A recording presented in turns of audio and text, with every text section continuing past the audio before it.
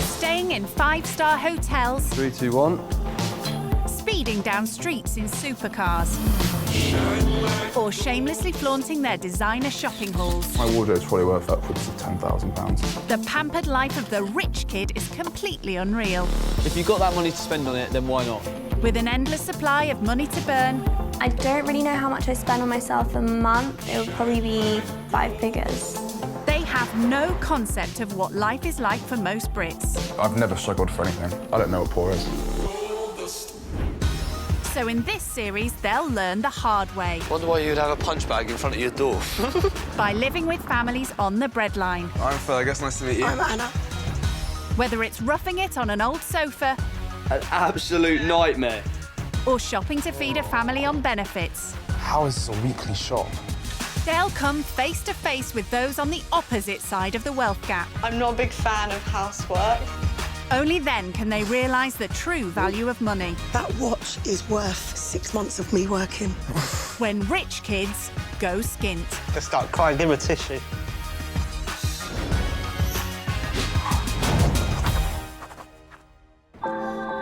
Today's rich kid going skint is the daughter of an Iranian multi-millionaire from North London. Is my hair okay? My name's Sepi, I'm 21 and I'm a student. So I study medicine, it's quite difficult, long hours, but I make it happen. In between my studies, I also do fashion blogging on my Instagram. I have around 35,000 followers. My most liked photo, this one, it's got 24,035 likes. I think that it was a really cute outfit, and I guess so did 24,000 other people. Home for Sepi is her parents' palatial mansion in a posh North London neighbourhood. So this is my living room. It's extremely Persian. It's got the Persian rugs, the furniture imported straight from Iran, and it's really cozy. And in this house, cosy comes at a cost. These carpets are about 40 to 50,000 pounds each, and there's about 7 carpets in our whole living room. I would say my family's like the Persian version of the Kardashians. And when it comes to her wardrobe, Sepi certainly likes keeping up with the Kardashians. So this is my shoe cupboard. I keep all my lubes here. There's a space empty for the one that I'm wearing. This cupboard's got more of like my designer handbags and stuff like that. You know, you've got like your classic Valentinos, Miu Miu, Mulberry, Louis Vuitton, you know, your everyday girl accessories. Sepi doesn't only splash the cash on designer gear. When I go out to dinner, I probably spend around 100 to 120 pounds, and if I drink alcohol, the bill will be significantly more. I guess that is a lot of money, but if that's what you like doing, then why not? I don't really know how much I spend on myself a month. It would probably be 5 figures, but I'm definitely worth it. So how does a medical student manage to keep herself surrounded in such opulence? The bank of dad, of course. The most extravagant thing I own is probably my car. I chose it myself, and then I told my dad about it after I got it. He lets me get away with a lot of things. I think I'm his favourite, but I wouldn't tell my other sisters that. But now it's time for Sepi to leave her lavish London lifestyle and get a taste of what life is like for those just scraping by. I don't think I personally had any financial struggles, so I think that the experience that I'm going to have will be a real eye-opener for me. Yeah, I would say overall I'm willing to get my hands dirty, but not literally like cleaning someone's house. Sepi will be spending time with a family struggling to make ends meet. My name is Shaka Hussain. Yeah, I'm Shabnam and I'm his wife. We've got 3 boys and we live in Manchester, sunny Manchester. I work in a pharmacy. I work there for 3 days. When he is at work, I have a busy life as well, looking after the boys. Come on, boys, dinner's ready, come downstairs. So the wage I bring home after all the deduction is £750 every 4 weeks, and then we got a top up from the benefits help that we get. We never have any spare money left. Yeah, I think thank God for overdraft. That's all I'm going to say. Yes, yeah. We've got 3 fantastic boys who... And they always get involved, don't they, with the housework as well, all the housework that we do, and that keeps them busy as well. We've got to make them realise that they have to chip in. Shaka and Shabnam are keen to teach Sepi all about living life skint. The rich families out there, they've not seen the other side of the life. They've not walked down the street, got on the tram or got on the bus. They probably don't even go out to buy a pint of milk. They'll buy it online and get it delivered. They need to actually live it, and then they'll find out. Living skint with Shaka and Shabnam will be a complete step outside Sepi's comfort zone. So, before setting off, she wants to convince protective older sister Sina that it will be a good learning experience. So I don't know how you're going to react to this. I'm going to be going to spend some time with some people from like a completely different walk of life. Oh my God. I'm going to be seeing what it's like to be living on a budget and, you know, don't laugh. No, as in, I can do that. I feel like for us, the biggest concerns we have are like, oh my God, we all don't want to go on the same family holiday. Someone wants to go Bora Bora, someone else wants to go Monaco. You know, that's not what everyone else's struggles are. I want to see what real life struggles are. I don't know honestly how I feel about this. I mean, they might think, you know, she's such a spoiled brat, and then they'll have maybe anger towards you. Like, have you taken these things into consideration? That's probably one of the things I'm quite worried about. I just hope that they're going to be as accepting of me as like I will be like towards them. I want to understand what their life is like. You know, maybe even like cleaning in the house.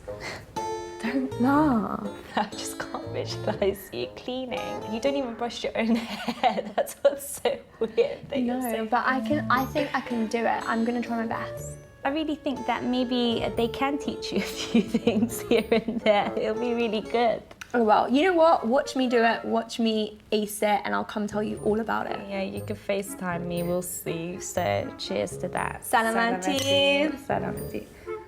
I'm so determined to prove her wrong. Sure that I can get along with people from all walks of life and, you know, make fabulous friends. But as she bids goodbye to her dad's money and heads north to Manchester, Sepi is beginning to have mixed feelings about going skint.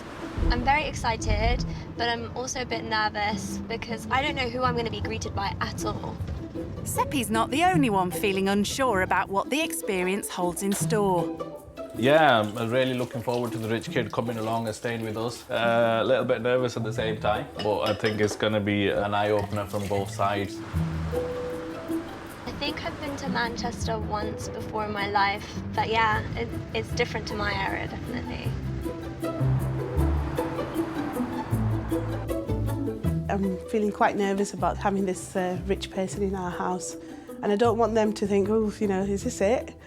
It is my home, and I'm quite proud of it.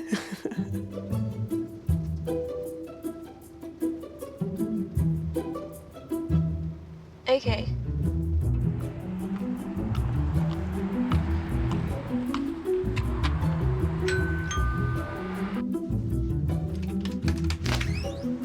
Hi. Hi, lovely to meet you. Nice to meet you. My name's Sepi. Hi, come through. So this is our living room. That's Shabnam, my lovely wife here. Lovely to meet you. Nice to meet you. My name's Sepi. So yeah, this is our hub of our house. Everything happens in this room. It's lovely. Pink's my favourite colour. So. Okay. Well, that wasn't my choice. Shabnam's. I love it. Yeah. So I'll take you towards upstairs. Sure. Just like to follow me. Also living with Shaka and Shabnam in the small semi are their 3 sons. Hi, nice to meet you. So this is my middle son, Farhan. And then we've got Adil, he's the youngest. Lovely to meet you guys. So this is our box room, Hamza's room. Oh, hi. He's my oldest son. I'm Sepi. Lovely to meet you. Nice to meet you. Yeah, he's in second year college at the moment. Oh, wow. He's doing such difficult subjects I keep forgetting. Oh, wow. Yeah, biology, chemistry and psychology. Oh, A-levels. amazing. Very clever A-levels. Yeah. There's no sign of a spare bed for Sepi. Come through. So, this is where you'll be sleeping. Oh, wow, amazing. This is. I hope you're going to be comfortable on this. Yeah. First impression of the house, nothing like my house at all. I'll be honest, I don't think I've ever slept on a sofa before, but the fact that they've been so nice to let me stay here anyway, I'm not going to come and complain about where I'm sleeping. I think they're just as excited as me to get to know each other and see what we can learn from each other and experience. And what's the family's first impression of Sepi? I don't know what she was expecting, but I think she is dressed like she's going to go out. She probably went out and did special shopping for this experience. I agree with that. And that's Most because she can probably, afford it. Yeah. She's got the money. Yeah. As a father, Shaka struggles to provide for his family, and he suspects Sepi's never had to stand on her own 2 feet. So He gets straight to it by showing her how hard life can be when you don't have your dad's bank account to dip into. So we start off with my salary. I work as a pharmacy dispenser, so my salary a month is £750 a month. Then we get a top up from family tax credit. Yeah. So totaling that up, that gives us £1,490 a month that we get. Okay, so that's a lot of money, yeah? Yeah. Okay. Wait till you see the outgoing. Yeah. So we start off with the rent Yeah. every month. So we It know may exactly sound a what lot, but with 3 sons to support and bills to pay, there's little left in the pot at the end of every month. So that's £1,000 outgoing. Oh, wow. That leaves us with £490 for our food, our clothes, our petrol, the car wear and tear, or anything that might occur. So that's approximately £100 per person per month. Exactly. Wow. I can Exactly. imagine. I can imagine that can be really, like, I mean, tight. can you really, to be honest with you, can you really imagine what it will be like to live like this and with this kind of money? I think I can understand that it can be tough, but I think I'm here to kind of see it for myself. Do you feel like this is something that is on your mind, like every day, or? Every day, every minute of the day. You know, something else is, we're not getting any younger. And if anything was to happen to one of us, what would the kids do? Can we leave them something? And I honestly can say to you with open heart that I do not have £50 worth of saving in my account to leave them to our kids.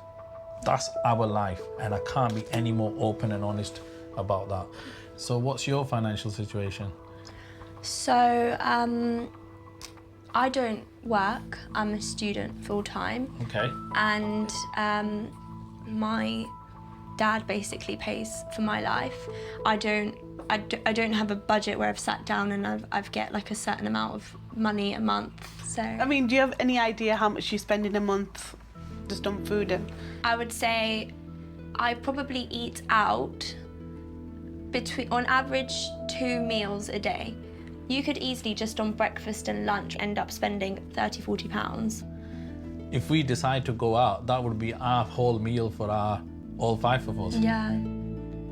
The figures have already given Sepi food for thought, and Shaka's keen to hear how she spends her dad's money. What's the biggest you asked your parents a month and you've spent it? I went to Monaco for a week. Whilst I was there, I probably spent about £5,000, and that's not my hotel or my flights. Wow. But that's a one-off. It's not like a. It's You know not that like right now could take us out of our overdraft and our credit card bills, couldn't it? yeah. Okay. That was quite difficult because when they started asking me questions about my life, I felt a bit uneasy at their reactions. I understand that it might be a shock for them, the kind of things that I do, but I hope that they don't judge me based on those things. For people like that to go out and spend money just like water, that's what's just upset me. And she keeps saying, you know, she does think about it, she knows the value of money, but I don't think she does really. Sepi may be able to afford to eat out twice a day, but with just £50 a month to feed their family, Shaka and Shabnam have to be content with dining at home. Thank you. Wow, so much effort. Dinner's a chance for the family to find out more about their guests' rich kid life in London. Other than studying, what else do you do? I also love fashion, and I do a lot of fashion blogging. People send me clothes and I'll just advertise what I'm wearing. So model them out? Yeah. So Oh, wow. Okay. Very nice. But it's not Sepi's designer gear that's caught Shaka and Shabnam's eye. Your house looks really nice in the picture. I am grateful for it. I think it's very Persian furniture and my dad's really into Persian rugs and stuff like that, so. They can be really expensive. How much would a typical rug that you have? The big ones can be around £50,000. So you actually have a rug in your house that potentially is £50,000? So how many rugs does your dad have in his collection? I would say in our living room there's about 6 rugs, but only 4 of them are large rugs. Okay, so let's say 4 large ones, £50,000 each. That's 200 grand.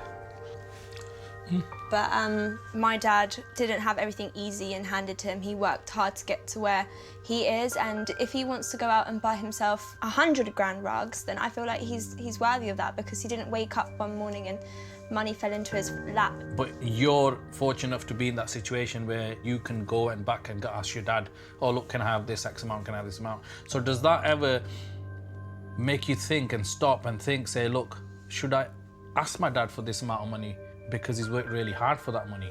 Or should I maybe step back a little bit?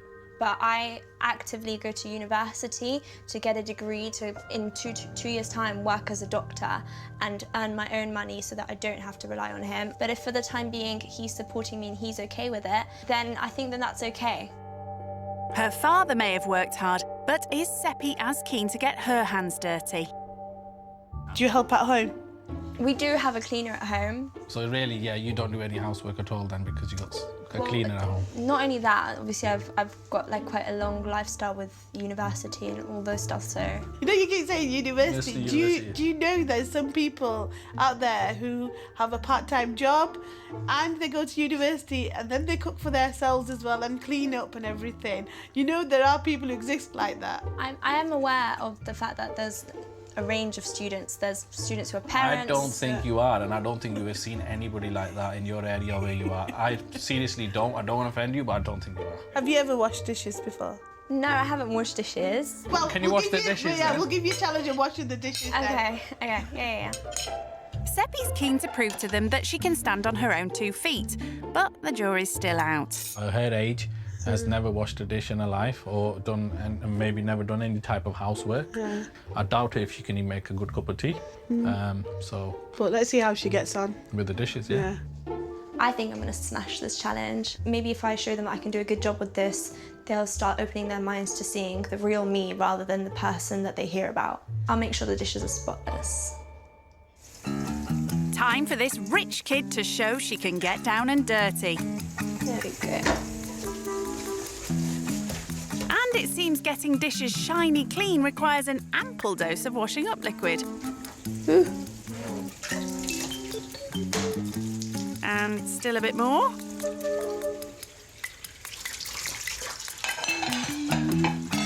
Wasn't that full a few minutes ago? So, are the dishes as spotless as Sepi promised? How are you getting on? Yeah, I just finished. Okay. How did you do? I think I did okay. You've used quite a lot of washing up soap. For us, that would have done at least Is that not how much a I meant to use? week's worth of washing. Yeah, I know. Yeah, that's quite a lot. Challenge over. It's clear Sepi's cleaning technique needs improving. She's 21 and she's never washed a dish in her life. She doesn't. She's wasted almost a week's worth of washing up liquid. I think she's got a lot of things to learn. I think she's just naive. She's living in cuckoo land, I think. I'm not going to volunteer to do the dishes again back home just because I feel like it made my hands have like a really sensitive like reaction. So I don't know. Other than that, the manicure lasted. She hasn't been living skint for long, but Sepi still has a way to go to show she understands real-life struggles. Time to seek encouragement from her sister Sina. Hello. Hey! Hey, how are you? Good, how are you? I'm alright. How's it going? It's a bit interesting. Some things I've received like a bit of grilling for. It's just a bit sad because I feel like they think that I live in a bubble and that I'm spoiled and I don't really know anything. Should I tell you something? Don't get upset by this because they're still getting to know you, you know? I don't know, like, if you remember, but these were things that I was initially worried about how they might be towards you. And for you to be where you are in life in the sense of your studies in particular, money didn't buy that for you, your hard work did. I just think from this experience, don't take anything personal. So when they have these questions, they're just curious. Yeah. Listen, I really want to sit down and listen what's going on, but I'm going to a party. All right. I love you. I can't wait till you come back. Love you more. Bye. Bye. Following her sister's words of reassurance, Sepi receives a message from Shaka. Hey Sepi, come and meet me at Piccadilly Gardens. There's a story I'd like to tell you. Shaka. I'm not sure what it is that he'd want to tell me, but I'm excited to find out. Shaka wants to show Sepi what life can be like without supportive parents. Hiya! Oh, hello. I got your text. Oh, yeah, thank you. Thanks for coming. So how come you wanted to meet here? I just wanted to fill you in on what happened to me when I was about your age. I had a lot of disagreements with my family, my parents, until it got to a point for me where I just got up and walked out. I had nowhere to go. I had no plans. I had £2 in my pocket. I bought a portion of chips with £1. That left me with £1. Wow. For next day. The next issue was, where am I going to sleep? So where these lights and these water fountains are now, I basically just found a bench that was empty until I got so tired that I could fall asleep.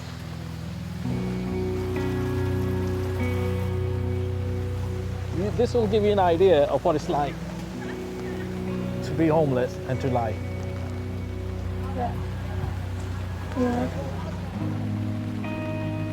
His short time being homeless has had a lasting impact on Shaka. Overall, I was homeless for about 11 days. Wow. And I was just lost. Yeah. I was totally lost. I haven't spoken about that time for a long time with anybody. Yeah. It's because I wanted you to see what people go through and show you the actual place. Yeah. That this is where I spent 10 nights of my life. I'm sorry. Yeah. Sorry. Hearing Shaka's experience of having £2 to live off of, you know, when I put that into perspective of what £2 does for me in a day, it probably doesn't even get me a coffee. Honestly, I respected him a lot, but now I have another level of respect for him, definitely. Over dinner, Sepi's learning how that experience shaped the couple's life. Do you know what? I'm a big believer of things happen for a reason. Yeah. And I think, you know, he was put in that situation because we was going to meet up. I mean, if it wasn't for that, I don't think we would be together today. Oh, really? Yeah. How did you meet? Wow. But what happened was, one of the days while he was homeless, he got offered a flat. So when he came to view that on the way back, when he got on the bus, I was already on the bus. And I recognised her from the school days because we used to go to high school together. Oh. Yeah. And then when he actually told me, I just could not even believe that a person who I knew from school has ended up like in this situation. Yeah. All night I couldn't sleep, and the next day I made him some kebabs and took him down to him. And and then from there we just kind of 21 years down the line, we're married, we've got 3 kids, and we've got a lovely home. Everything what you see in our house, it's what we bought, what we've made, or you know, put together. Yeah. The fact that Shabnam didn't let Shaka's life situation at the time get in the way of her wanting to be with him, I think was really inspirational. As her first day living skint ends, Sepi prepares for a night on the sofa. Oh, there you go, my darling. Your bed for the night. Thank you. Do you know what? Your hair's so nice, but it takes you ages to brush it. Oh, yeah. My dad usually brushes my hair every night on my mum. Oh, really? Yeah, I was just practising brushing it now. Well, I wasn't expecting that then. Hope you sleep okay. Thank you. All right. See you in the morning. Bye. Bye. Guess what she said? Her mum or dad brushes her hair because she can't brush it herself. What? Yeah. That's ridiculous. She's 21. Exactly. How can a 21-year-old not know how to brush her hair? Right. All right. Good night. Good night.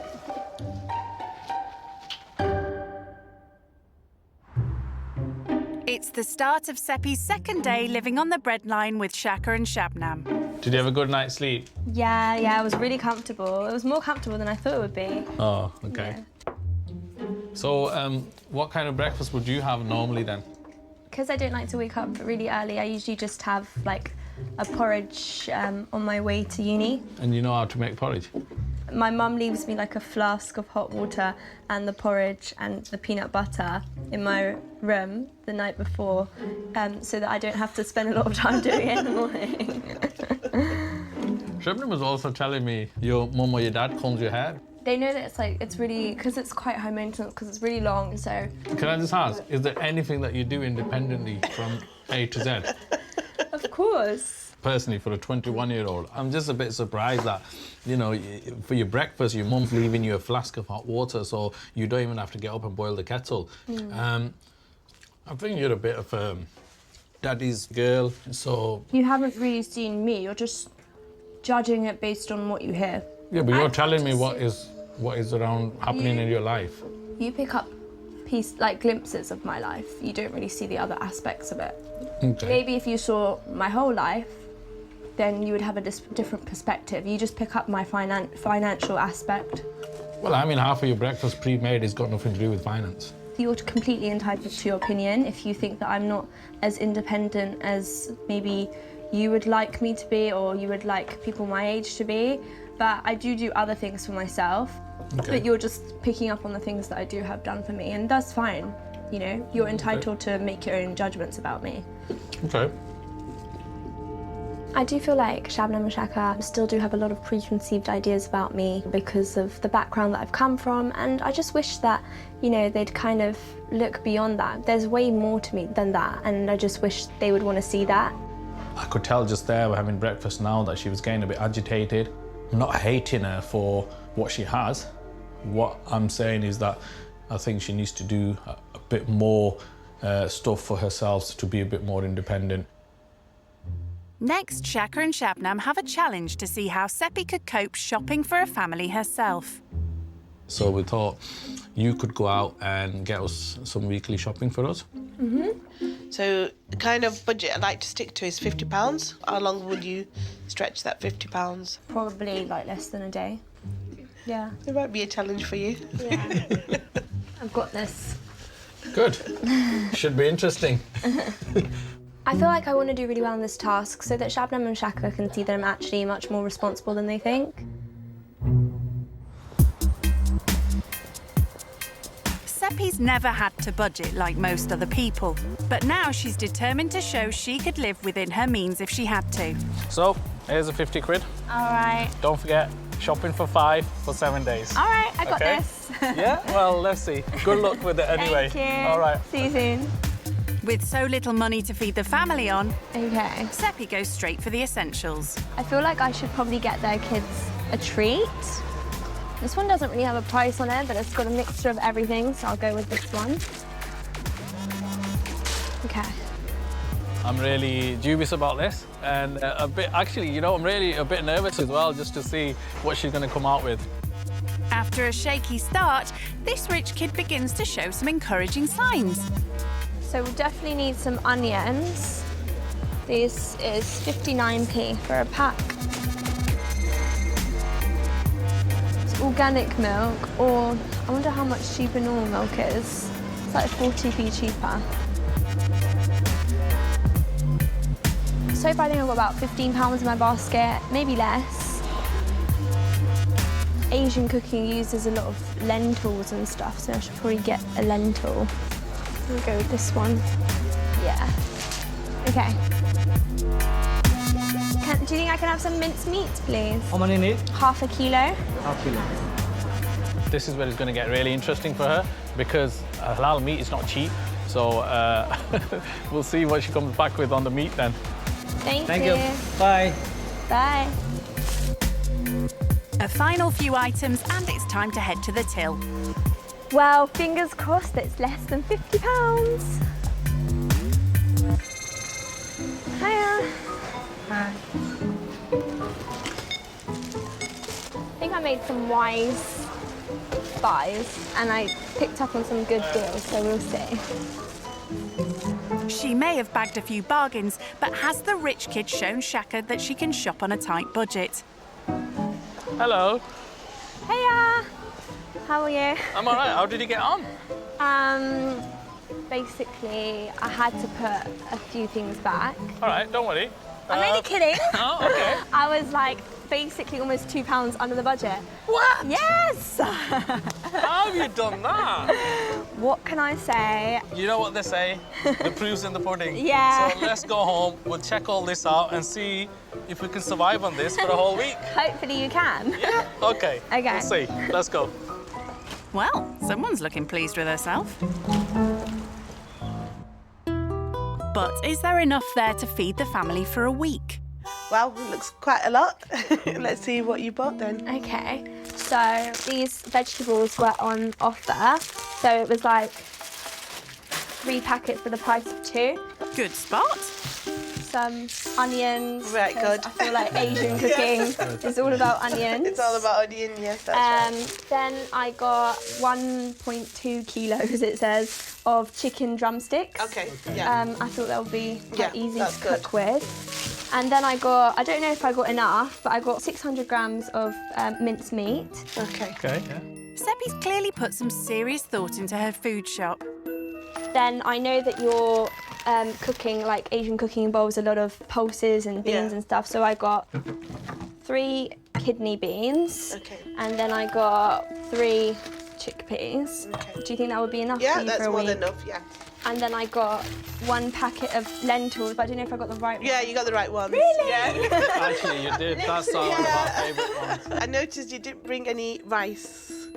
Oh, I did say I need to get rice. I think I forgot when I went to get the lentils. Right. Oh no. Maybe we'll use the change that's left over to go back and get some rice. No, it looks all good. Yeah. You've done really well. Are you sure? Yes, Yeah, honestly, especially like it's your first shop. I was a bit nervous, to be honest with you. Seriously, when you went into the shop, I thought, she's going to struggle. Looking at everything that you've brought, I think we're kind of proud of you, really. We are. Thank you so No, much. we are, honestly, and we mean that. Right, as it's coming to lunchtime, do you think you can cook us something from... Your selection. Yeah, sure, why not? I'll try my You know, all the restaurants, what you've been eating in, you must have picked up some tips and stuff on the way, so... The only thing I've picked up is the fork to put in my mouth, so... Well, we're looking forward to it. Yeah. It actually felt good when Shaka said he didn't think that I could do it, because that was exactly my point. He didn't think I could do it, but I knew that I'm more than what he just thinks I am. Definitely on a high now, and I think the next challenge of cooking is going to be an interesting one, to say the least. Smashing the shopping challenge, Seppi's biggest domestic task is yet to come, showing she can feed the family all by herself. I've never made meatballs before, so I've seen people do this on TV and it looks good so far. The only difference is that the people on TV know how to operate their kitchen appliances. Oh my god, it looks like the oven is off. Yeah, it's off. Woo! We've lost 10 pastas. No, I think more. I think we've lost about 15. Mix it all up. I really hope the family like it. Obviously, I've put like a lot of effort into it. So yeah, I hope it tastes good. Well, as they say, the proof is in the eating. I really hope that you guys like this. Wow, it looks really nice. But yeah, I've made some meatball pasta with mushrooms, cherry tomatoes. It's my first time making meatballs, so I hope that they're okay. Does it taste okay? It is really nice, actually. Yeah, really nice. Good. What do you think, Buzz? Good? Great. Good. You've definitely surprised me there, girl. Thank you, it means a lot. I'm glad you could see that there's more to me than just... Money and a pretty face. Buoyed by her successes today, Seppi's catching up with her older sister Sol. I had like a really good time like getting to know them and like, but I felt like they had some judgments towards me and some preconceptions towards me. And then today, I had comments like, because Daddy like pays for things that I wouldn't appreciate the value of it because it just is done for me. And I can't lie, I was a bit like upset like in the morning when he made these comments. Of course, you're human, you know, you have feelings. Yeah, but I still wanted to change their mind towards me, and they set me a task to do their food shopping for the whole family of 5 for a week and I had £50. They all thought, oh, she spent so much, but actually I was £2 under the budget. I was £48. When I got home and I showed them all of that, they were like, can you cook for us now? Yeah, it tasted really good. I liked it. Well done, I'm so proud of you. Continue being yourself. Yeah, I'm gonna go now. Baby. Love you. Love you. To help her learn about the challenges faced by those on the breadline, Shaka and Shabnam have asked rich kids Sepi to join them on a charity food drop. Hi, Kim. Hi. How are you? You okay? 4 times a week, the couple collect unsold produce from local supermarkets to donate to underprivileged families. Hello. Hi, Keely. How are you? You okay? I'm okay, you? Not too bad. Right, you want to help yourself to bread first? Yeah. See whatever you want. Do you want some help? Yes, please. With little money and a family to feed, Keely's life couldn't be further apart from Sepi's privileged upbringing.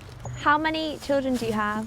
I have 3 children. Oh, wow. It must be really helpful for you to be receiving these things. Yeah. Take care. You We'll take see you care. next week. Bye-bye. One of the locals is upset he's not benefiting from Shabnam and Shaka's generosity on this occasion. Right, okay, What's can you just move going away? on? Look, We'll we're give you. not here We'll give for you. What's going on is we'll give you our charity details. Listen. Just move away. We'll give you our charity details, and then why don't you get the family who's Look, their this parents? little boy Yeah, just said who's he's their got no parents. food in his fridge. He's Right, just so been we at need the his boot of your parents. car. We need his He's just parents. been at the They have to go through a procedure. We can just register you guys, and we can help you guys. Okay? I feel so upset that people would be so rude to Shabnam and Shaka like that. The family that I see spending their free time going to collect food and giving it to people who need it. You don't deserve disrespect for that. You deserve respect. Coming face to face with the hostility has left Sepi shaken. But there are many needy people round here for whom the regular food drops are a lifeline. People like single mum of 2, Shavana. You got any brown? Yes, there should be some brown underneath. Shabana, you and Sepi have something in common because Sepi's in university and so are... I'm in uni. Wow. And I'm a single mum of 2 children and full-time at university. Wow. Yeah. Thank you. Is that it? Is that all you got? Yeah, that's all we got today. No Sorry, fruit yeah. or veg? No fruit and veg, I'm That's afraid. We did ask, but there was nothing available, so I'm afraid that's it today. That's fine. Thank you. It's not just their university studies that the two have in common. Once upon a time, Shavana lived a privileged life similar to Sepi's. I was married to a property developer. So at one point we had 15 properties, earning £7,000-8,000 a month, 5 cars in the driveway. We had difficulties in our marriage. He sold a lot, took the money, invested it abroad, left me with nothing. And this is my situation today. So this is the reality of where I've come from, having everything. You know, I was spending, I didn't even have to look at what I was spending. I'd just go into any supermarket, pick up anything I want. And now they're asking me, they'll say to me, "Mummy, have you got money that I can buy this?" And I'll just say no. Yeah. It's so you know, it's not easy, and I'm still fighting. Well, yeah. I wish you all the best with Thank you. everything. I'm really grateful that you have people like Shabnam Oh and yeah, Shaka to without a help doubt, you out. we do appreciate that. Yeah. Thank you. Thanks Take so care. much. Thank Bye. you for sharing your story with us. Oh, you're welcome. You're welcome. Seeing how easily privilege could all disappear and realising the importance of the generosity of others has brought it all home for Sepi. Wow. Shabnam, I just want to say, I do really appreciate what you guys do. Oh, it's for okay. everyone. I just feel like Oh. it is Wasn't that a nice surprise about the university? Oh, yeah. Oh, Sepi. Oh, no, Sepi, no. Oh my God, what's brought this on? I just think what you do is so nice. Yeah. That was so unexpected. I know. To see her be so emotional at the end. I know over the past few days that we were talking and we were asking questions, and I could see there was bits that get into her, but I think it's just kind of hit it home properly, didn't it? I have a different respect for her now after seeing that. I do. Yeah. It's been an emotional couple of days. But as Sepi joins the family for a rare meal out before returning home, they've both learnt a lot from one another.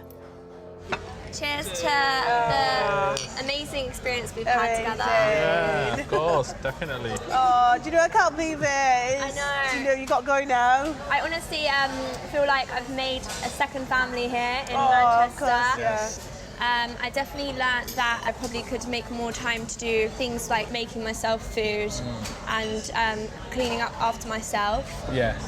Do you think there's anything that you've learned from me? I think what I've learnt is that sometimes we do judge people from their looks or their lifestyle, then actually try to know the people. Little things I just thought, oh, this is just a spoiled person who doesn't really understand the value of everyday living and stuff, but I think you really do. I think you do understand everything like that. I feel like it did take quite a lot of convincing to show you guys that there is way more to me than just my lifestyle and my background, and I know what I'm like. I know I come in my little dresses and my heels and the jewellery and the bags, but that's just the packaging that I come in. Once you get through the packaging, hopefully you got the real me on the inside. Yes, we definitely have. Good. I think we have.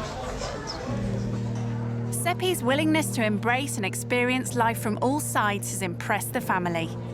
We've got something we wanted to give you as a token. It's not much, but it's a gift from us. It's a gift from us. Oh, wow! You know what? In a way, I don't want to use them because they're sentimental. Or every time I do use them, I'll think of our experience together. Thank you so much.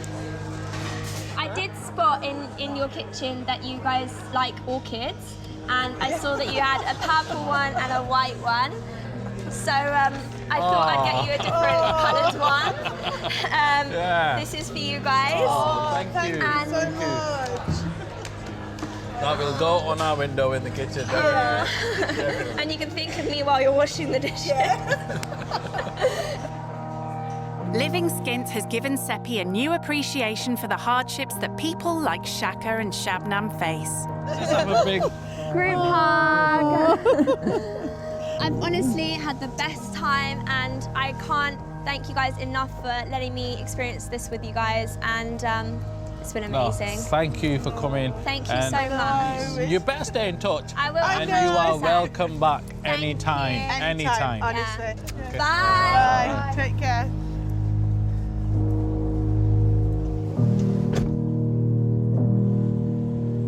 I can't believe it's all over now. I've had the best experience. I mean, there's been ups and downs, highs and lows, but overall, it was life-changing.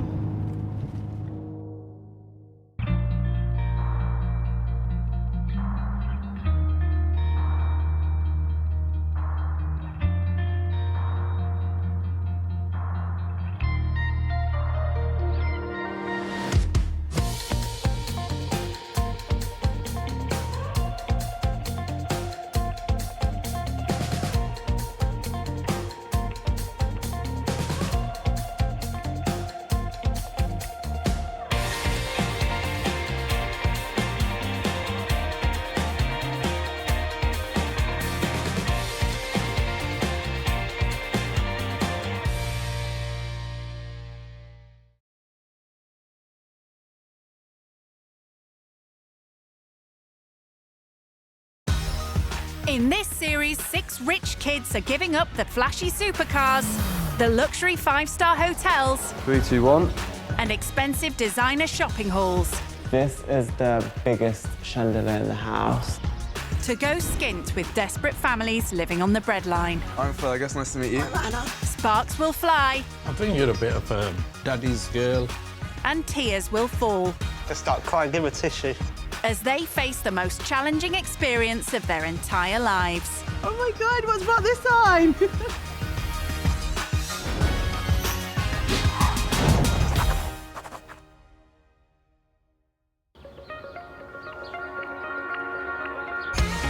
This is the London borough of Kensington and Chelsea. It's a neighbourhood known for its cafe culture, designer boutiques and millionaire mansions. It's also where 16-year-old rich kid Angelina grew up. I do get given a lot of money from family, and that allows me to go and have nice, luxurious things. I like designer brands because I think that they stand out a lot more and it does offer a sense of uniqueness to your clothes. And when she's not spending her parents' money on uniquely expensive clothes and jewellery, Angelina loves a bit of jet-setting. My favourite places are Italy, Madeira, Goa, the south of France and Monaco. She also enjoys fine dining and thinks nothing of spending hundreds of pounds on meals. Me and my mum always go to this really nice sushi bar, and with my dad, he takes me to my favourite restaurant in Notting Hill. You're gonna play well today? Yeah. Dad Sash also plays tennis with her at an exclusive sports club. So I really enjoy sport and I play netball, tennis and hockey on the top teams in my school. I hate playing on clay because it ruins my white shoes all the time. But replacing ruined trainers with a new pair isn't a problem. If I want money from my parents, most of the time I just have to ask for it. My mum won't give me money that easily and I usually have to fight for it. With my dad, it's a lot easier. He kind of gives in. She's very clever, she knows how to get something out, especially from me. Angelina, you're 16 years old now and you still don't know how to iron. It's fine, you can do it for me. I'm not spoiled, but I can be quite greedy and quite demanding. How's that, princess? And Mum Marina agrees with Sash that Angelina needs to learn to stand on her own 2 feet. I really want Angelina to do this so that she can see for herself firsthand how less fortunate people are. Can you just trim my cuticles as well? Sure. I'm finding that she's very quick to spend money, and I'm hoping that she's going to come away from this really appreciating everything that she does have. Thank you, they look amazing. So smooth and shiny. To learn just how lucky she is, Angelina will be sent north to Hertford, a few miles from Manchester. Here she'll be staying with 19-year-old Amy, who has to look after her 3-year-old son Mason, even though she's only a little older than Angelina. Mason is half angel, half demon, depending on who's around. He can be really, really good, or he can show everyone up. It's just who he is. Mason, in please. You know what the grass is like. As a teenage mum, Amy has had to take on a huge amount of responsibility, as she also cares for her disabled mum, who preferred not to take part in the programme. My mum does try to do her best, but she can't stand up for longer than 5 or 10 minutes, so obviously she can't do the tea. To support her mum and Mason, Amy plans to get a part-time job, but for now, she depends on government benefits. I get about just under £150 a week for bills and for food, and 120 of that is supposed to go on bills. Yeah, whenever I get a letter, it is quite worrying. Birthdays, Christmases, anything like that, they are not a priority and they never have been, because we first of all need money to live rather than extras. It's choosing whether to eat or pay the bills. Amy's biggest problem has been finding somewhere to live. The last property that we lived in, my mum got in rent arrears and we got forced out of the property. We were then in homeless accommodation. There was glass on the pavement, the door had been broken, so there was a board over it, and it really scared me. I had a couple of mental breakdowns and the whole family had reached rock bottom. Last year, Amy fought to get her current home, but she continues to struggle from a lack of money. Since we moved here, we have had to go to the food bank about 6 times, and the first time I went, I found it really, really embarrassing that I nearly started crying. It only really hit me when we got there that times are hard for us, but if it wasn't for them, then we wouldn't have been eating through them weeks. That's not nice. Oh, well, you won't be getting any ice cream then, will you? No. I really try and stay positive, but at the end of the day, when everything's done, it does enter my head that if the debts get any bigger, we could possibly be evicted from here as well.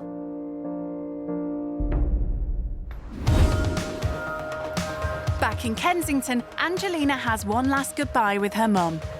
I really want this to work out for you because you have had things pretty much given to you on a plate. Well, I'll definitely go in with an open mind and try and just enjoy the experience as much as possible. You do know that this isn't going to be like a holiday. You're not going to a hotel. Yeah. And they might actually ask you to do some chores. Obviously, I have very little experience doing those things. I literally don't do anything around that. I make my bed. I just don't know, like, if they ask me to do something, I have no idea how to do it. Good way to learn. What happens if it's not in London? Wow, well, it might not be. But where else would it be? I don't know. It might even be north. You might have to go up north. Where Norfolk is. Yeah, Norfolk, in the north. Wherever it is, Angelina knows it might get chilly. I'll be taking this Jean Paul Gaultier jacket and this barber, just so I've got the choice in case I get a bit cold. Normally my mum does my packing because she's really good at it. Oh, I need to pack my pillow. So I'm also going to be taking caviar and crackers in case I get hungry, and also if they want to try it then. I can see there being some struggle with them. We have no Wi-Fi and we've not got satellite TV. There's no massive shopping sprees. It's just living day to day and finding the happiness in what you can. I've never been this far up north. I think I'm in Cheshire. I know Harry Styles used to live there. The biggest thing I think I'm probably concerned about would be where I'm sleeping tonight. It's a very busy house that I live in and I don't know what hers is like, but I think it's probably gonna come to a shop. The houses are really cute. Guess we're here.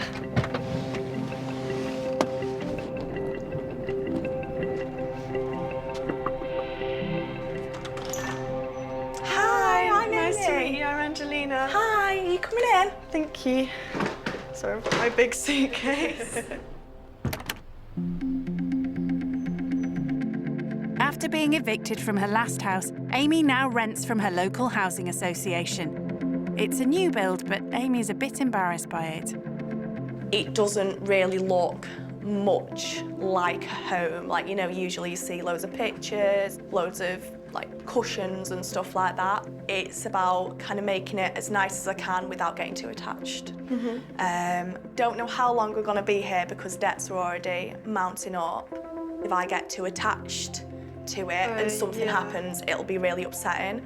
So it's now like treating it a bit like a train station. So you stay there for a little bit, but you know that the possibility is your train's gonna come at some point. The couches are actually donated from what's called the help scheme, so it's for people that haven't got enough money for furniture and stuff.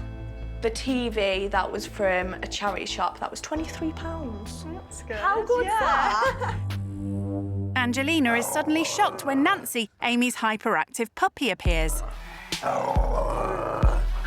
Yeah, I was so scared when I saw that dog. I'm not used to dogs at all. And, like, her dog's so crazy as well. It really freaked me out. Right, I'll show you the rest of the house, should I? Cool, after you. Tiniest kitchen in the world. The vinyl in the kitchen came built in, so we're lucky about that. That's lucky, yeah. But a carpet, even for this hallway, would probably be like £85. So it's like, that'd probably take us about a year to save up for. I thought it was really upsetting. Yeah, I didn't really expect that to be her, you know, her year's savings. So this is Mason's room. There's literally enough room for the bed. Will you leave your bum alone? So this is my room. The bed was from the help scheme as well, including the mattress. I feel like some sort of charity case. Angelina relies on handouts too, but hers are huge compared to what Amy has to live on. So, do you have a budget? If it is my parents who are going to get me stuff, then maybe 2,000. Is that when you've been a really good girl, or is that just any time? Yeah. Daddy, you know, 'cause you love me.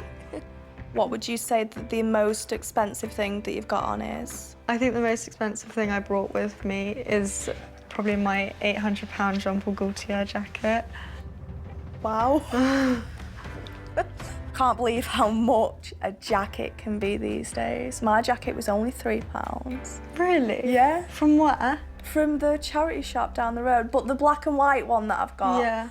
that was £15 and I've had that since I was in year 7. So, Oh, wow. 8 years. £15, I've got me one worth out of that. So do you have any idea of what I get weekly? I actually have no idea. Really? Yeah. I get, before anything's spent, £137 a week. When all the bills are covered, how much do you think we have to spend on luxuries and stuff? £5? Yeah, that's pretty close. But what do you spend that on? I get Mason some sweets or a new toy from the charity shop or something like that. When Amy told me her budget, I was really taken back. I find it really sweet as well that she spends it on Mason and that she's putting him first and, like, you know, his needs are coming before hers. Although Amy makes huge sacrifices, Angelina is worried about making even a tiny one. I'm not too sure where I'll sleep, probably on one of the sofas, but Nancy, like, sleeps on the sofas, so I'm not sure if I'm going to be sleeping with her tonight or not. You coming? That's a yes. It's time to collect Mason from the local nursery, and Angelina asks Amy about becoming a teenage mum. It was 3 days before my 16th birthday that we found out I was pregnant. Oh my God. It was like an early birthday present. Yeah. I was so happy with myself. That's nice. And he saved my life. What do you mean? Well, I was a bit of a rough teenager. I didn't really care much for school. I was underage drinking. I was just doing stupid things. When I found out that I was finally pregnant, something just clicked in me instantly and I sorted myself out. I got all my grades and yeah, just sorted my life out. So are you planning on kids eventually or don't you know yet? Yeah, I'd like to have some, but not anytime soon. Yeah. Probably not. Live your life a bit more Yeah, first. exactly. Living with Amy will give Angelina a chance to see what it's like looking after a 3-year-old like Mason. So what have you done at nursery today, Baba? Eating orange. Eating orange. That sounds nice. And she also gets a chance to face up to her fear of dogs. Do you want to hold Nancy for a bit? Yeah, I'll try. She's quite strong, but you need to just be firm with her. No, Nancy. Nancy. When I was in Monaco, my friend had a King Charles, and it was like a small little puppy. It was really cute. It was really easy to walk. She's only been with Amy for a short time, but Angelina is keen to check in with her mum. Hi, Mum. Hi. So how is it? I met the girl who I'm staying with. Her name's Amy. She was evicted from her other house. Everything in their house now has been donated, like, by charities, and that was really sad to hear. That must be really tough going. I'm presuming it's a young family then. She found out she was pregnant 3 weeks before she turned 16. You know, Angelina, that's kind of the age that you're at now. You've just turned 16. Can you imagine? know. And she's really strong as well, considering everything she's been through. So now we're going to a soft play area with Mason, and then we'll head home and make some dinner. All right, well, I'll be thinking of you. Enjoy. Thank you. Bye. Bye.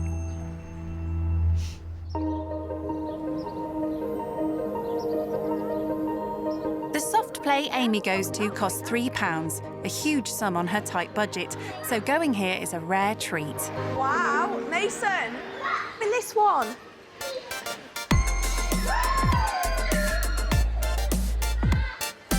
Oh, he loves it here, doesn't he? Yeah, he does. He would come every day if we could. I think it's really sad how this play area is only £3 to bring in Mason, and the fact that she's only been here once a year because of financial issues, and it makes me realise how much I take for granted. And, like, for me, £3, like, I'd spend on a frappuccino or something. While Angelina has never had to worry about money, Amy has spent her whole life scrimping and saving. I remember when a £5 used to last me like 2 weeks. Wow, them were the days. We'd like buy a pick and mix for £1 or something like that. That's good, yeah. And then I was very into making dens, so we didn't really need money. We'd like go down to the riverbank and like plant the willow trees and stuff like that.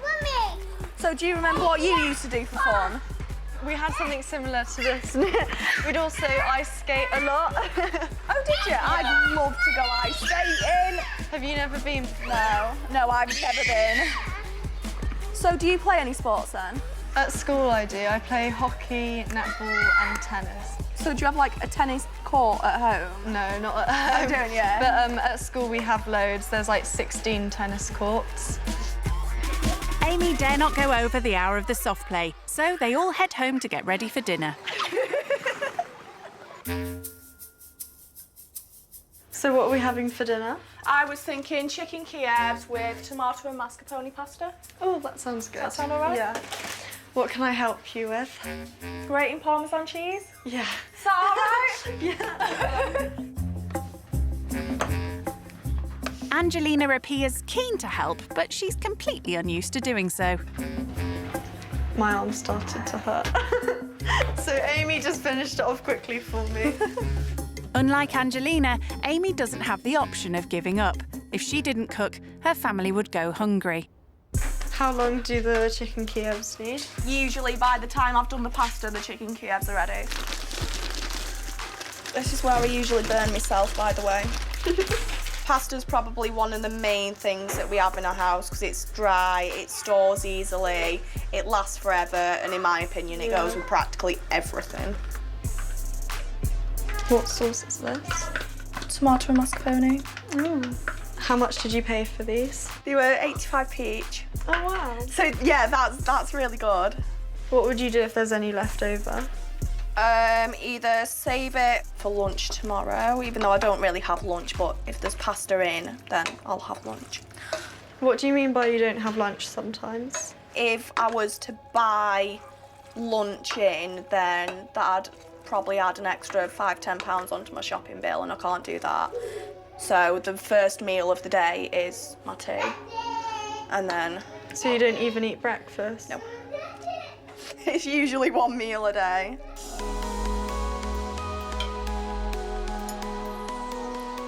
This is really good, thank you. So how much would this plate of food cost, roughly? Probably £1.50 each, considering that we've still got stuff left as well. So yeah, about £1.50 each. That's really good. What would you say the most expensive meal that you've had has cost you? When I eat out with my mum and my brother, the bill would come to like a couple of £100. Well, like most recently, I was in Monaco, and like the restaurants there are really expensive, and like literally a bottle of water would be like €6. So you could have like £5 like something. Didn't they have any taps? I know, it's ridiculous. Yeah. I'd literally just go to the sink and pour myself some water. Couldn't do that. Do you want to say goodnight? Amy swiftly puts Mason to bed. Before telling Angelina how she copes when things get really tough. I deal with it by just taking it day by day. Like a couple of weeks ago, my bills went out when I wasn't expecting it, and I had £6 to live on for the whole week. But luckily we had a couple of meals like left in the freezer and what have you, so just literally got through the day, went to bed, got through the day again. So it's really stressful, but it's been that way since I was little. I think for a 19-year-old, I deal with it really well. Yeah, you definitely do. Like, it's insane how you're coping. Yeah, it's quite strange, really. Everyone's like said, oh, are you going for counselling or something like that? No, I'm just ignoring it. Have you ever heard of food bank? I've heard of it, but I don't think I know exactly what it is. Okay, what it is people would go around the supermarkets and obviously buy their shopping, and if they were feeling generous, they'd buy one extra thing, and then they put it in the food bank basket. Oh, I've heard of them. Yeah. They're in like Waitrose and stuff.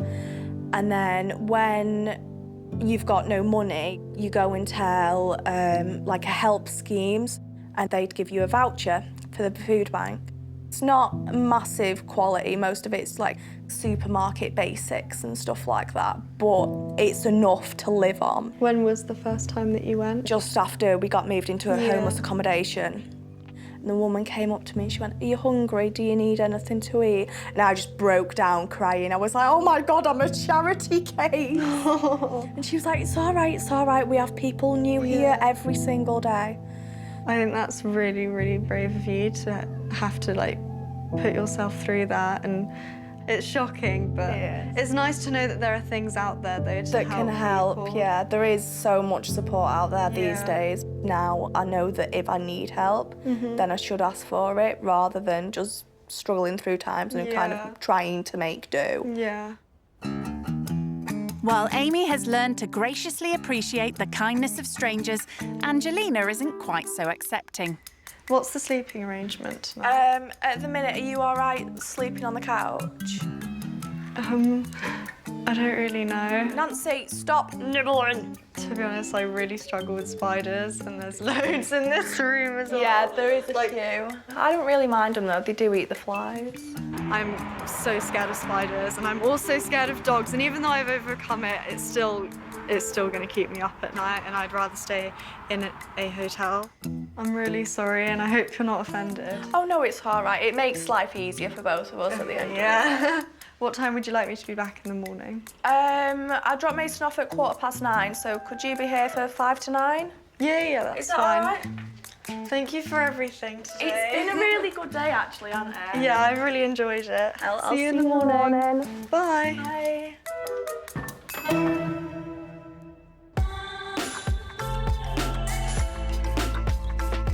By staying the night at a hotel that cost 3 times Amy's weekly food bill, Angelina has cheated.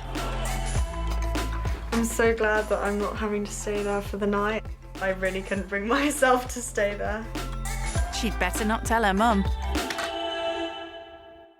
Next morning, Angelina arrives later than promised for a big day of chores.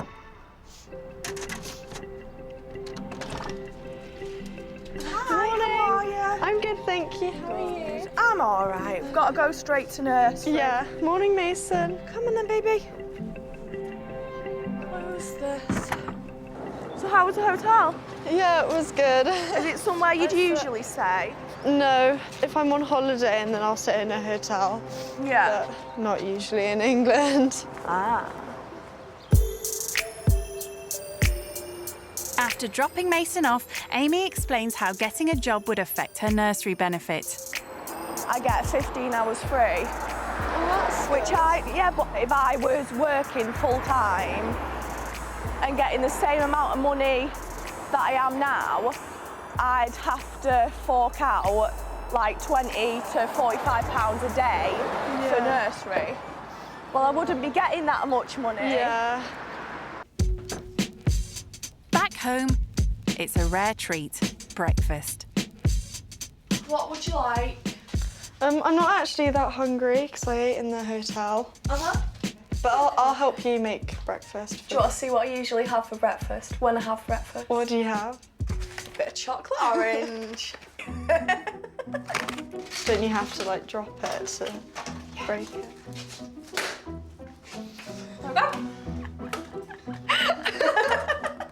Yeah, so if you see that dint in the wall there, yeah, that's from a chocolate orange as well. I just tend to sort of whack them anywhere I feel like it, and that day it was the wall. Do you want a piece? No, I'm okay. Are you sure? Yeah. All right, more for me anyway. So what would you usually eat for breakfast then? So my mum usually makes me and my brother pancakes, but she like adds loads of like flaxseed, banana, blueberries. Do you know goji berries? Yeah, so like things like that.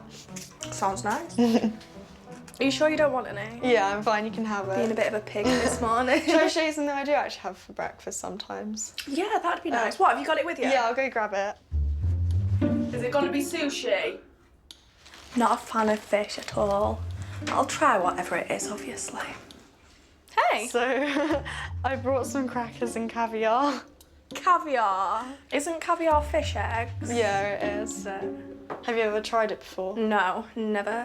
Have a try.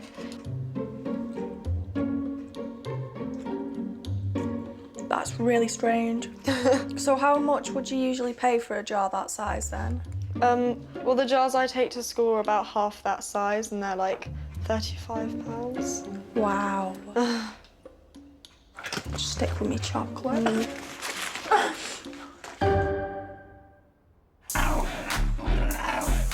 Amy's eager to get Angelina to understand the kind of responsibilities a teenage mum like her has. When Mason's at nursery, I usually do a bit of housework and what have you before he comes back. Do you want to help out with that? What do you want me to It's do? just hoovering, windows and washing up, so pick a job. I'll hoover. Angelina's never done housework in her life, so vacuuming carpets is going to be a real test. Like it rolls on its wheels, but it doesn't move. Yeah, I don't know what I'm doing with this. I don't know how to work it. So I turn it on.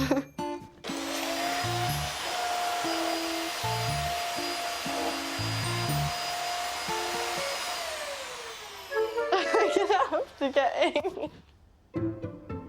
Amy? Yeah? So I can turn it on and then I don't know how to move it because it... Ah, I get you. Right, okay. So you put your foot on it, roll it back, roll it forward. And then to push it around. Put your foot on it. And then literally just push it. Yeah, I was quite shocked when she couldn't use the vacuum cleaner. I thought she was messing around at first because I thought that everyone's at least done hoovering once or twice in life, whether you're rich or not. She's done it! Now I know how to use this, it's fine. Maybe not. It's so boring. It's still quite dirty, but I've had enough. Amy? Yeah? How much longer shall I vacuum for? She wouldn't mind just doing a really quick length of the hall, would you? Oh, yeah. It takes With like... the other setting? Yeah, it takes like 30 seconds. Yeah, if yeah, that, I'll and do then... that.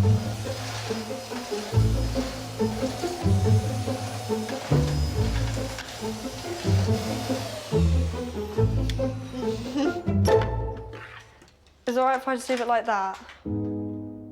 So how did you find the hoovering? Was it difficult? Yeah, it was just a bit boring. Yeah. Luckily, I gave you the easy hoover to use. Can I ask you a quick question? Yeah, sure. If you get your own place, do you see yourself doing the housework by yourself or getting someone else to do it? I'll probably have like a cleaner or something. Maybe not every day, like occasionally. Amy has no choice but to clean everything herself. Hoovering up, I don't mind. Windows aren't too bad because they only take a minute or two, apart from the ones that I can't reach, as you can see. Do you want me to do them then? Are you sure? Yeah. Finally, Angelina is offering to help. Thanks, sweetheart. That's okay.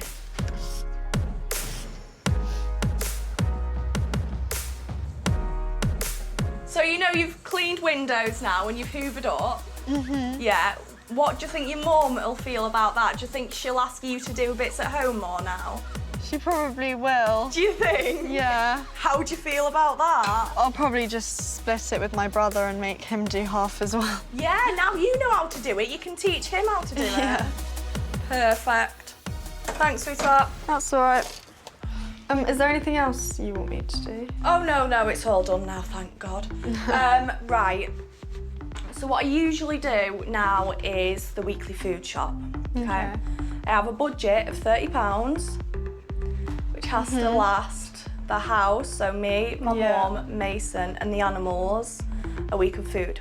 Would you mind trying to crack it for me? Yeah. Yeah? I won't get anything you don't like. No, like no sushi or caviar. Yeah. At 16, Angelina has never had to budget for a supermarket food shop. This is a big challenge. All I need is a week's food shopping. Do you think you're ready? Yeah, I can do it. There's 30. Okay. Thank you. Have fun with it. Good luck. Amy won't be offering any help with the shopping, but she will be listening in while Angelina goes round. So I get a trolley because I don't like carrying a basket. Okay, so she's inside. 45p white seeded farmhouse. Yes. Unicorn carrots, that is so cute. Buy 3, save 20%. Good girl, she's getting the offers. Sweet potatoes, £1. Do they do organic? Angelina's started well, but buying a whole week's worth of food for a family under £30 is very tough. Pasta. Okay, this is the one that we had for dinner. She's remembered that Amy loves pasta, but she needs to spend money on meat. Smoked salmon, let's grab some smoked salmon. Smoked salmon? That costs a fortune. No, we don't like salmon. Please don't get salmon. It'll just go to the cats. Okay, done. And I think she's finished. But has she kept within budget? 35, that's the whole budget. No, Angelina, that's £5 over. I wonder whether she's going to put some things back or not. What do we actually not need? Do we need chickpeas? What are we going to do with that? They can roast them. They're really nice to snack on. And they're cheap anyway. What was expensive? The smoked salmon? Total is £29.69. So price-wise, she's done really well, but I haven't seen what the end result is of what she's got. Here she comes, she's got 4 bags. Yes, she's done well. I hope it kicks her into gear about that she doesn't need to spend loads of money shopping all the time. That was so difficult, but I've got loads of stuff, so let's go home and have a look at what I've got. Okay. Guessing you've never carried bags before. These are heavy. Yeah, aren't they? There's all the potato. Come on then, Pop. It's crunch time. Has Angelina managed to buy a week's worth of meals for £30? Do you guys eat sweet potato? Yes, we Really? do. Yes. Cool. This was only £1. Bananas. Mason's favourite. Cool. I also got a mango. Just because it was... That is literally my really cheap. favourite. Do you like dried apricots? I've never actually had dried apricots. Angelina's bought loads of fruit, vegetables and things she likes to snack on, but there's precious little protein. Apart from the smoked salmon.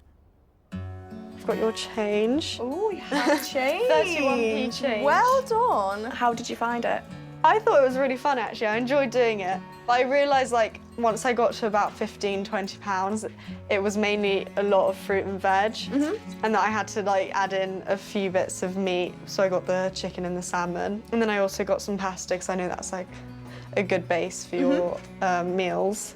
Is there anything that I missed out, though? Or what would you do differently? You concentrated more on healthy snacks and stuff. I concentrate more on your main nighttime meal. And we have meat with every meal, so you've only really got kind of 2 meals. But considering that you're only 16 and you've never done a food shop by yourself, you've done really, really well. And thank you. Having done all the chores and the shopping, Amy takes Angelina to the local horse riding centre. I started when I was about 11 and I'm not looking back, I'm not stopping, I love it. Amy can't afford to go very often, but she tries to put a couple of pounds away each month to save up for a lesson. Hands down. Much better. Ready? 1, 2, 3, and then land as gently as you can.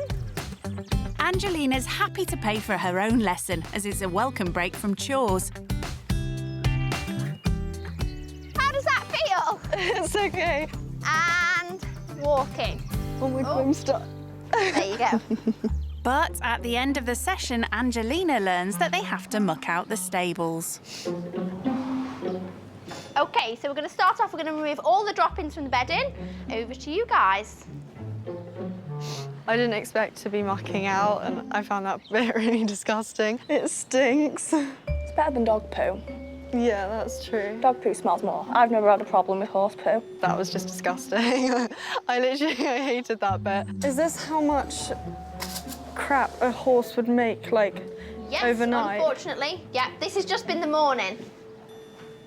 Do you need mucking out like twice a day? Oh my gosh. I didn't like how I was asked to carry the wheelbarrow full of all of the horses' poo. And then I had to tip it into like a bigger pile of poo. Oh my God. It wasn't very fun.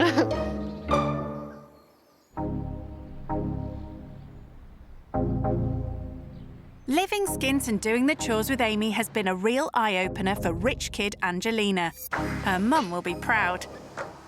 So she puts in a call. Let's hope Mum doesn't ask her where she slept last night. Hi, Mum. How are you doing? I'm good, thank you. How are you? Yeah, really good. Angelina, tell me about the last night. How did you sleep? Uh-oh.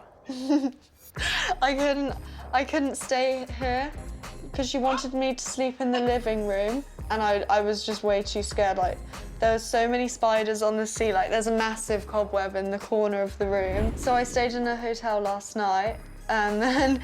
Isn't that cheating, staying in a hotel? Surely you're supposed to stay there and actually experience everything. No, but I couldn't. No, I couldn't. Like, it was really bad. I think that's a little bit feeble. But Angelina is quick to talk about all her hard work. I had to go and do the food shop today with a £30 budget and go and get her a week's worth of food. Really? A whole week? Yeah. And she said that she was quite pleased with like what I got her, but there's not enough for her to actually make a decent meal for a week. I've literally done so much cleaning today as well. You'll be so proud. For all the years that you haven't. Yeah. Don't get any ideas though. I think I actually like the sound of that. And I shall line up the Hoover and the window cleaner. Gosh. So you can be busy over the weekend. You can show me all your new skills. Yeah. What do you think about the way that she's having to live? Yeah, it's definitely affected me, and it's made me realise how much I actually do take for granted. You know, like just the smallest amount of money can like keep Mason happy, can give her food for a couple of days. So yeah, it definitely has affected me. Yeah, so hopefully you'll be able to have a sort of better understanding of how some people have to really struggle. Okay, well, enjoy dinner tonight, and I shall look forward to seeing you when you get back. Thank you. All right, take Bye. care. Bye. With their time together coming to an end, Amy has made a farewell dinner. It's an opportunity for Angelina to tell her how much her views have changed. Honestly, before I came here, I didn't know anything about benefits. I kind of thought I had some idea of what they were, but then like, now that you've kind of explained everything to me, and Yeah. I have a better understanding of like how things actually are for some people. What bit about my life did you find kind of hard to imagine? We're both really young, and you being pregnant at 16, that's the age that I'm at now. Like, I just find that so hard to imagine that I'd have to, you know, think about having to raise a child and start a family. And that's just incredible how you've managed to obviously do so well with that. Thank you. And I've found it amazing as well. Like, you've been on a tough journey. And it's... Well, it's like I don't see it that way, but I can imagine it being quite hard-hitting for someone else. Angelina now has a much better understanding of Amy's situation, but she does feel there's one thing Amy could do to save money. So obviously your financial situation is very tight, but don't you think that maybe without the pets or with less, you'd have more money left over for yourself? Yeah, definitely, but it'd only work out to an extra £3, maybe £4 a week. But emotionally, what we get back from the animals, they are worth so much more. How have they helped you over the years? Well, I've had depression since I was 13, and there's plenty of times that I could have given up, but any time I've wanted to give up and wanted to go through with it, they've always helped me through it.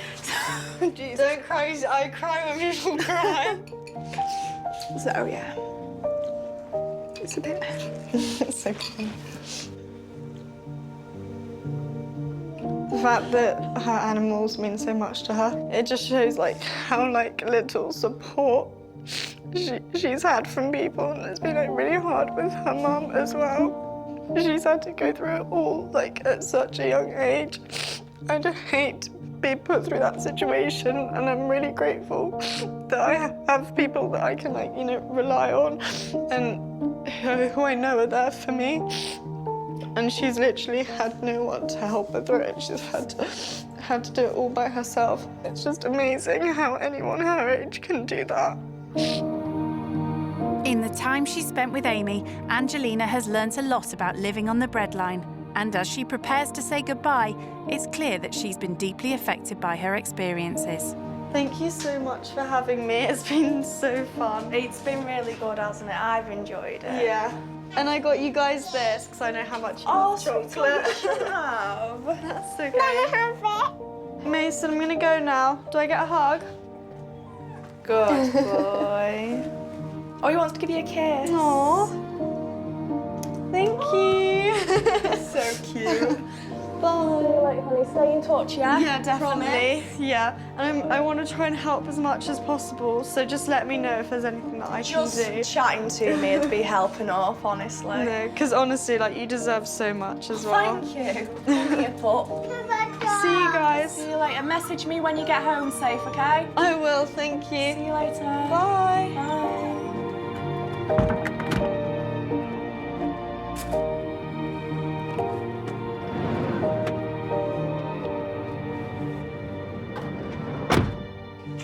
Come on, you up we get.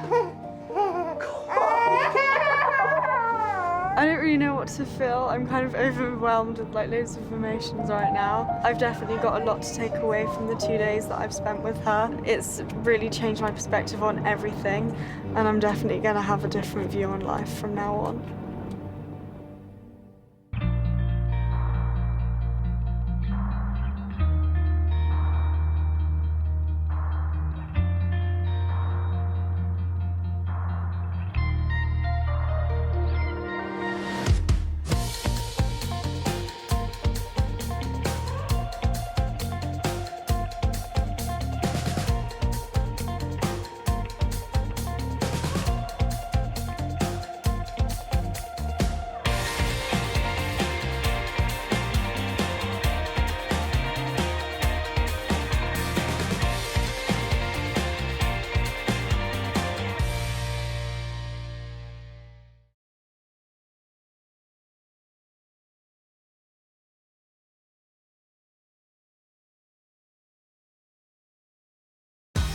In this series, 6 rich kids are giving up the flashy supercars, the luxury 5-star hotels, 3, 2, 1. and expensive designer shopping hauls This is the biggest chandelier in the house. to go skint with desperate families living on the breadline. I'm Fergus, nice to meet you. Sparks will fly I think you're a bit of a daddy's girl. and tears will fall Just start crying, give her a tissue. as they face the most challenging experience of their entire lives. Oh my God, what's brought this on?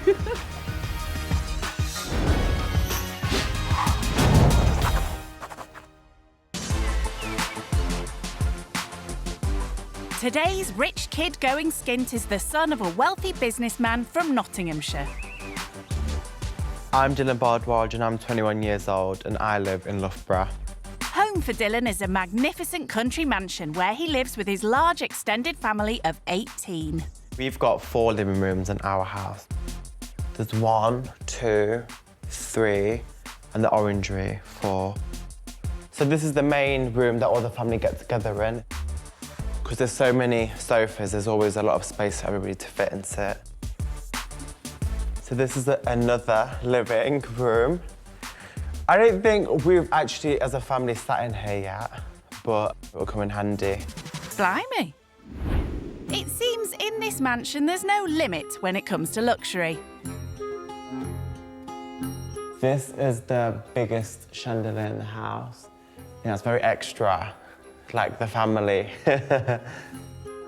We've got a lot of chandeliers in the house. I think my dad's very passionate about his vision and making it look really nice, but I just think if it lights up, it lights up. Do you know what I mean? Outside, the family's living space is hardly a squeeze either. So this is our land that we have for the house. I think it's 42 acres around. So basically, as far as you can see. So it's nice for like walks. I don't really do walks, but it's nice to just get some fresh air. Well, there are plenty of other options to exercise round here. So this is our gym. I think this is a stepper. Nice. Exercise may not be his thing, but Dylan certainly knows how to give his credit cards a good workout. I can probably spend a couple of grand at a time. It's the Louis Vuitton bag, and it was about 2.5 grand from what I can remember. And Dylan doesn't just shop locally. I spent about £900 when I went to Paris for a pair of trainers. I was worried about not getting through customs in them, but we got through. Taking the lead from his dad, Dylan earns a sizable income from his own clothing empire. Currently now we have 5 shops around the UK. My first year of running my business, I made over £1 million. Of course, he still gets the odd treat or two from his parents. So this is my day-to-day cart that I got for my 21st birthday. If I need to go and meet any of my clients, then I'll take this car. But now Dylan will be giving up his Rolls-Royce and regular shopping sprees to stay with an underprivileged family. And it seems when he goes away, this rich kid has high expectations of his accommodation. Everything needs to be constant. Leftover cups and just laundry that's not been washed after a while. I would say, look, you need to sort this out because I can't stay here if it's going to be like this. I don't personally think this experience is going to be a huge shock to me. I'm just going to take it how it comes. Well, that's what he thinks. The person Dylan will be living with is keen to show him that life is no holiday when you're hard up. My name's Elaine Sullivan and I live in Warlingham, Surrey. Single mum of 3, Elaine was forced to give up her job due to depression and now scrapes by on disability benefits. So my benefits total about £1,360 a month. After I've paid my rent and bills, I'm left with approximately £400 a month to pay for food, fuel and whatever necessities come in. Elaine also has to support her son who has autism. Kieran is my eldest and he's 32. He still lives at home. He does stress me out sometimes, but he is actually very friendly to me and his sisters, but he doesn't like strangers. A tight budget means Elaine's had to resort to desperate measures to feed her family. A weekly shop is approximately £50. There's a shop online that sells food, which is near or past its sell-by date, but obviously still safe to eat, and the prices are very cheap. Yes, so it does actually save a lot of money compared to normal prices in the supermarket. And Elaine's kids aren't the only ones that need feeding. We've got 3 animals. We've got a chicken in the garden called Dippy. Come on, Dips. Then we've got the 2 dogs, which are Oscar and Benji. They will be full on, so I hope he likes dogs. Oscar? I think Oscar's disappeared. And if Dylan thinks his time living skint will be a chance to chill out, he's in for a shock. Looking after the animals, basically the chicken, I clean her out once every other day. And obviously the dogs, well, cleaning them out is worse because obviously you have to go out and pick up their poo. Oh, honestly. Oh, boys. Everywhere. I'm quite nervous at the moment of having someone in our house. It's not at the Hilton, and I think it will be a slight reality check because literally we live in the 2 rooms. I hope the young person coming to stay with us can learn what it's like on a different side of the coin. We've been in both situations. We've had a nice home and now then we lost it. You never know what's going to happen, and one day you could have everything and the next day it could all be gone. And it would be nice for him to realise that, you know, you can be happy, not necessarily with all these materialistic things. Bidding goodbye to his luxurious lifestyle and all the prized possessions will be a tough ask for Dylan. So before setting off, he's getting some words of encouragement from his parents. I think it will be a really good exercise for you, to be honest. If you're quite sheltered, I think going out there and living a life in somebody's real life, if that makes any sense, where people have got struggles with X, Y and Z, I think it will be a good eye-opener. It's going to be something I will never forget. You're going to miss just going on a little shopping spree whenever you want to go on a shopping spree. Or expect things just to appear from, like... On the table? From anywhere, yeah, from magic. Well, that's going to be a bit difficult for you, isn't it? Why? Well, you're not going to get your breakfast in bed. I don't get that anyway. Yeah, I know. Being able to pick up the card and buy more or less what he wants. Sometimes he forgets he hasn't got to put food on the table, he hasn't got electric bills to pay for, he hasn't got kids to look after. I just hope it's clean and it smells nice. They're my only concerns. They'll probably kick you out for not being clean. You don't know. They came and saw the state of your bedroom. We'll see.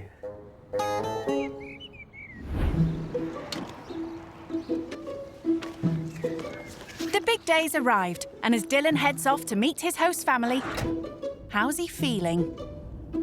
I'm nervous, but I'm excited at the same time. I don't really have a main worry at the moment, but I think I just don't want loud dogs.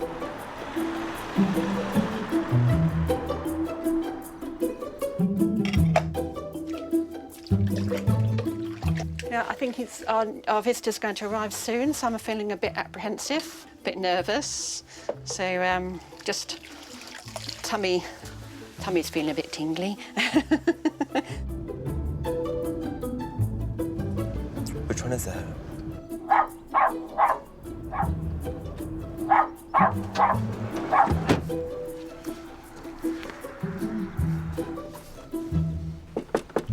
I don't think she wants to open the door. Hello. Nice to meet you, Angela. Hi. You okay? I'm Elaine. Nice to meet you. Nice to meet you. Want you. to come in? Yes, Come in. thank Do you you. want to take your bags? Oh, my Thank you goodness so me. much. Be careful of the dogs. They're not vicious, but they make a lot of noise. Elaine shares her home with her children. Hello. This is Abby. Are you okay? I'm good, Abby. Good, I'm Dylan. good, thank you. Introductions over, Elaine shows Dylan round. Back home, he has the run of a sprawling 42-acre estate. But in Elaine's back garden, there's barely room for her dogs to do their business. Right, just be careful where you step No because problem. they tend to do it where they want. And it's not just the dogs that do it where they want. This is dippy, as in dippy in egg. Oh my God, look how much it's shit. I know, they're really messy. It does a lot. For one, actually, she's amazing what she does, for one. Elaine's garden may not be big, but she's still managed to accumulate an array of clutter. My first thought when I saw the rubbish was, why is it all kept here? What are they doing with it? It looked like it's been there for a while. But maybe they like collecting things and keeping them outside. So are these all collectibles? Rubbish, basically. It's all stuff that just needs to be thrown away, basically. I Oh. haven't had the time to do it yet. Was most of this stuff already here when you moved? No, here? we've acquired it. We've got 2 lawnmowers, So which... it's stuff that's been used but doesn't use anymore. Yeah. You should do like a car boot sale. No, they won't go. They don't work anymore. So what does Dylan think of the outside space? But the garden wasn't really much of a garden. It seemed like a big mess. And how about the inside? So this is the bathroom. We have, for some reason, I don't know why, but I can't shut it. Sorry, I will get it sorted. It's okay.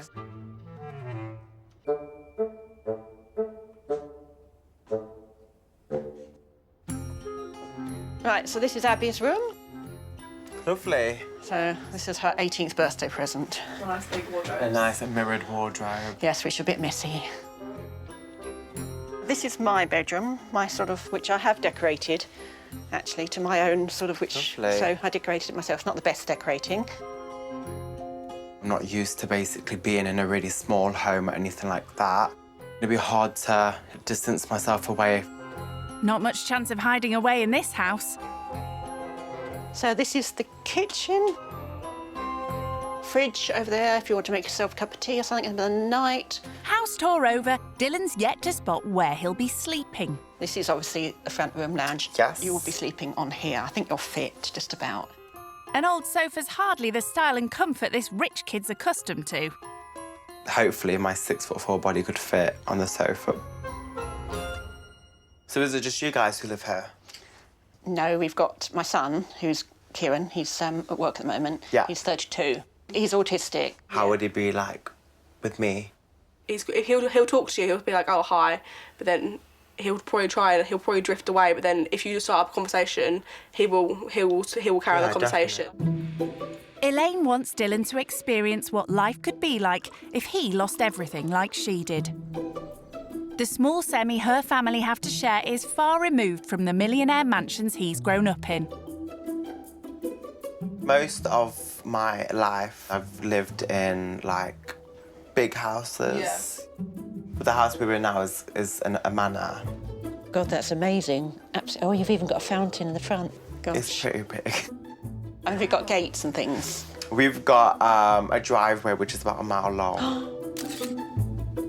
So have you got like any interesting like big rooms or like main rooms kind of So thing? we've got 4 living rooms. Oh wow. An orangery. 2 kitchens that we have. 2 kitchens. A cinema. Our cinema room. A fitness centre. Do you drive or? Drive a BMW 4 Series, but Oh, we've got nice. cars like Rolls Royces, Lamborghinis, Oh my Range God. Rovers. It's got to be red. It is red. Oh, good. It's just absolutely amazing, you know, listening just actually the cars, the fact he's got a Lamborghini and a Rolls Royce, and the cinema room sounds absolutely amazing. What do you do? Do you? I've got my own clothing line called Ratchet Clothing. Oh wait, as in no. Oh my God. It's me. Oh, that's so cool. Actually, that's been going for a couple of years, isn't it? Yeah, it was my 5th anniversary on October 21st. Oh wow! I remember when that came out, and everyone was like, "Oh yeah, I'm gonna buy this sweatshirt." And I was like, "Oh yeah." Everyone's like, "Oh my God, that's so cool." Dylan owns a clothing line that it was really popular. Oh gosh. I remember loads of people used to wear it when I had like own school like clothes days. People used to wear it all the time. Dylan's made lots of money from his clothing line, but Elaine reckons he's had it too easy. From the off, she's keen to teach him how tough life can be for those just scraping by. Do you want me to cut the bread? Yes, I'll give you a knife. If he thought he was here for a holiday, he's sadly mistaken. Lesson 1 is making lunch. And a tight food budget means it's just plain old sandwiches on the menu. I'm not the best carver in the world. I try not to cut my fingers either. When lunch came around, we made chicken sandwiches, which was really different to what I would usually eat at lunchtime. But I got stuck in, I buttered the bread, I carved the chicken. Sorry, did you say you carved the chicken? So, do you cook at home or do you help? Yes, I do. Oh, do you? Oh, good. I cook for all 18 of us. Oh, my goodness. Well, you can do all the cooking. I will. I'll cook tonight. We've got mince tonight. We're going to have... Is it beef? Oh, yes. Do you not like beef? I don't eat beef. Oh, no. Oh, gosh. OK. Sorry. Right. That's OK. I didn't know that. Right. We might have to have chicken again, then. I don't eat beef for religious reasons, so I'm gonna hopefully get a takeaway instead. Here, Abs. There you go. Dylan made you a sandwich.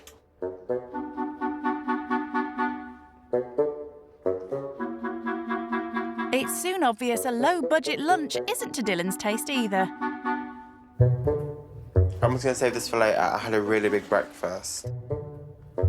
The thought was really nice, but I couldn't finish it because it was just too dry.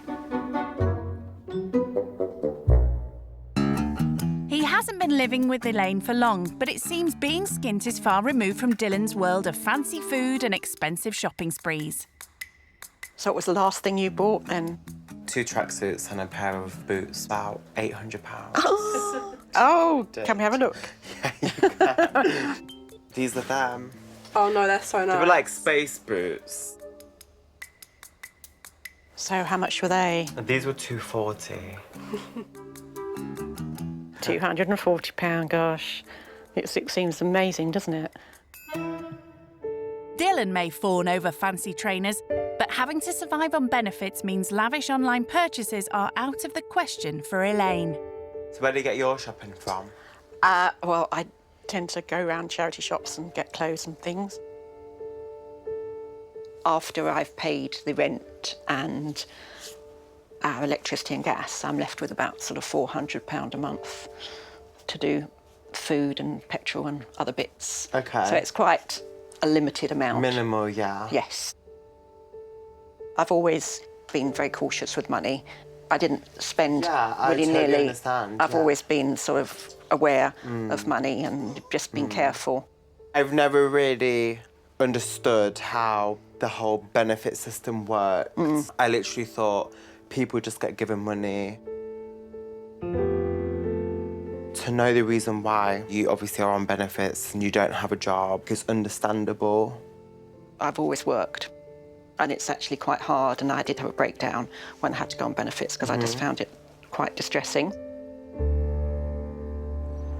Keen for Dylan to appreciate that not everyone has loads of cash to splash, Elaine wants to show him where he'd have to shop if he found himself completely skint.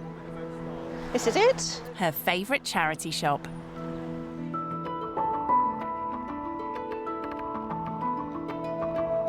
I'm going to look at the pound rail, which is behind you. More bargains there. Abercrombie. And it's only £1. How much are They're they? comfortable. £5. Just seeing if they've got any jumpery things as the weather's coming in, getting a bit colder. This one's £1, Oh, so that's nice. it's quite soft, isn't it? For Yeah, a I bit think of it's really nice. bling. Really nice detail. Yeah, It looks sparkly. warm. Seeing Elaine being forced to browse the bargain rails for her wardrobe has been a real eye-opener for Dylan. And it's clearly affected him. I'll get this for us, guys. It's my treat. No, because I've got some credit, you see. Save your credit. Save it for next time. £25.50. Thank you so much. I think they were really thankful because of the budget that Elaine's on. It obviously must have helped her out. She could maybe take her kids out for dinner now or just do something nicer this month than she probably couldn't before. Dylan's used to fine dining in fancy restaurants. But for people on benefits like Elaine, eating out is a rare treat. Do you want to get the pastry out or anything? Yes, please. Dylan doesn't eat minced beef, but Elaine can't afford to waste it. Instead, he's decided to order in a takeaway for his dinner. Yeah, we'll just get a pizza then. But he's not getting off that lightly. Elaine's determined Dylan still pulls his weight and helps out. We're not going to do anything fancy. But it seems prepping food isn't one of his favourite pastimes. Do you know what? I don't really know how to peel. I Let me think do it. it's I like think a mum's touch to peel. It's like going to be, yeah. how you did it. If I had a grater, then I would have been fine. With dinner served... There you go, Abs. Thank you. You all right? You didn't want any stuff on it, did you? No, thank you. Dylan contemplates his first time roughing it on a sofa and sharing the experience with Elaine's dogs. Do the dogs both sleep in here at night time? No, Oscar sleeps in his cage. His bed's in there. The door's not open, but we can close it. And Benji sleeps upstairs. They don't stay together. It's Could fine. you take the cage upstairs? So at night time, if they need a poo, they'll wake you up. Yeah. Wow. So, are you okay sleeping down here with Oscar? Or is it just a bit apprehensive? No, it's fine. I'm just not used to obviously having dogs in the house in general. I'm hoping that they're full asleep Cool. soon, because they should be quite tired. As Dylan prepares for bed, Elaine's son Kieran comes to say goodnight. So are you into your football at all? I used to be into like sports and stuff, but now I just mainly concentrate on my career. How are you getting on with my mum and sister? It's been great. After a hard day living skint, Dylan prepares to bed down with the dog. So obviously I'm on a sofa bed that doesn't really fit my body. I'm not really used to this, but it's gonna be fine. I'm gonna survive. I've got a roof over my head. I've got a smelly dog right next to me, which is gonna have to leave soon. But I'm all ready for tomorrow.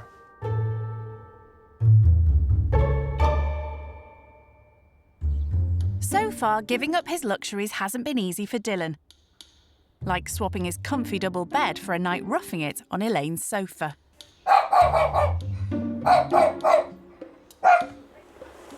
The worst night of my life. The sofa was just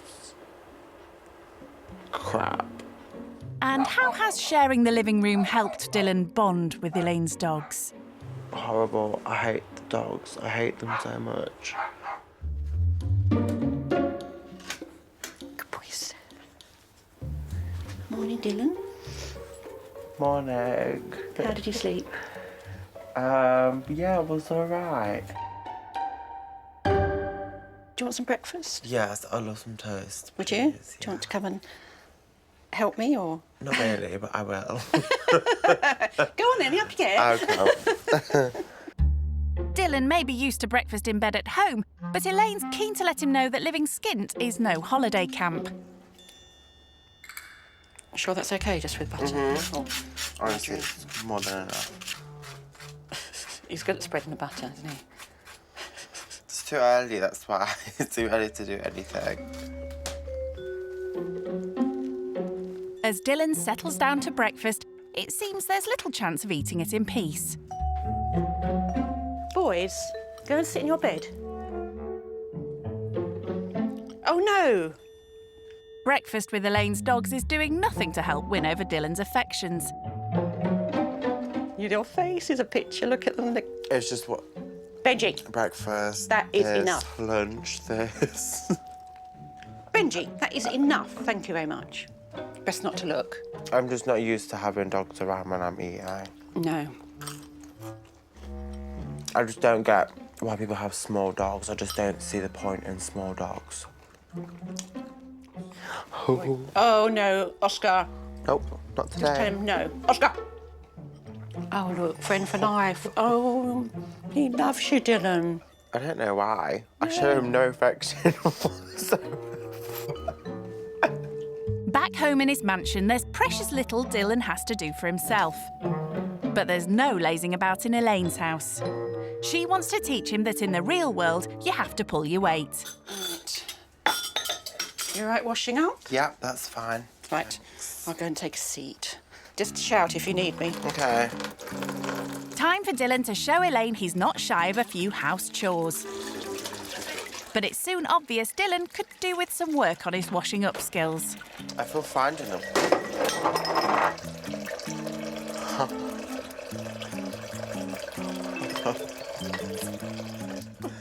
I've broken a cup. Oh, Dylan. I don't know how I managed that. Oh, no, that was our best one as well. It's okay. I'll just buy you like 5 more of the same.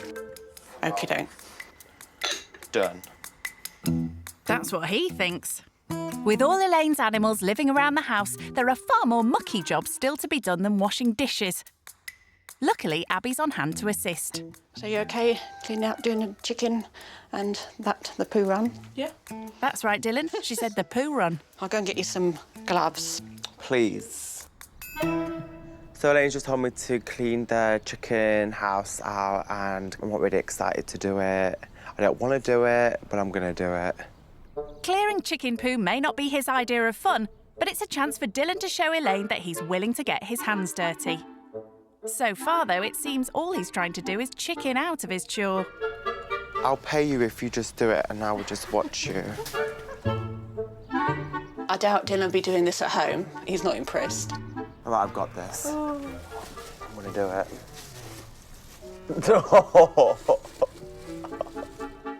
Oh, dear. It's done. He's sewn it away. It's done. Right, hang on. It's done. It's not the nicest thing, but when you have animals, that's what you have to do, unfortunately. Next job is actually picking up the dog bits. I don't even like the dogs, but I'm going to clean up after them, but I'm ready. Oh, looks fresh.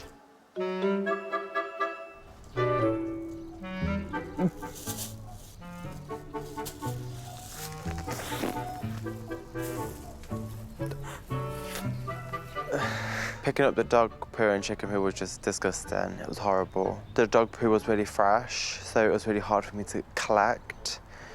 And it smelled horrible, obviously, but work had to be done.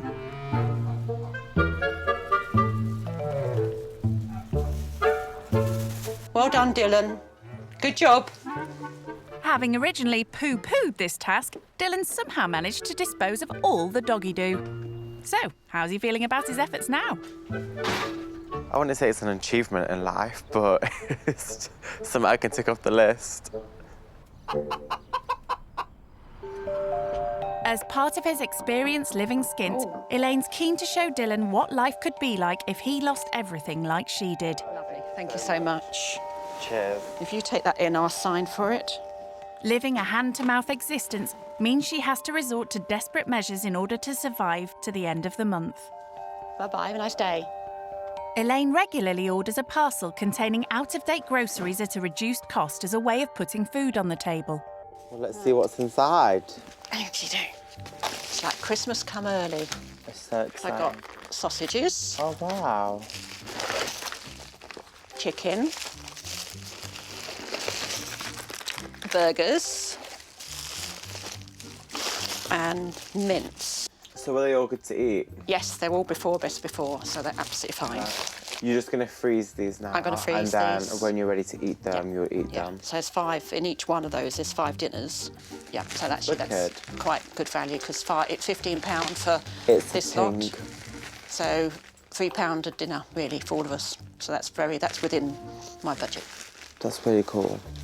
For Dylan, a tight food budget like this is a foreign concept. And I've got some oxtail soup. What's that? Oxtail soup is it's like the tail of an ox. Okay. You can have some later if you want. Yeah, we'll see. Being rich means Dylan never has to think twice about treating himself. More juice.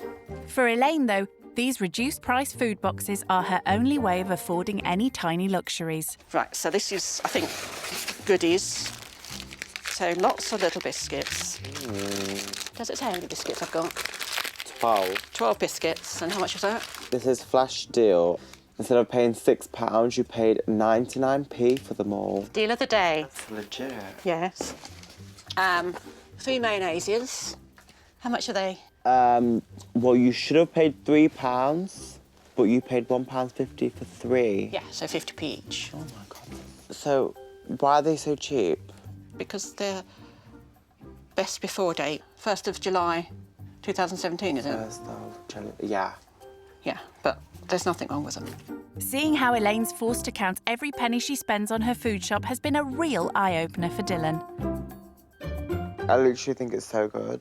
And it's obviously, it helps people who are in your position. Yeah. And I think it's useful. So the first time I got one of these boxes, I laid it all out and we were just really pleased and worked out how much it cost and thought, I think it's so cool. I'm definitely going to recommend. Good. See, I've taught you something. Another lesson learned. Well done. Living skint with Elaine has so far not proved to be the vacation Dylan hoped it would be. If he thought he could sit back and take it easy, she has yet another task to remind him that when you're living on the breadline, you have to do everything for yourself. So do you fancy taking the dogs for a walk then? Yeah, I don't mind. Get some fresh air. Shall I get the leads out then? Thank you. He hardly looks pleased, but a brisk walk may well be an opportunity for Dylan to bond with the dogs. Here we go. Oh, thank you so much. Now, you know which one's which, don't you? Ugly and okay-ish. There we go. Okay. Well, good luck. Thank you so much. Let's go, bitches. No, they're boys. Sorry. Let's go, dogs. Let's go. Come on, move. All right, good luck. Thanks.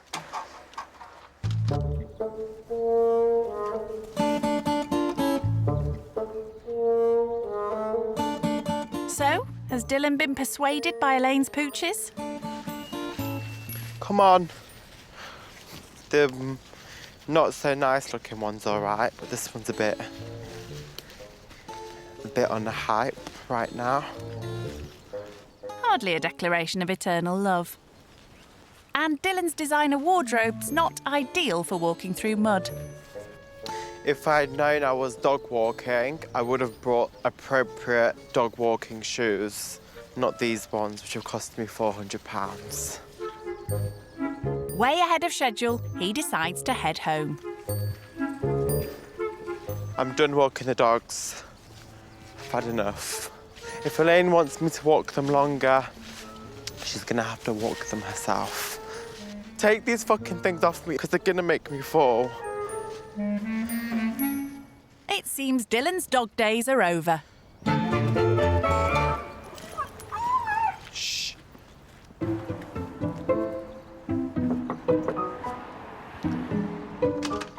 you back? We're back. Oh. I nearly left them there. Really? But they're back. But you decided you better bring them back because Yes. I might miss them.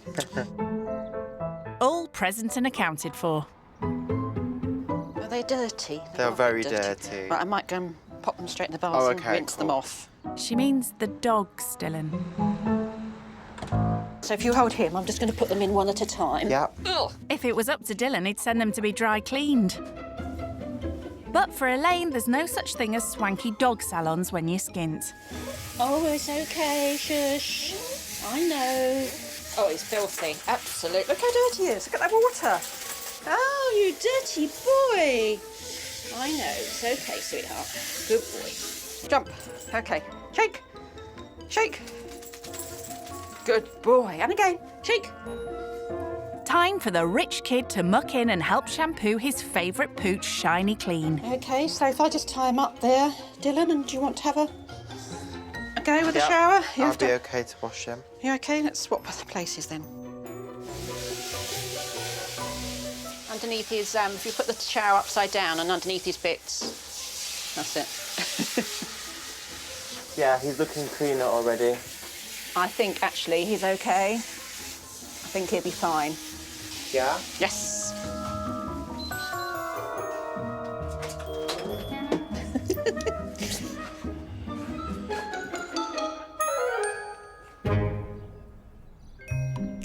With his time with Elaine almost over, it seems rich kid Dylan's starting to realise that living on the breadline is no vacation. Having seen all the clutter in Elaine's tiny garden, he's decided to get a skip and is raring to get started on ridding her of all those unused items. Yeah, this is brilliant. Thank you very much for suggesting it. No problem. We will fill it up completely. Literally. All done. Lovely, thank you. Dylan's idea of a skip is amazing. I've accumulated a load of junk since I've been here and I can get rid of it all. That may be easier said than done. Right, so... Okay, right, let's start with this side. Can we chuck this? Do we need it? We don't need the thing inside it, but we're keeping the flower pot. You're going to keep the flower pot? Yeah. Let's go. But Dylan's not giving up on the flower pot that easily.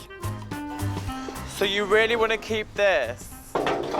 Yeah, I'm going to put flowers in that next year, so don't throw it away, sorry. Okay. It's obvious that parting with her possessions isn't easy for cash-strapped Elaine. Are we going to keep the pig or should we just chuck it? No, Peggy's staying, please. The pig's old, it's a family. It's a family heirloom. It looks very old. And what about that chair? The bed, no, that's fine. Oh, that's concrete, that's going to put flowers on. Okay. Graham garden one day. Looks like Elaine's going to be a tough nut to crack. This could take a while. Shall I take that? I think we need to rid of them. The rusty...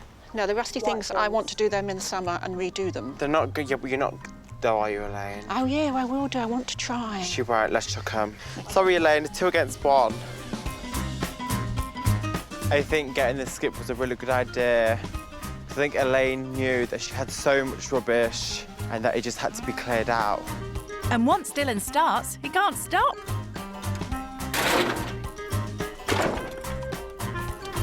And despite her initial reluctance, even Elaine's embracing a bit of decluttering. So the skip's nearly half full, but I can assure you it will be full to capacity at the end. Done? Yeah. And it's gone. Dylan's shown Elaine that he's willing to get down to some hard graft when he has to. Time to fill his parents in on what he's learnt so far. Hello. Hey, Dylan. Are you all right? Yeah, good, mate. How did you sleep, Dylan? Did you sleep well? No, not really. Like, it wasn't great. I was woken up a lot of the time by the dog licking my feet and jumping up. Was the dog licking your feet? Literally. I slept with socks on because of it. Is the dog still alive after licking your feet? Yeah, the dog's still alive. I hired a skip today for them to clear their back garden out. Yeah. She's really, like, indecisive of what she wants to throw away and what she wants to keep. Right, okay. So I was just basically pushing her to throw everything away. And then I also walked the dogs and bathed the dogs. They stunk, and I didn't want to do much of it. What are you having for dinner, Dylan? I don't know yet. They had like a parcel come earlier. It's where they basically get food past the sell-by date, which is less than half the price. Like, she was really excited when her box came. Made you realise how Yeah, I know. Have you learnt anything while you've been there? Just appreciating things, even if it's little, even if it's big, and just that we've got food on the plate every day, that we don't really need to struggle. No, well, that's a fair comment, mate. That's a fair comment. If that's something you've learned while you've been there, it's definitely been worthwhile going. Yeah, 100%. Well, I'll see you guys soon. Yeah, okay then, mate. All right, see you guys. All right, love you, bye. Speaking to his parents is a stark reminder for Dylan that life in a millionaire's mansion really is a million miles away from Elaine's hand-to-mouth existence. As a thank you for all she's taught him over the past couple of days, Dylan's offered to make a farewell dinner. You okay in there? Do you need any help? No, thank you. I'm going to put my feet up then. Is that all right? Yeah. For Elaine, it's a rare opportunity to take things easy. It's nice to have another helper in the kitchen, and I like the fact he washes up as well. That's a bonus. Well, let's hope so. Should we put some cheese on it? Yep. Perfect. Put it in the oven. Time to give their verdict on Dylan's cooking skills. Here you go, Elaine. Oh, that's lovely. Here's dinner. Oh, fantastic. Thank you so No much. problem. Having dinner served up for me. Preparing dinner has taught Dylan another valuable lesson in how to make a meagre budget stretch that bit further. So how much was this per plate? Altogether, I'd suppose it must have cost just under £2 for the whole lot. So For that whole dish? For the whole dish, so however many serves, really. So like 30p a bowl? Yeah. Wow. And it tastes so good. Mm. So have you enjoyed the whole experience? Do you think you've learnt? I really have. Like, I've learned how to appreciate smaller things in life and that you don't need, like, materialistic things to basically keep you happy. It doesn't matter the size of the house that you live in or the luxuries you have. It's basically the people you're with that makes it count. Someone has said to me you could live in a tent as long as you're happy. Exactly. You could live anywhere as long as you're happy. So just make it with the people you're with. Exactly. And we are quite a close-knit family. As you can see. Yes, and we're happy. So your story that you told me about you having everything, you've lost basically the 2 incomes and all the houses and everything. And it did make me feel that it could happen to anybody. Yeah, we never know what's around the corner. Exactly. So, and you have to be strong, and you just keep going, really. We've been at the lowest, and now we're never going to go to that spot again. Good. Living skint with Elaine has been a real revelation for Dylan, but now it's time for him to leave. Go. Back home, it was so nice to see you. Yes. And I'll see you soon. Yes, definitely. Thank you very much for the experience. And thank you for having me in your home. No, you're most welcome. Thank you so much. I hope you enjoyed it. I did. I loved every single part of it. Maybe not every single part, No, but maybe you know. the dog. Yeah. The dog bit. You know what I mean. I know. He's proved he could fend for himself if he had to. And as he says his goodbyes, Dylan knows he'll be taking home a new appreciation for everything he has. Also, as well, before I leave, I know you mentioned that you like to go out places for celebrations and dinners and stuff, so I got you guys to celebrate our journey afternoon tea at a hotel. So I hope you have fun Oh my there. God. And Abby, anything you want off my website, just message me on Instagram and I'll send it to you, okay? Oh, thank So you. thank you so Oh much my again. God, that's Thank you so much. I'll see you. Absolutely I'll definitely text you. so nice. Yeah, Oh, so my have goodness. fun and enjoy. Thank you That's so so much. kind. Have a nice time. It's been see you really guys. lovely. Thank you. Thank you so much. Bye. Bye. That's lovely, isn't it? That's amazing.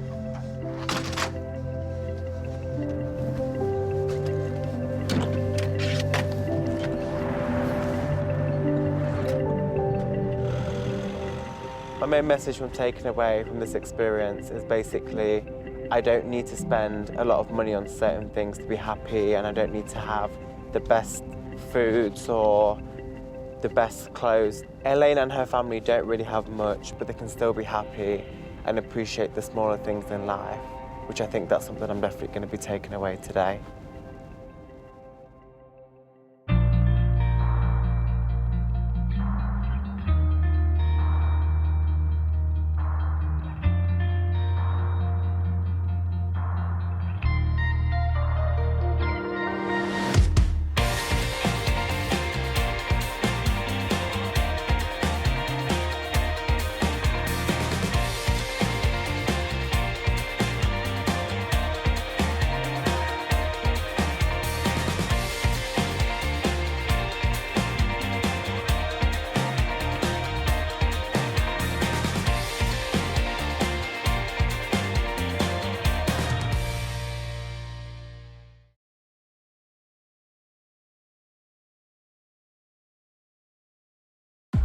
In this series, 6 rich kids are giving up the flashy supercars, the luxury 5-star hotels, 3, 2, 1. and expensive designer shopping halls. This is my shoe cupboard. I keep all my lubes here. To go skint with desperate families living on the breadline. I'm Fergus, nice to meet you. Sparks will fly. I think you're a bit of daddy's girl. And tears will fall. Just start crying, give her a tissue. As they face the most challenging experience of their entire lives. Oh my God, what's brought this on?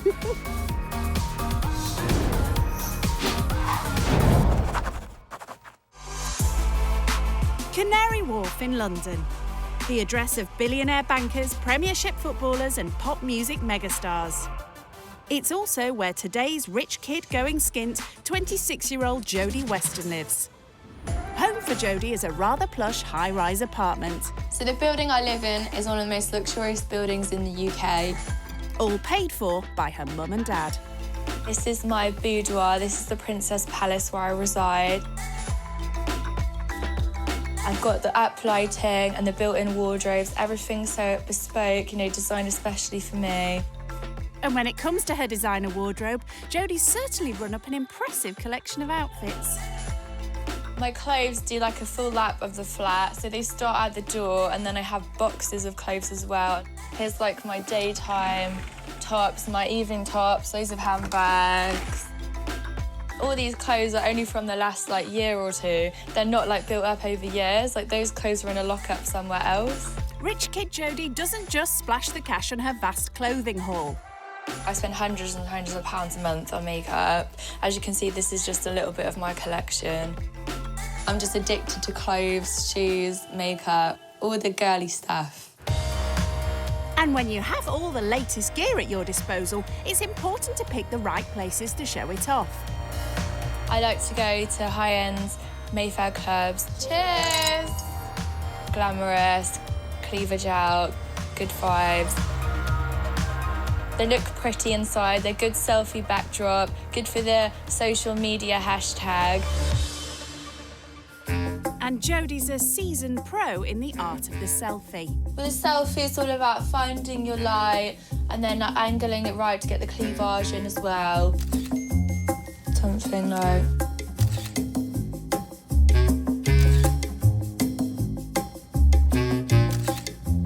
You know, more that sultry kind of look with my selfies. I've got about 10,000 Instagram followers, so I keep them updated with my movements, whatever the latest exotic location I'm going is. When Jodie does find herself back home, she helps to manage her very own beauty empire. Obviously, my salons were funded by the bank of mum and dad. But yeah, I do run them, so I do put in the sweat labour. Jodie's glamorous lifestyle may come at a cost, but with supportive parents like hers, she never has to lose sleep over her finances. So if I go shopping on my parents' credit card, I've already spent, I don't know, £1,000 or something. That would be a starter. The most I probably spent was on a holiday to America where I spent about 15 grand. Now Jodie's giving up the luxury apartment and fancy nightclubs to see what it's like to have to scrape by on a strict budget. But when it comes to living skint, she still expects high standards. If I walked in, then it was literally dusty, dirty, there was tat everywhere. I think I would go into meltdown Jodie mode. Bidding goodbye to her lavish way of life won't be easy for Jodie. All she knows is that she'll be staying with a single mum of 2 who survives on benefits. My name's Rebecca Wilson and I live in Barkingside. I live in a 1-bedroom flat with my 2 kids. I live in the front room and the kids have the bedroom. It's pretty cramped. Currently, I'm unemployed. Every 4 weeks, I receive in benefits £832.40p. Once I've paid my bills and get some shopping, I have nothing to spare.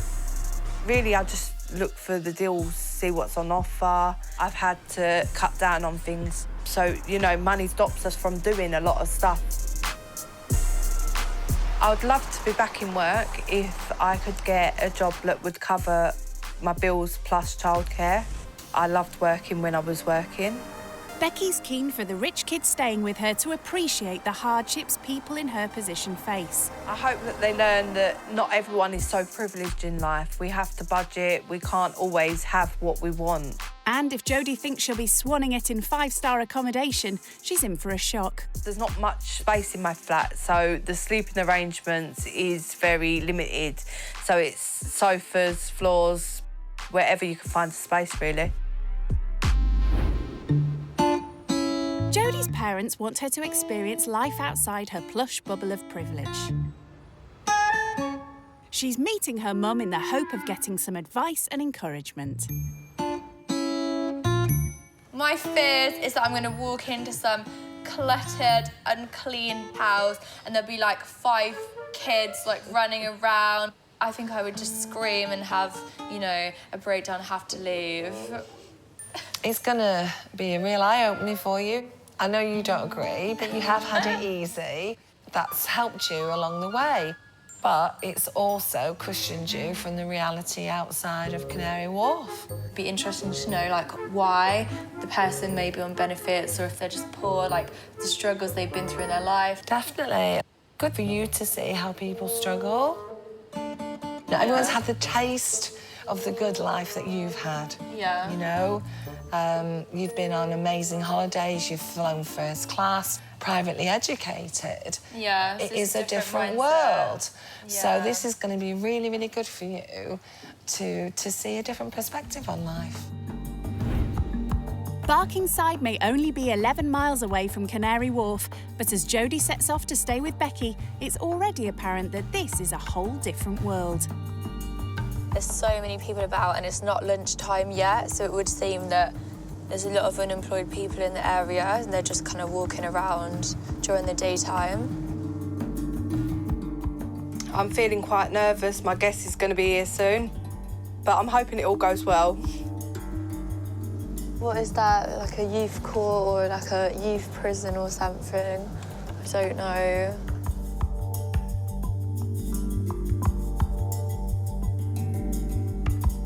Guess this is it. Yeah, it's not very glamorous, is it?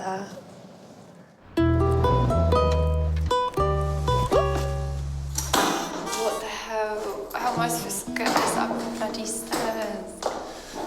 I'm used to having my concierge help me with everything. I can't literally. Oh my God.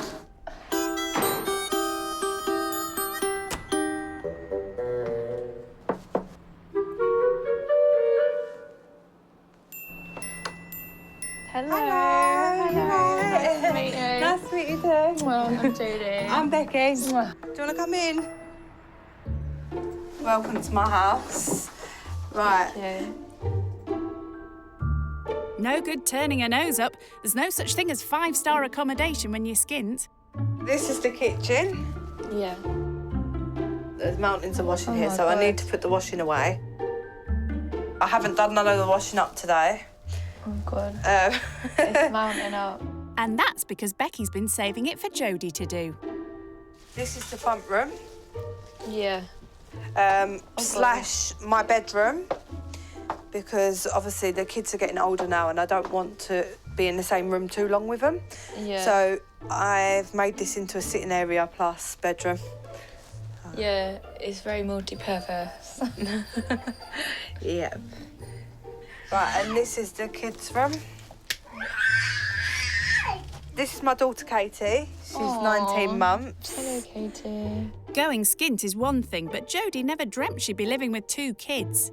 Katie, do you want to say hi? Look. Hello. You go shy. I have that effect on kids. So what are Jodie's impressions of having to share a small space with a family of 3?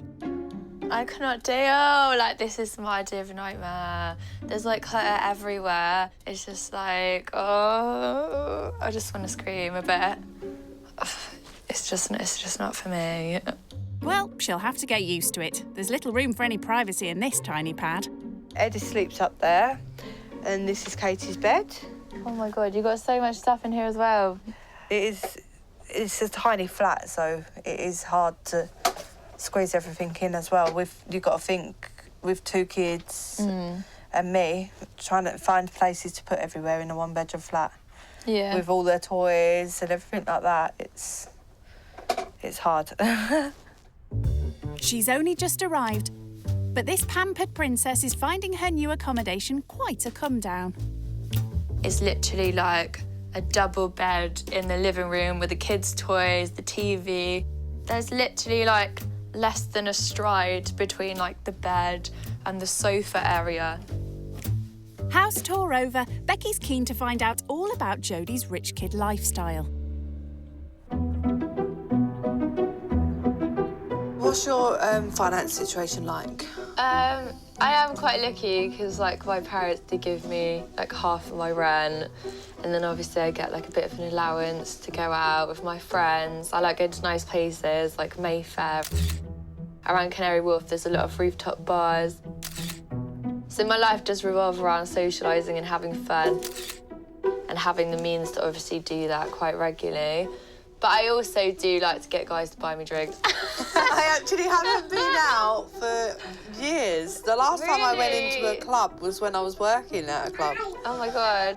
So, can I ask, what's the most expensive thing you've bought? When I was 18, I had a Dior handbag, which cost like 5-6 grand, and I used to take it to school every day as my school bag. Did people think it was fake? There was like a lot of people that like had fakes, but you know, I only buy the real. If you can't afford it, don't buy it. Forget expensive handbags, Becky struggles to find the money to feed her family, so she's keen to tell Jodie how hard it is. It can be pretty tough. With shopping, I have to try and budget as much as I can to get past and to make it last. How much is like your average weekly shop, like food shop? I try and do a shop every 2 weeks of like about £50. So the £50 will last you 2 weeks? It has to. So you have like £3 a day then for food? Yeah, it's hard. It is hard. I have £7.49 available. Oh, that's not good, is that? Yeah, I think her nappy needs changing. She's getting a bit smelly. Do you smell? No. Yes, you have. Right, I'm just gonna go and change her nappy quick. Right. Okay. Sharing her living quarters with 2 kids may not be up to Jodie's ritzy requirements, but hearing about Becky's money worries has given her lots of food for thought. It does take some planning, obviously, to have that amount of money and make sure that you don't overspend, because then you end up getting into debt. You would have to sit down at the start of every month and figure out exactly how much you have to spend on each part of your life, like food, shopping, whatever. It's sad to hear about these things. Surviving on benefits can be a struggle, especially when you have 2 kids to support. How are you going to get that down the stairs? Becky needs all the help she can get. Like getting a hand with a buggy, perhaps? As a rich kid, Jodie thinks nothing of taking a taxi when she wants to swan about town. But Becky wants her to realise that costly cabs are out of the question on a tight budget. And that means lengthy bus journeys just to get her son to school. So where are we going to pick up Edith? We have to go to Chingford to pick him up. Yeah, how far away is that? It will take us approximately an hour on 3 buses. What? Was it? Oh my God. There must have been close to schools. There is, but I don't want to unsettle him and move him from that school to this school. He's made friends and stuff, so... Okay. You know, I'd do anything for him, so I travel for him. The school run will give Jodie another opportunity to learn about the struggles faced by a hard-up single mum. Slumming it on public transport isn't something this rich kid is used to. Do you ever get buses? I was in a situation a few months ago where I had to get a bus and I didn't even realise there's like bus etiquette. I thought you could just get on any door and get off at any door, but you have to get on at a certain door and get off at a certain door. And how do you know like when it stops? So I was like getting the driver to tell me when it's about to stop because I didn't know like what's going on. It's all I've ever known, really. Yeah. So, right, here we are. This is our bus. Time for Jodie to master the art of catching public transport.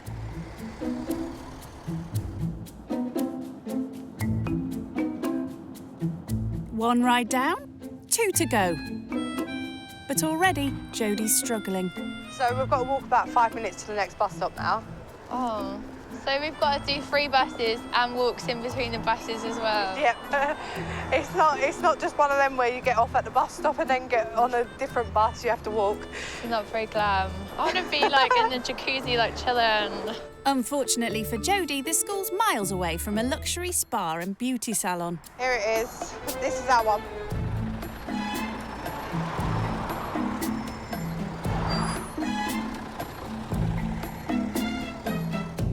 It's just so long and boring and the bus is so dirty and everyone's miserable on the bus and it's just not happy times, is it?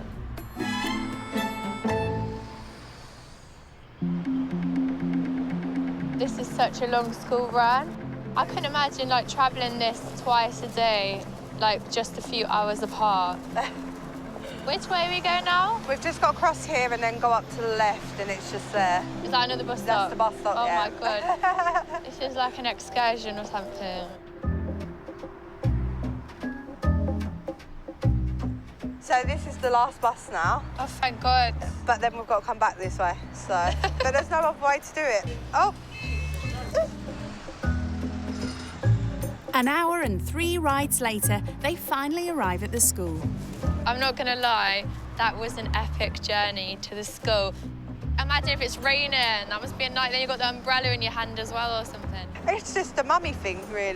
That's the way I look at it. You know, you have your responsibilities to do when you're a mum, and mine is to get him to school. So, Edis, how was school today? Did you enjoy it? And what did you eat for lunch? I don't know. For Jodie, the school runs a stark insight into how difficult life could be supporting a family without her parents' help. Me and Becky are basically the same age, but our lives are completely a million miles apart. I live to have fun, and her life seems dedicated to her children, and she has like schedules and all sorts of stuff that she needs to follow. Jodie may love living the high life back home, but there's little partying about in this house. Becky wants her to realise that with 2 kids, there are always jobs to be done. You can do some washing up if you want to have a go. Do you not have a dishwasher? No, I hate them. What? Why? It's lazy. I've never washed dishes with a sponge before. Really? In your whole life? Yeah, I've probably only washed about 3 dishes in my life. This will be a chance for Jodie to show she's not shy of cleaning up after the kids. But with few maternal instincts, she's conveniently developed a case of OCD. I hate this. I'm such a clean freak. I have a thing about stuff being dirty. Like, I can't deal with it. If, like, something dirty touches my finger, it just, like, freaks me out. So how do you do all your cleaning and stuff? Well, my mum still does my washing for me. And then I've got a dishwasher. No such luxuries in this house. The bottles, you have to get your fingers right in and just make sure you've washed every bit of a bottle. Although Jodie actually manages to get her hands wet, it's not long before she bottles it. Had enough of washing. What's going on? Yeah, I need time out. But Becky's not letting Jodie off that easily. It's dinner time, and on the menu tonight, homemade spaghetti bolognese. Have a go at chopping the onion. Okay. I need little squares. Like. Okay. But once again, it seems Jodie needs to sharpen up her kitchen skills. This is not fair. I'm not domesticated. I think that's all right now. Perhaps using 2 hands would help? If you hold it together while you chop it, it's a bit better. What the hell? Woke up. Can I retire? Up a little bit more. A couple of minutes in, Jodie decides she simply can't stand the heat and has to get out of the kitchen. Oh my God, the onions are like trying to kill me off. Like I can't even breathe. I had to like leave the room. It's just giving me a cough attack. It's just disgusting. I can't believe she's never cut an onion. Like, who's never cut an onion? Seriously? Hopefully she'll rejoin us soon and maybe stick around in a bit more and get the dinner finished for me. Determined Jodie pulls her weight, and with the 2 kids' bath times to sort, Becky summons her back to dinner duty. Do you find it like better for your budget to order takeaways or to cook yourself? Definitely not takeaways. I wouldn't be able to afford a takeaway. I just think when it comes to the kitchen, it's like the less time I'm spending in there, the better for me. So even the pasta, I'd buy it like already pre-cooked and I'd just whack it in the hot water for a little bit just to get Oh really? You won't involved a cook little it bit from of- this? No, it's too long. Like you can buy it like the nice linguine, it's already half made. Pop it in, it's good to go. There's no such thing as posh pasta or takeaways when you're surviving on a pittance. It's do it yourself when you skint, and Becky's keen for Jodie to get stuck in. Cook it till it's browned off and then empty the oil out without losing the meat. Do you have a sieve? No. You hold it in with the spatula. What the hell? Right, I'll see you in a minute. So, will Jodie be able to master the art of bolognese, or will she bottle it once again? Oh my God, it's gonna take ages till they're bloody soft. I don't think she's been in the kitchen much, to be honest, so I'm hoping that she cooks the dinner all right and doesn't burn it too much, because otherwise we'll end up with no dinner. It's no laughing matter, Becky. Looks like pasta bolognese isn't quite going to plan. Oh, that's not right, is it? Am I gonna put it in the pasta? Now it's just looking like a bit tragic. I've never done one of these like meals from scratch type scenarios. I wouldn't be doing like the chopping up of the onions and all that palaver. I'd just buy some sauce and mix it and then grate some cheese on the top. I think she needs to get in that kitchen a bit more or do a little course or something. A half hour later, the reluctant cook's finally plated up. Right, look, say thank you. So, how will Jodie's efforts go down with the judges?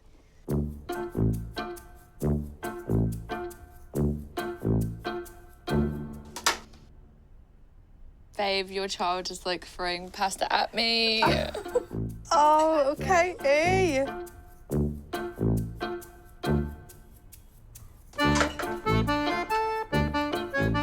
What mess are you making?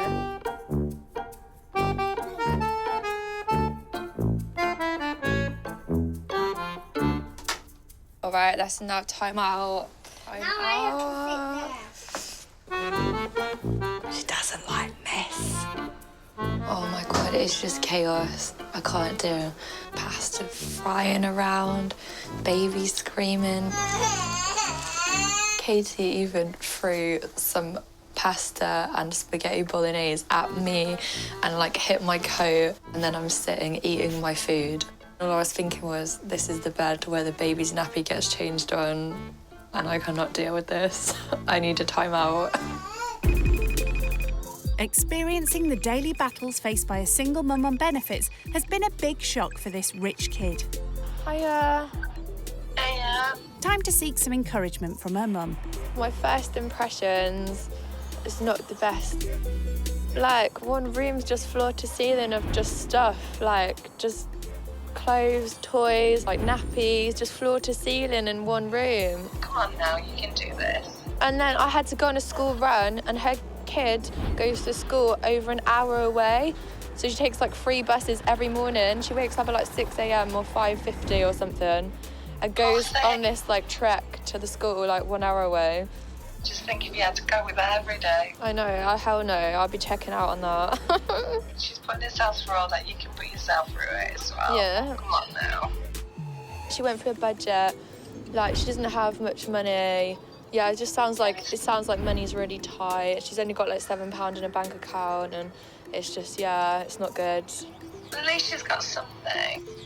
Oh yeah, like I cooked spaghetti bolognese for the kids. That was an experience. You actually cooked it from scratch?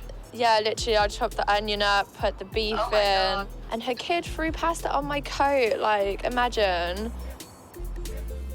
And then they want me to stay over tonight, but I don't know if I'm feeling it because it's just so cramped. Like, the bed is in the living room and there's just like kids' toys everywhere and it's all got pasta on it. So it's like, where am I going to sleep? Do you know what I mean? Well, we all have to do things in life we don't want, love. You can't cop out. You're committed to doing this, so you need to see it through. End of. There's pasta all over the floor, Mum. It's disgusting. So clean it up. Hell no. You can't cop out. You're committed to doing this and you have to do it. It's one night. I'm sure you can cope with one night. All right, well, I'll see you soon. Wish me good luck. Okay. All right, take care. I'll make you some pasta for when you come home and throw it at you. Bye. Thanks, Mum. Bye. Bye-bye. Say night-night. Night-night, Baba. Love you. Talking to her mum has given Jodie encouragement to experience more of the challenges single mothers face. Sweet dreams. Don't let the bed bugs bite. But not enough to stay the night. Like, no offence, but I don't think I'm going to be staying here tonight because I just want to have like a bit of peace and quiet in the hotel. This is a bit much for me. And also, the sofa's like your bedroom, so I want to give you that space as well. Okay, that's fine. All right. Bye. Bye. As she heads off to a hotel for the night, Jodie's unsure if she can survive another day of this. Today has been atrocious. Like, atrocious. I think I'm already having pre-nightmares about going back tomorrow. I don't know how much more I can take. You can tell that she's not used to this sort of surrounding. But hopefully tomorrow she knows what to expect.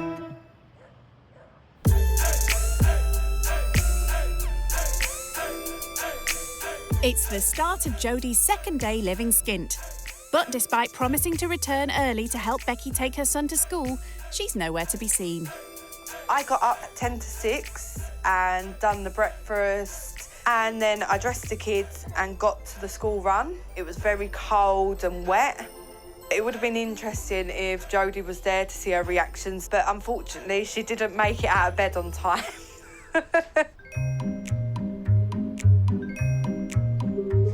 So, what's the rich kid's excuse for the no-show? I decided to skip the school run because it's just, I can't be dealing with that right now. And I'm literally like dreading today, like if it's going to be a repeat of yesterday, like I'm just like up every day at like 9:30, 10 o'clock, like get ready, listen to some tunes, like getting the vibes of the day. And then I go to work when I feel like I'm gonna go. Do you know what I mean? So it's just, her life's just mental. Only 2.5 hours late, Hello, morning. Jodie eventually pitches up. Oh, it's a shame you couldn't make the school run this morning. I done the school run. I know, I'm sorry, I just couldn't handle it. I just couldn't. Jodie's taken time out in a hotel, so Becky wants her to learn that as a single mum, she's never off duty. At about 1 o'clock in the morning, Katie was coughing really bad. She's had a little cough. And she puked everywhere, all over her bed, all in her hair. Oh my God. So I had to get her up and bath her at 1 o'clock in the morning. And I had to change all the bed for her. Oh my God. And then I was up at 10 to 6 this morning. So, can Jodie sympathise with the struggles of a mum dealing with a sick child? How was it in the hotel? It was nice and warm and I had a bath, really quiet, just watched some TV and it was just good, chilled vibes. Perhaps not. Well, I had an eventful night, so...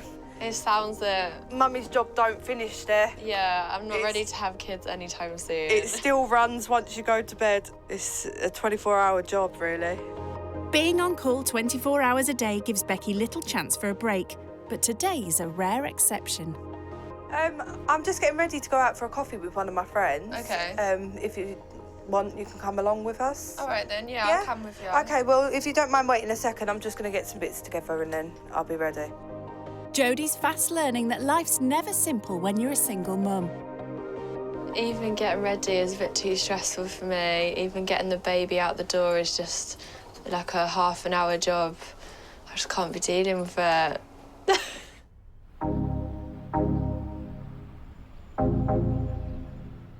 It seems late mornings and luxurious pampering sessions are more Jodie's style. I literally went back to the hotel and had like an hour-long bath. But at least someone got to relax, eh? For flat-broke Becky, coffee with friends is one of the few cheap ways of taking precious time off. So what do you do for fun then? Go to the parks, sometimes we go swimming. Yeah. Is that always involving, like, Katie? Yeah, everything I do is involving the kids. I don't have any other life, you know. It's not like I can just drop them, they're so young. Okay. I mean, what sort of things do you like doing? I go to the pool a lot and the jacuzzi in my building. Go to the cinema room a lot and watch movies. You've got a cinema in your building? Yeah, it's quite cool. I wouldn't mind that. Yeah. You can give me a cinema room if you want. You pretty much got on there with that your TV. Yeah, nice try, Jodie.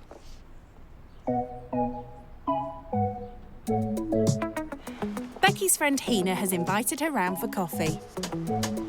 Hello, how are you? Nice to meet you. I'm Jodie.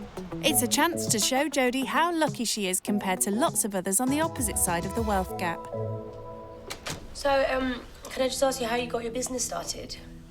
So when I was 22, I was really into beauty, and my dad's always been like a finance director, and so he invested in my first salon. I started managing that when I was like 22 and running it. Do you feel quite fortunate that you've had that help to get started and stuff? Yeah, I am grateful for the opportunity, definitely. Like, you do everything for your kids, so I feel like if you have the means to obviously help your children, I do feel like, you know, that's a good thing. So do you pay all your own bills? No, I don't. I do contribute to my bills quite a bit, but then I get them like topped up. Maybe we should go and bunk in with her for a little while, eh? So, do you go away a lot? This year I've been going away once every month or 2 months. I've just been in this vibe at the moment where I just want to travel all the time. So I've been to like Dubai, going to Mexico, I'm going to go to Vegas again next year. I've been to Marbella quite a few times and Morocco. The hotels are beautiful there. Oh, really? Mm. Yeah. Do you guys ever get a break, like get to go on holiday? Well, flights are really expensive. It's just not affordable for people that haven't got a lot of budget, so... We've both had it pretty tough, haven't we? We have, but life goes on, especially when you have children, definitely. Yeah. Do you ever find it hard to communicate with your children that obviously money might be a bit tight, so you can't get them everything they want? Oh, yes, because kids, they don't understand it. You just have to stick your guns and just, like, put your foot down and just say no. So, yeah, it's hard. It can sometimes, like, be like, oh, God, like, I wish I could say yeah, but, you know, I can't. Today's chat has begun to make Jodie realise just how hard it is for a single mum bringing up kids on her own. She thinks nothing of extravagant nights out, but for Becky, family entertainment usually has to be free. So whenever I get any, like, free time and family time, this is where we like to go. So we go to this farm because it's free to go in there. Here we are, Katie. You're going to go see the animals? Yeah, I don't really think I've got the most suitable footwear on today. But, you know, you've got to be glam, haven't you? I'm just used to being a mummy. I tucked the heels a long time ago.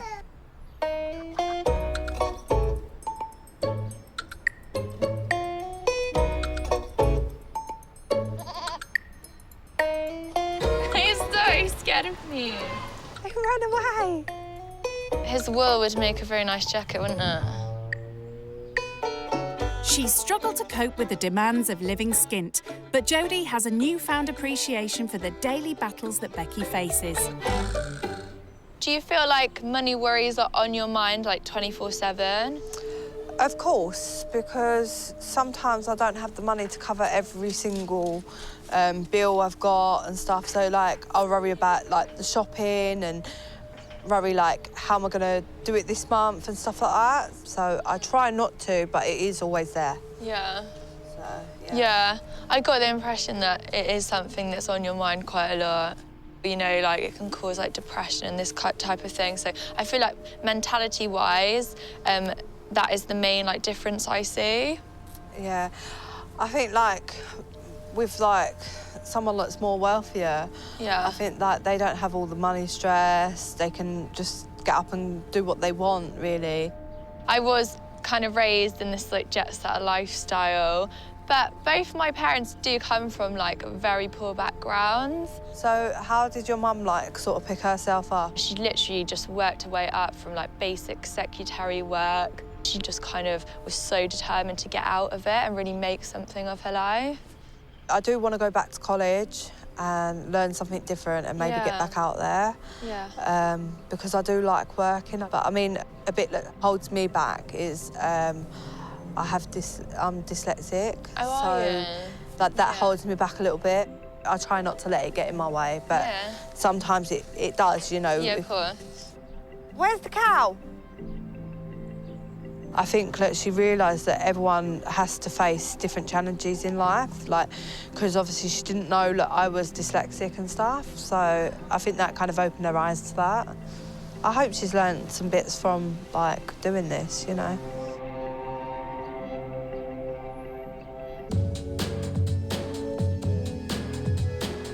Living skint has given rich kid Jodie a new appreciation for the struggles single mum Becky faces. She may have been shy of kitchen duties earlier, but to give Becky a well-deserved break, Jodie's offered to make a farewell dinner. It's chicken dippers and curly fries. Oh, I love a curly fry. Thank you, and I'll leave you to it. Luckily, it's just curly fries and some sort of chicken nugget thing, so I won't be having to make it from scratch. With such an easy meal to prepare, what could possibly go wrong? Well, failing to turn on the oven for a start. I don't know what's going on with this, because, like, I'm used to putting it on, like, 200 or something, and this is, like, 1 to 9. Having promised to make dinner herself, Jodie's determined not to ask for help. Oh, my God. That is a lot of curly fries. I don't know what number to put it on. I'll put it on the top, then it'll be made quicker.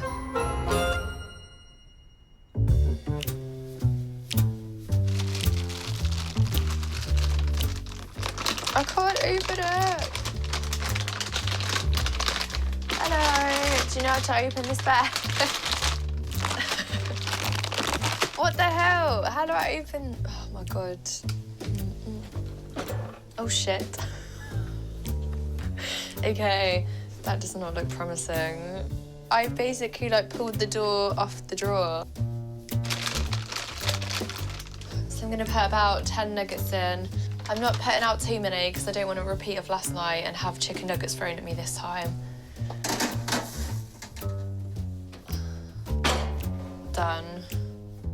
You ready for dinner, kids? Yes. Are you hungry? I'm hungry. I just want to eat, yeah.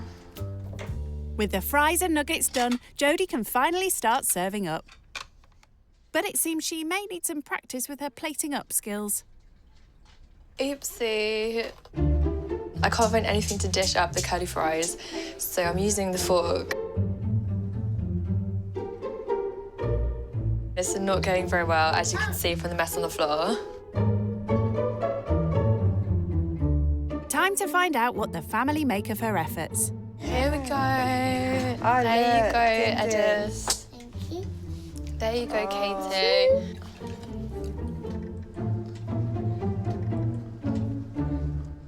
I can't help notice, but they're a bit burnt, the nuggets. I know, I'm sorry, babe. Chips ain't burnt like the... I know, the chips are like undercooked and the chicken nuggets are overcooked. So it kind of complements each other, and then we meet in the middle and it's just cooked. That's not quite how cooking works, Jodie. Yeah. I don't think the kids like it. Oh, sorry. But at least, let's look on the bright side. At least Katie's not throwing it today. No, she's just pushing it away and spitting it on the plate. It's clear Jodie won't be taking home any new kitchen skills from her time living skint. But the experience has given her an insight into the challenges she'd face raising kids on her own. What have you learnt from this? I've learned quite a bit from the experience. I feel like mine and your lives are so polar opposite. They're just so different. I've learned about, you know, how hard the struggle is for you. So that's really eye-opening for me. Yeah, it is hard. It is a struggle. Every day you face is a different struggle, you know? Yeah. I'm hoping that my situation improves in the near future. I'm hoping maybe, like, I can start work once Katie starts school, so... Yeah. Bearing in mind the struggles Becky faces as a single mother, Jodie has a special treat for her. I know how chaotic your life is and you don't get any me time. So I've got you a little gift, which is a voucher to spend at one of my salons. So if you want to relax with a massage or a facial, you can spend the gift voucher on whatever treatment that you would like. Oh, maybe I can go and treat myself to a massage. I don't think I've ever had a massage, actually. Oh. Like, a proper one. Thank you so much for that. Problem. Thank you. As she says her goodbyes, Jodie knows she's returning home with an appreciation of the privileged life she leads. Thank you for coming. No problem. Thanks for having me. All right, thanks a lot. Take care. That's all right. Bye. Bye. Her experience of living on the breadline has tested her to the very limit.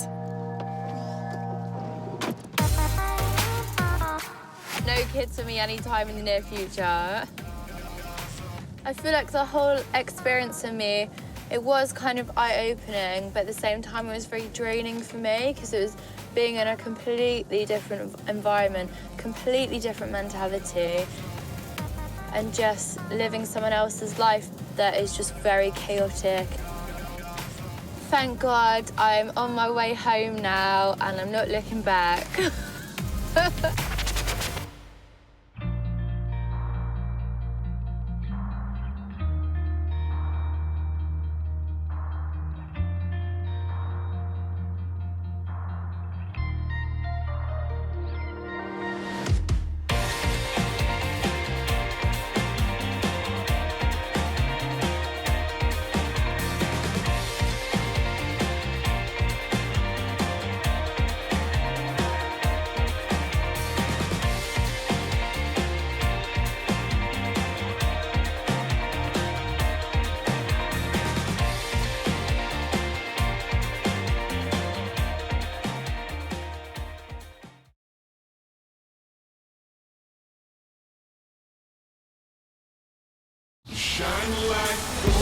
Staying in five-star hotels, 3, 2, 1. speeding down streets in supercars, or shamelessly flaunting their designer shopping hauls. My wardrobe's probably worth upwards of £10,000. The pampered life of the rich kid is completely unreal.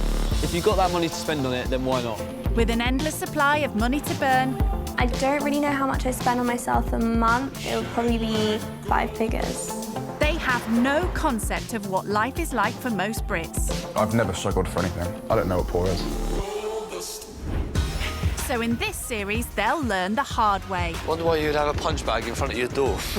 By living with families on the breadline. I'm Fergus, nice to meet you. I'm Anna. Whether it's roughing it on an old sofa... An absolute nightmare. Or shopping to feed a family on benefits. How is this a weekly shop? They'll come face to face with those on the opposite side of the wealth gap. I'm not a big fan of housework. Only then can they realise the true value of money. That watch is worth 6 months of me working. When rich kids go skint. Just start crying, give her a tissue.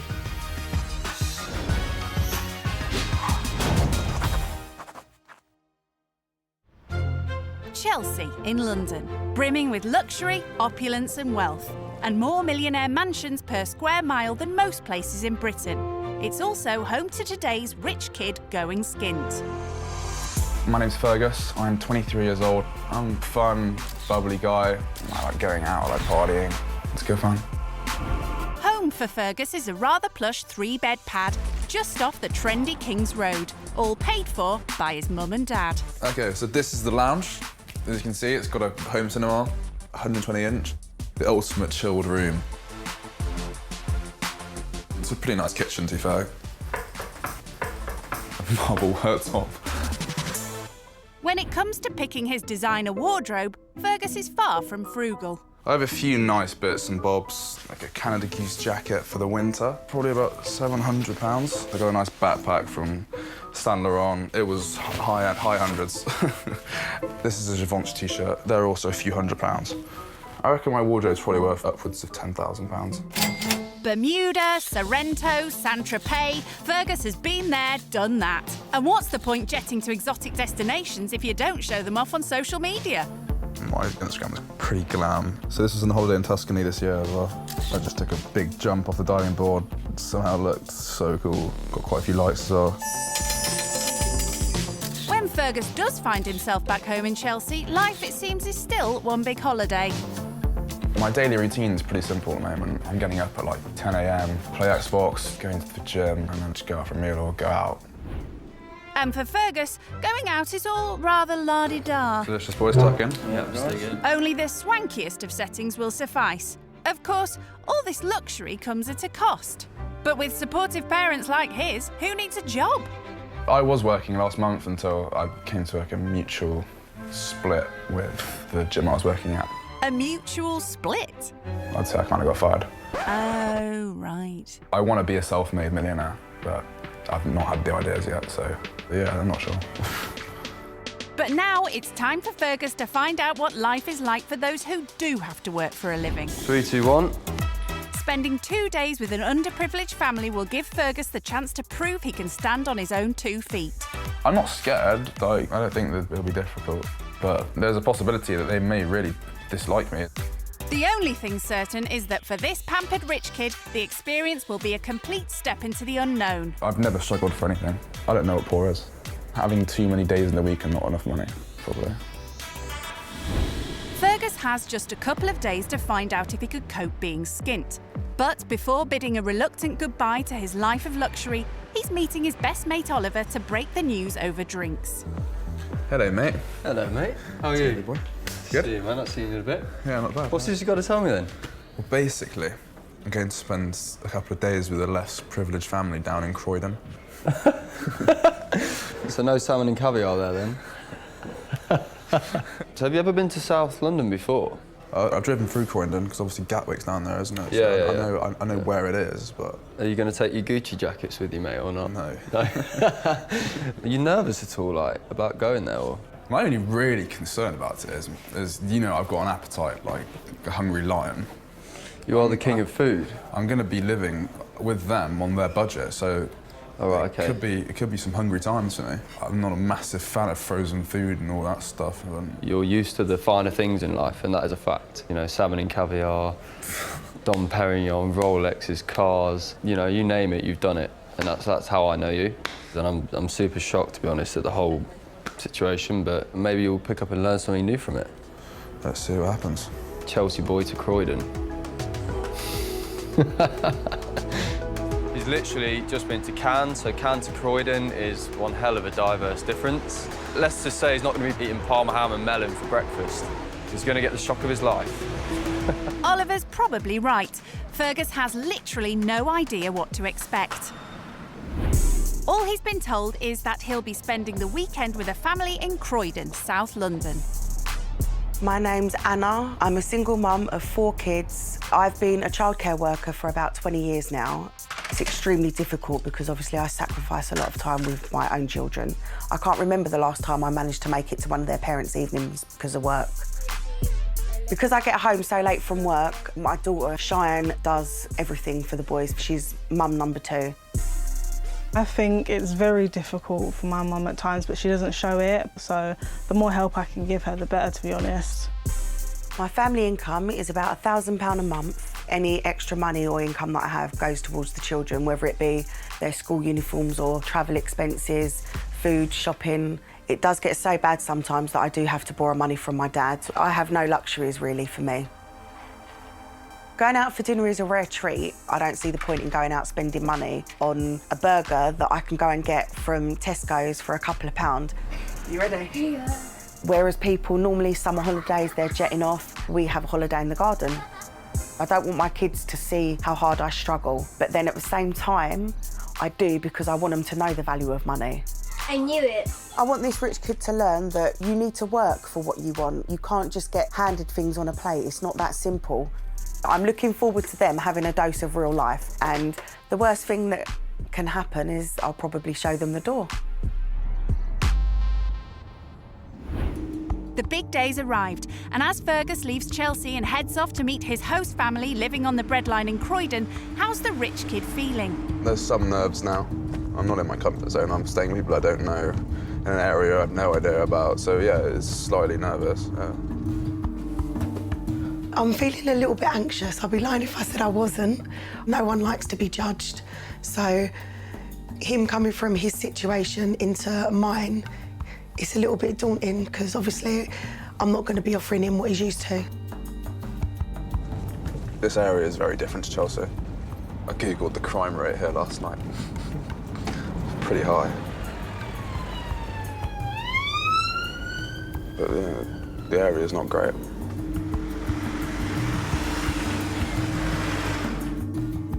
I'm hoping he's going to be comfortable in my home, but it's not the Ritz. I'm just most looking forward to finding out why they think money's so important. Oh yeah. I mean, it's not like a massive house. It doesn't look particularly luxurious, but we'll see what it is like inside.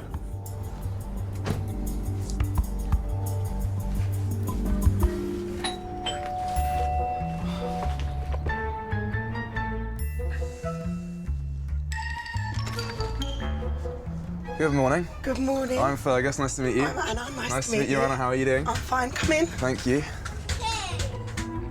Introductions over, it's time to meet Anna's family. Right, boys, shake hands, say nice to meet you. Nice to meet you. Introduce yourself. Hello, I'm Cairo. Hi, Cairo. Cyrus. Hello, Cyrus. My name's Fergus. Well, that's awkward. Right, this is the boys' bedroom. 3-level bunk bed. There, for when my big son comes home to visit. Oh, yeah. Sweet. And this is my room. Nice. So you're a single mum? I am a single mum. I've been a single mum for the past 6 years. Oh, wow. That's a lot, isn't it? It is, but it's good. I get them all to myself. OK, just going to go through to the front room, or the living room, the lounge. Yeah, the lounge. So the chilling happens. This is where the chilling happens. So this, my friend, is going to be your bed. Is it? It is. So what do you think of your accommodation for... Yeah, it's cosy. Very cosy. And so it begins. Right, sorry, excuse me.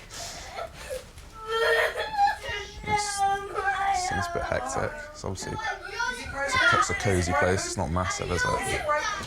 I think we'd be sticking to it. That's the worst thing about it. It's one of those like faux leather sofas. Do what I've asked and put it all away. And then if you can't play nicely together, I think you need to just do your homework and read a book. So, what's Anna's first impression of the rich kid? Very posh. I don't know anyone else called Fergus. I don't think he's going to like sleeping on the sofa, but that's all I've got to offer. Last stop on the house tour, the kitchen. No marble worktops here. Anna's quick to begin with a lesson in how to survive when you're skint. I find it easier to buy in bulk. It works out cheaper as well. So you'd be surprised. This is probably only about £3. What? And when you think you buy one that's like less than half of that, and you're paying a couple of pounds. So buy in bulk and it stretches more. I'm learning already. There you go. I'm pleased. Anna's keen to find out all about Fergus's rich kid lifestyle. When I was younger, I used to spend money on the stupidest things. Like what? You'd hate me. Like, money going out, like embarrassing amounts. What's an embarrassing amount? What? Like going on nights out, you can spend like hundreds of pounds. Yeah. Like maybe 1,000. On what, just alcohol and going out? That's probably the most I've ever spent the other night out. Now that is ridiculous. That's fully embarrassing. I've just learned that he spends a ridiculous amount of money on nights out, money that could feed my family for, my goodness, probably about 4 months. It's absurd. Counting his pennies isn't something Fergus ever has to be bothered by. But for Anna, keeping a tight budget is vital when you have so little to live on. So I usually spend about £150 a month on shopping, but that's got a stretch between me and the 3 kids. Wow. That's crazy. What's your budget? Or do you not have a budget? I do try and budget myself with food, but I spend about £130 or £140 a week on food. A week? Yeah. Was it gold-plated or something? I eat a lot. That's a lot of money. No, I didn't realise in perspective to that. That's crazy. And you've only got yourself to think of as well, haven't you? Yeah. That's eye-opening, to say the least. I spend £150 a month. He spends that a week. What do you buy for like £150 a week? I literally couldn't think about living off that amount of money on food. Like, it's actually really shocking. Food aside, it seems there are all sorts of other expenses Anna has to juggle. So my rent is £540 a month, and I pay for childcare, so that costs me £560 to £600. That's more than your rent? It's more than my rent. These 2 alone is my wages. My wages is around 1,000, give or take. So literally, I work to pay for my rent and my childcare. So any extras So you need to have the benefit? I need some assistance. Definitely. Well, if you're going out to work, then you deserve it. You know each figure to the pound. I have to account for every penny. What about your rent? Yeah, it's my dad helps me out a lot. So your dad pays for everything? Completely pampered, yeah. You know, what would you do if your dad suddenly said, right, that's it, Fergus, no more money, done? What are you going to do?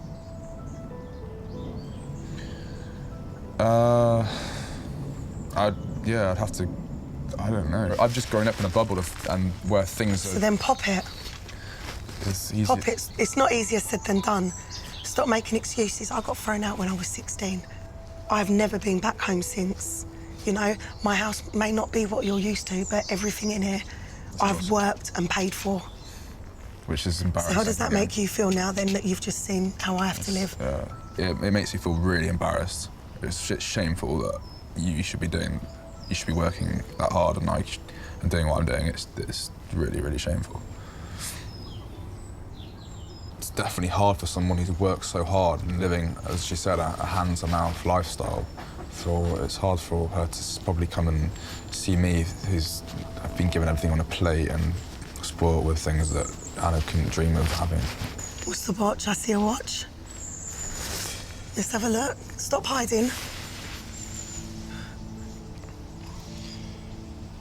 A Rolex.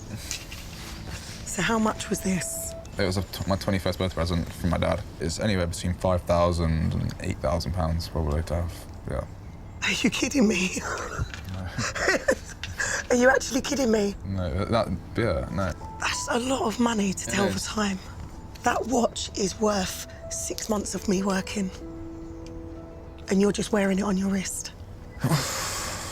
That's really crazy. Beyond this, him and I really have nothing in common. We're just completely different. I mean, I work hard for what I've got. He gets handed everything. If his dad was to stop his money, I think he'd be buggered, basically. Keen to prove to Anna that he can stand on his own 2 feet while staying here, Fergus learns the art of making a family lunch on a budget. How many slices of bread are we doing? Right, 2 for you, 2 for Cairo, and 2 for me. And then Cyrus will have white bread. Okay. Do you want cucumber in yours? Oh, yes, please. So how many slices should I put on mine? Cut about 6, 7 pieces. Yep. You're quite specific about, you know, the quantities of food. Do you measure what you're giving the kids? Usually, I only kind of cut what I know they'll eat as well. I hate wasting. Yeah, fair enough. Hate wasting. I wouldn't be wasting any of your food, don't worry. But do you want it, so I just like... Not loads, just squirt it on and then butter it in. Oh, yeah. That's too much? That's plenty. Lesson over. Time to see what the kids make of Fergus's efforts. OK, lunch is ready. You've got to be louder than that. Lunch. Bit of authority. Lunch.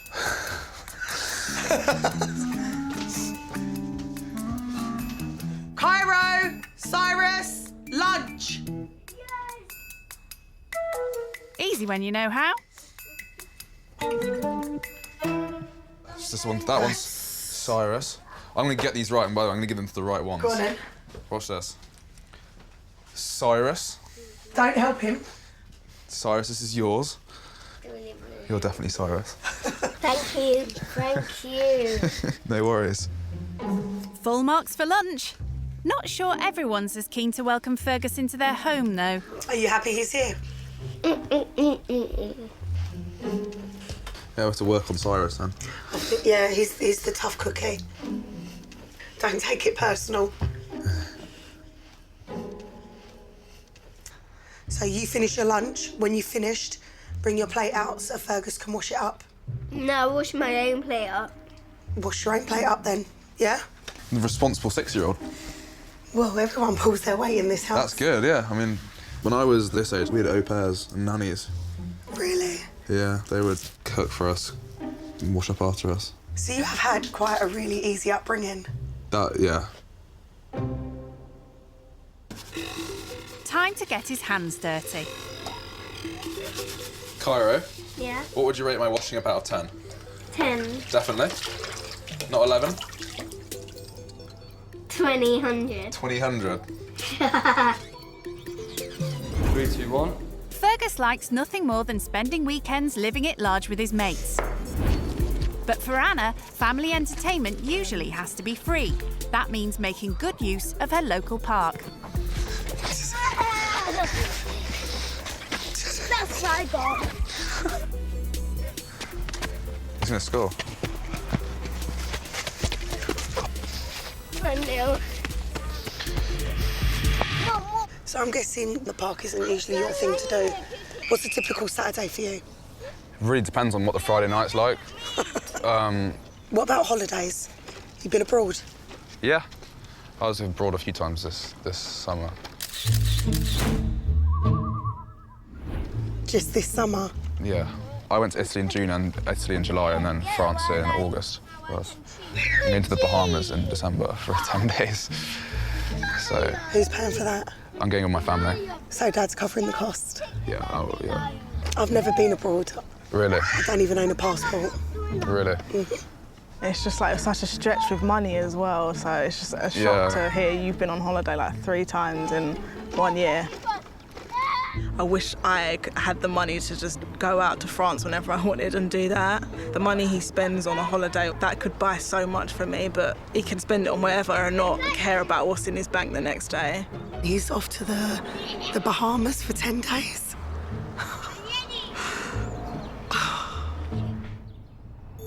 He hasn't been living with Anna for long, but Fergus is already sensing that he has a lot to learn about scraping by. Time for a catch-up with a familiar face. Hello. Hello, bro. Hello. How you doing, man? I'm good, bro. I'm just sat in a Caribbean cafe in Croydon. Yeah? How's stuff? Just, you can't really see it, but pesto salmon, broccoli and sweet potato. Mate, don't do that to me. I'm so hungry, man. I've not eaten. Yeah, like, they're from a different walk of life, you know. Anna, who's the mother I'm staying with, doesn't even have a passport. Like, she's never left the UK. Really? It's crazy. How many people are you living with? She's got 2 little kids, a daughter, and a son who's moved out. So what are the kids like? One likes me, and one doesn't. One asked me to leave. You should see my bed, man. I got the sofa bed. I got a sofa. It's like a faux leather sofa. She asked me what I would do if my dad were to ever just take everything away and say, you can't have it. I couldn't answer it. I didn't know. I literally can answer it. I'm sorry for eating this salmon in front of you. Mate, please, don't. I am so hungry, man. What's the area like you're living in? Like, what's it like? Yeah, it's rough around the edges, man. It's Croydon. But you've been thrown in at the deep end. I'm thrown in the deep end, yeah, definitely. You always knew that was going to happen. Just enjoy it, flow it, man. You'll be fine.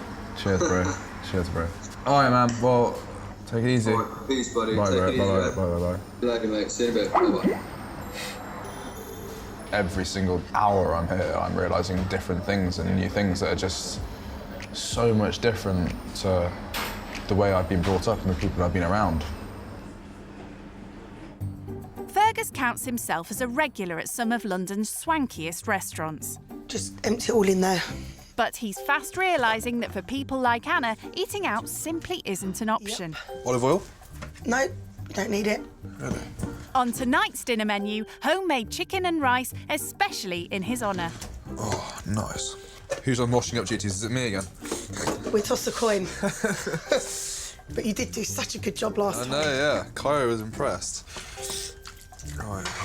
Do you cook for your family? I have done. Supper and breakfast. Or supper? Dinner? Yes, dinner, yeah. You're in the south now, it's dinner. Dinner, all right. It seems some can't wait for their dinner. One of them lollies. Dinner's cooking, so you can have something after dinner. Tell you what, look. Go on. Go and take it upstairs. You saying you could have a banana made him really happy, didn't it? I think, do you know what it is? Appreciation. Yeah, as trivial as it is over a banana, he appreciates it. Yeah, that's something that I should probably learn about more. Some of the stuff I used to stamp my feet out on my dad was ridiculous. They're being brought up really well. Thank you. So you said that some of the things you used to stamp your feet over. Like what? When I first learned to drive, I think I asked for a car that was way too expensive. Which was? I can't remember what it was, but I think you can. I actually can't. There's probably about 6 cars I asked for. A lot of trust with cars stopped when I was 18 years old and I got a new car, and within 5 weeks I crashed it twice. No way. I almost killed myself and my brother. Oh my goodness. That was the front of my car. Obviously you don't need me to tell you, but that could have been so much worse. Definitely. I haven't even got a licence. No? Nope. I've got school shoes and PE kits and other things to buy, so I just have to settle with my oyster and my feet. Thank you so much for dinner, Anna. Don't thank me until you've tasted it. No, I actually had it. I did try it actually. It tastes good. It tastes yummy. I can see that. You've nearly finished. You wolfed that down, man. So growing up, how did you kind of view people that weren't as well off as you? I mean, I would be lying to say I wouldn't stereotype. When I was younger, especially, you think that everyone's gonna be a bit more rough, like the TV shows that show all these people who are literally sponging off the government doing nothing. And it's unfair because some people would put you in that bracket. However, since I've come here and seen what you have to go through in your day-to-day life and how much responsibility you have as a single mother and a working mother, it's definitely harder than I first thought. No, I respect the fact that you've said that because, I mean, in a way, you saying you don't judge, but you kind of did. Mm-hmm. So I'm kind of glad in a way that you being here for such a short time already has kind of opened your eyes. Deep. That was really interesting. I knew that he had, you know, some preconceived ideas about what we were going to be like and how we were going to be, but we're just like him with less money. And I must admit, I kind of thought that I wasn't going to take anything away from this, but to be honest, as the time's going on, I'm really warming to him. Living skint in Croydon has so far been a real eye-opener for Fergus, and there are reminders everywhere of how challenging a life of poverty can be. Just a year ago, a close friend of Anna's lost her son to knife crime on a nearby estate. How old was he? 1997. He was younger than I was. He was 19. Bloody hell. And he got stabbed to death. He was a good kid. It's crazy. Anna has first-hand experience of what it's like growing up in a tough neighbourhood. So she's taking Fergus somewhere you'd find few rich kids hanging out. So where are we going? This is originally where I was born. Okay. And what's so special about Zoe? Why have you brought me here? because it's not as nice as my area. Okay. When I fell pregnant with my son nearly 22 years ago, this is the spot they wanted to house me. Oh, okay. But I was adamant that I really didn't want to be here. And thankfully, my wish was granted. It looks like everyone lives on top of each other here. I mean, there's just houses upon houses upon houses. Just, that's probably what it is. That's exactly what it is. There we have it. It's not. It's not Chelsea or Staffordshire. Nah, that it ain't. This is such a notorious neighbourhood, they've even had to bring along a security guard. As we've been filming down the road, we've had more and more cars going past us. It's a close-knit community, everybody knows each other. They'll be texting each other and saying, what's going on, have you seen this? It's more cars, see? Now they're driving in pairs. Before it was just single cars. You know, we've got £1,000 worth of camera equipment. Anything can happen at any second. It's not long before the group begin attracting some unwanted attention. Can we keep it moving? They're flicking fingers at you. See, what a lovely area. Totally out of my comfort zone. I feel like I'm on edge looking around the whole time. It's really nuts. I think I'd like to get out of here sooner rather than later. The situation's becoming more dangerous by the minute. The security guard quickly calls time on their night out. Guys, we need to get moving. We're attracting far too much attention, and there's cars going around with their lights off. See, now here's another car just coming. This car's been past us twice before. So we should go? Yeah, boss. Yeah, right. We need to go. Yep, let's go. We need to go now. Okay. What's happened? The camera's paying attention. What's happening? The cameras are drawing attention. They don't know who we are. Yeah. So in a minute, anything can happen. By the time the police will get here, it'll be too late. So we really need to go now. Go. Yeah. I'm done. Fergus can't leave the area fast enough, but for Anna, it's important he sees the hard realities of living life skint. I think tonight has been a good experience for him because, I mean, he's literally had a snippet into my world. He's not used to going to places that are not Chelsea or Mayfair or any of the other fancy places. He's had a bit of a dose of reality tonight. I'm kind of relieved to be back on the sofa. I never thought that there'd be this much drama going on. I really didn't expect that. It's been a day of learning. I feel like I've learned a lot. It's the start of Fergus's final day living skint with Anna and her family. And it seems this rich kid is starting to win over his new housemates. Yeah, I'm quite popular today. Everyone's hanging out with me. Brought out the computer and suddenly I'm everyone's best friend. I want you to stay. For how long? Long. It's definitely a change of heart. Cyrus and I are best mates now, we get along. Good morning. Good morning. Good morning. Breakfast is served. Thank you very much. So how did you sleep? I slept well, thank you. Yeah? Yeah, I slept well. How was it, boys? Would you like him to come and stay again? And where would he sleep? Top bunk. Really? Yep. You've got that status already. But before Fergus gets too comfortable, Anna has a surprise challenge to spring on him. Okay, so you know we hit upon my shopping budget. Oh, yeah? I'm going to give you £40 to buy meals that will feed me and the family for a week. So 4 people? For a week. So £10 each. So it has to be enough to do like a meal a day. £40 is like when you go out and have like a 2-course meal and a glass of wine, isn't it? I wouldn't know. Flipping hell, so each meal's like a couple of quid. This is the hardest thing I've done. All right, let's do it, yeah. Let's see how it goes. He has absolutely no idea what £40 is going to buy him. I'm not very optimistic.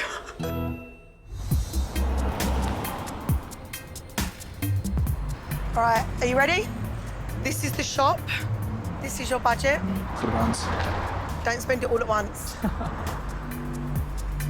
This is going to be Fergus's biggest challenge yet, but if he's going to stand on his own 2 feet, budgeting is one of the most important things he needs to learn. Quite sweet corn.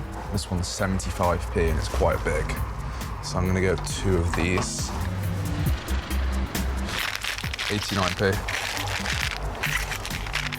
He looks so lost. Soft white bread for Cairo. Brown bread for everyone else. I might eat another basket, you know. That's a couple of meals. Sorted. 2 for £1. £3 for crisps. I think we can stretch to that. I'm not really seeing too much that he could possibly put into a meal. The boys will kill me if I don't buy any chocolate for them.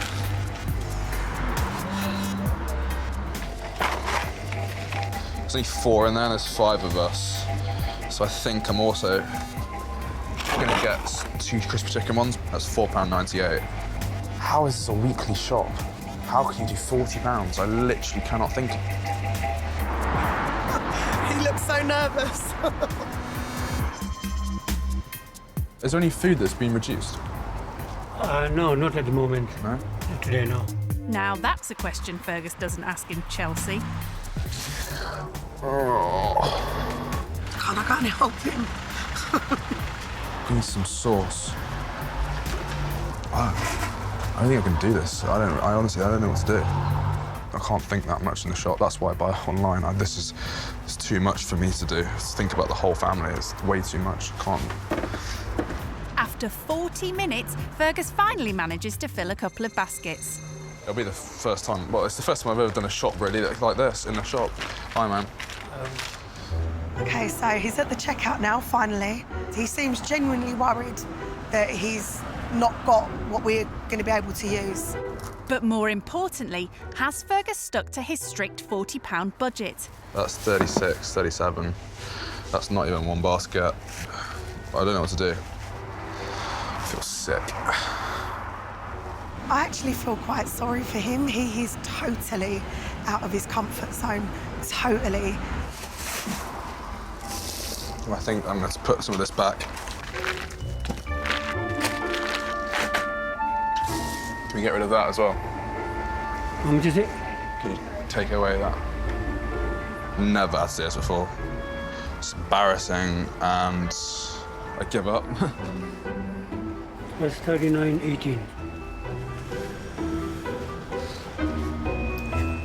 So how was that? You'll see when we get home. Should we go? Yeah. Come on in. Come on in, let's see what you got. Beef mince, frozen. Stuff you could do bolognese with or whatever. I mean, oven chips. These are embarrassing to even get out. I've got hot dog sausages. They're big. What else have we got? I got some ham for sandwiches. Okay. Bolognese sauce for the mince. So I thought what we could make today, just as it'd be nice, is I only had 4 beef burgers, but I also got some chicken things we could have in burger buns. Okay. Is that change? Oh yeah, there's about 79p change. You've done good. I'm impressed. I am. Stop looking so worried. I'm actually really impressed. Thank you very much. Well done. Not to sound condescending, but well done. Yeah, the one thing that I really noticed was that I was looking at the price of what it was before I was doing anything else. That is new to me. I mean, I don't have all the money in the world, but I don't go into shops looking at the price of things. I'm already thinking about what I want to eat. Yeah, it's just nuts how it just added up so quickly. It's tough. Right, lunchtime now. Yeah, lunchtime. A lot of the stuff he bought isn't stuff that I would generally buy. But I can see he's put so much thought into it.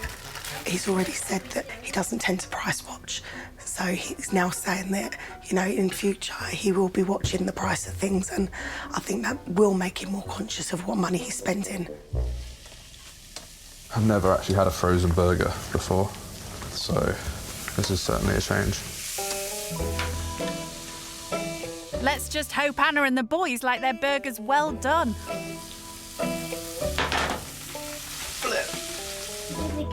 Wow. Cyrus? What do we say? I mean, this is a real big improvisation from me. Wow. Slow down, Cyrus. And do you want chew any louder. It's so yummy. Going down a treat. What would you like him to cook us next time? The same. Rich kid Fergus is at a cafe in Croydon where he's checking in with his best mate Oliver. Hey, buddy. Hey, man, how's it going? Experiencing life outside Chelsea has been a hard dose of reality, like his visit to the tough estate last night with Anna. We're attracting far too much attention. Yeah, we need to go. I'm done. Anna basically wants to take me there because that's where she grew up. We got there, mate. It's like little 8-year-olds flicking fingers up at me. There were these cars getting past us. They like literally repeatedly come round the corners, and like we keep seeing the same car with like lights turned off with more people in it. And in the end, the security were like, it's too dangerous to film there. Like, you need to go. Are you all right, mate? No, I'm fine. It's a bit shaken up at the time. It's all good now, though. No, I bet. You know, like you hear stories of like this man got stabbed and blah blah blah. Is there a lot of that goes on around that? Yeah, man. And one of Anna's mates' sons was stabbed not too long ago. Really? Yeah, and not too far away either. But I've got loads of stuff to tell you. Like today I went food shopping. Like I had to feed the family of 4 for a week's worth with a budget of £40. Blimey. You think how much you spend it on a daily basis? That's mad. What have you ate? I cut lunch today. It was off my budget, man. As I literally cooked them like burgers and chips, and like it went down pretty well, to be fair. I'm not going to tell you what I've just ordered. No, please don't. No, I'm not going to tell you. I'm intrigued to hear much more about it, mate. Yeah, we'll have a catch up when I'm back. Yeah, drop me a text. Peace, bro. Nice one, guys. See you soon. Bye-bye. Cheers. Bye-bye. Bye-bye. Oliver was sympathetic about it all, but when you experience it firsthand, you know, it's very real, different. The experience living skint with Anna is almost over.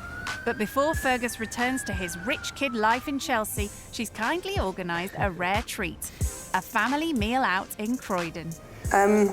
Obviously, I would have taken you somewhere a bit more glamorous, but this is it. This is lovely. Absolutely, this is an unreal gesture. Thank you so much. I like you. So easily pleased. Did you think you were going to dislike me? Honestly, I did. Yeah. I thought you was going to be really pretentious, really up your own backside, really snobby. But you've proved me wrong on every aspect. I'm very glad I have. So what about you?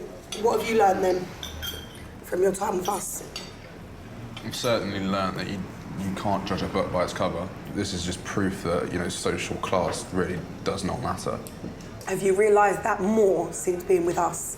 100% actually. I couldn't agree more actually. You've come into our lives, our home, and you've seen that we don't have that much money, but you know, we still manage to do things as a family and be happy. So I think it's safe to say we've both gone into this and achieved. 100%. I feel like I've achieved what I wanted to do. I'd do it again. As a token of appreciation for all she's taught him over the past couple of days, Fergus has something for Anna. To remember me by. And I've also... Thank you. I've also bought you a family pass to go on the tallest structure in London and the longest slide, the orbital slides in the Olympic Park. Are you serious? Yeah. There's also a view of the whole of London from it. So I got a full family Thank you pass. so much. No worries at all. You'll love it. You nearly made me cry, but I'm not gonna do that. It was really heartwarming seeing how emotional she was towards him, because she's not really an emotional person. She never shows her feelings. So I know it's genuine feelings when she's almost about to cry over Fergus. So she must really like him. It's a good thing.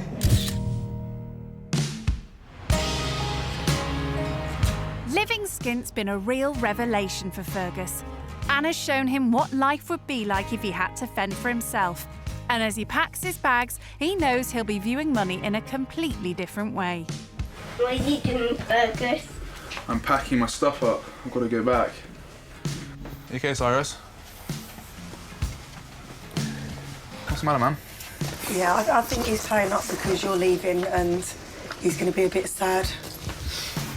It's all right, bro. High five. It's been an absolute pleasure. Thank you so much for having me, honestly. I hope that everything in life goes really well for you, and I'm sure we'll see each other soon. Right, give hugs, because it's time for me to go. Next time you see him, it'll be on FaceTime. Bye. Yeah, we'll FaceTime soon, boys. Bye.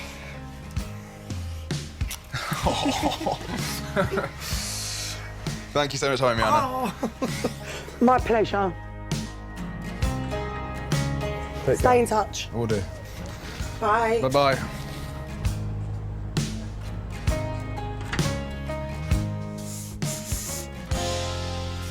Wow.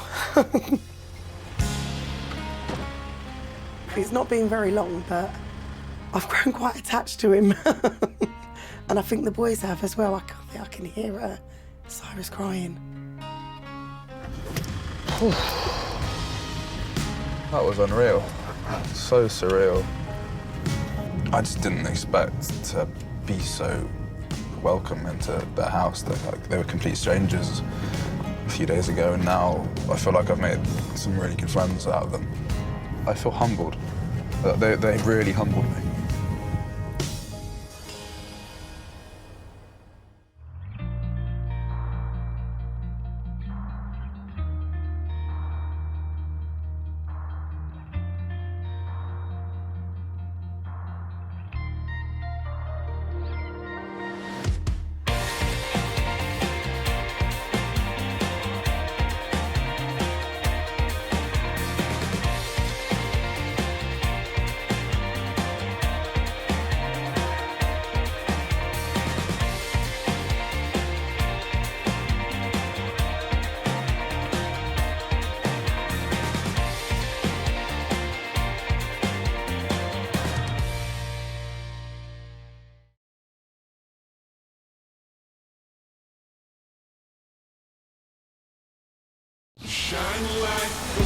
Staying in five-star hotels. 3, 2, 1. Speeding down streets in supercars.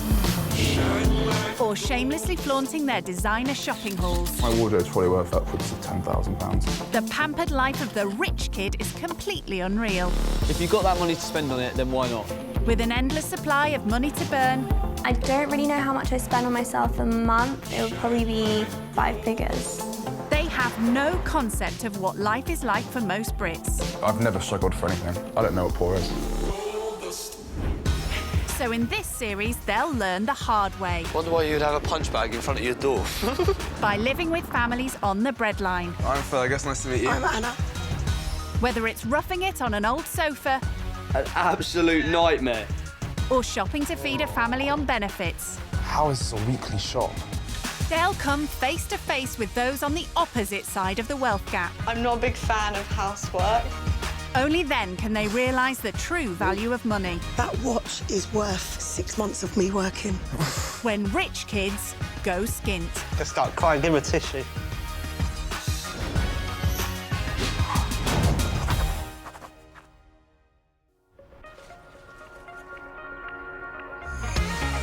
This is Callum. He's 16 and loves splashing the cash on designer labels and expensive gadgets. Using his parents' money, obviously. He lives in a posh village near Milton Keynes with his parents and 2 brothers. Home is a Grade 2 listed 5-bedroom thatched cottage, and it's worth a bundle. We have some creaky stairs. Now, these are a bit of an issue, I'm not going to lie. It's quite hard to sneak out of the night time to meet your mates or whatever. And then we come into the best room in the house, my bedroom. In here, I have my most prized possessions. So this is the wardrobe of wonders. Some people may play football. I kind of collect clothes as such. This hoodie here, this is quite a recent buy of mine. This cost me around £160, so that was quite nice and cheap. Presumably that's not from a charity shop. On an average month, I reckon I would say around £400 is spent, although on a good month, I could easily spend up to £1,000, if not more. This is a long sleeve t-shirt that I've just recently bought. This can probably sell for around £300, £400. And there's no point buying it if you can't flaunt it on social media.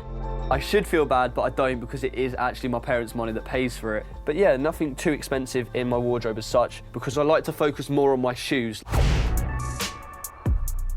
So right here, I have my favourite pair to wear. Fresh out of the box, these can resell at around £1,000 for these particular pair of shoes.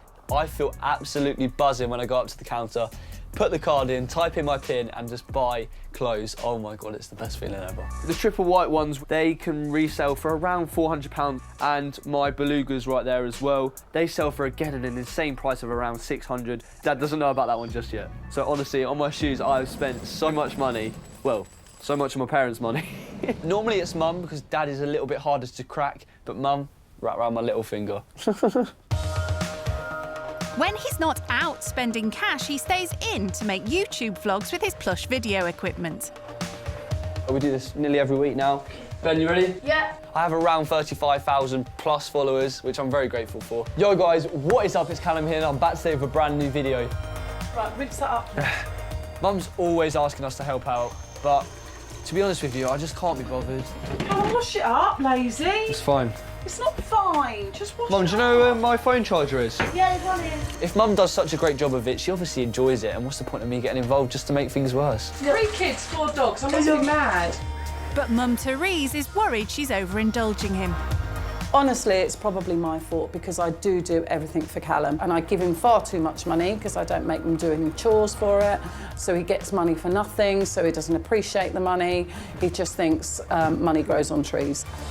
She's decided Callum should stay with a far less privileged family, start pulling his weight and go skint. I just feel he needs to understand the value of money, to see how other people live, to make him appreciate me a bit more, to make him try and appreciate how much he gets. I think this whole experience would be a really good thing for him. Surprisingly, he's up for the challenge. I know I take a lot from you and Because you don't appreciate me. The chances are they'll have a nice house. Hopefully. You don't know that? Well, who knows? What It might about actually if be you have to worthwhile. hoover and make the beds No, and cook? It's a and normal wash? house at the end of the day. Yeah, They well, will- those sort of children do stuff in the house, Callum. No, they'll still have someone there that will do the cooking and cleaning. No, they won't. You might have to do that. Do you know, it sounds really bad, but I hope you appreciate me a bit more because I do absolutely everything for you. Well, I don't think that might not change. It makes me sound really bad now. It makes me sound like I do nothing. You don't do anything. No, you don't. This is Deal, one of the poorest areas of Kent. Over 2 days, Callum will be living here with single dad Luke and his 3 sons, Owen, Levi and Cody. I bet you can't throw further than me. Luke's been bringing the boys up on his own for 8 years now, after a breakup with his ex. And it's meant a massive change in his life. Oh, that was rubbish! I used to earn a fair whack, but since having the children and I've had to accept a lower income, I think I've been happier. Obviously, the boys love coming down to the beach. We live so close to it. Why not take advantage to it? And what free entertainment there is, throwing stones into the water. Levi, I can't throw it further than you.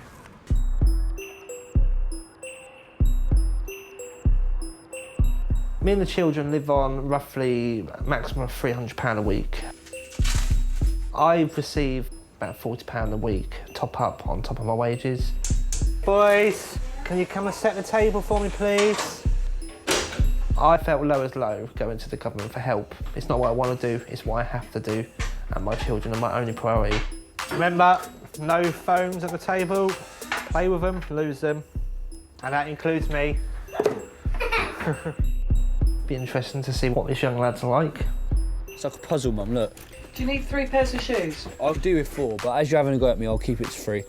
I'm expecting someone who's had life put on a plate for them. Mummy, Daddy have paid for everything, bailed them out. Pants? Yes. Socks? Yep. Deodorant? No. Cuddly toy? I think the time he's finished with us, he'll be exhausted.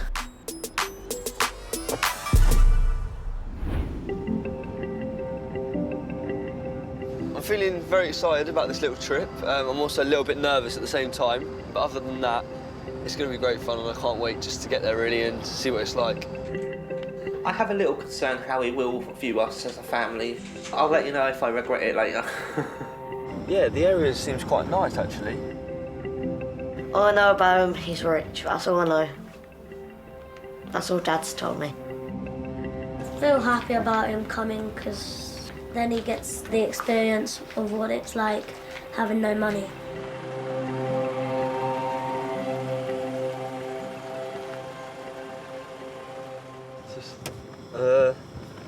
It's a little bit different here compared to back down the road. But I guess there should be more than meets the eye. So yeah, let's get inside.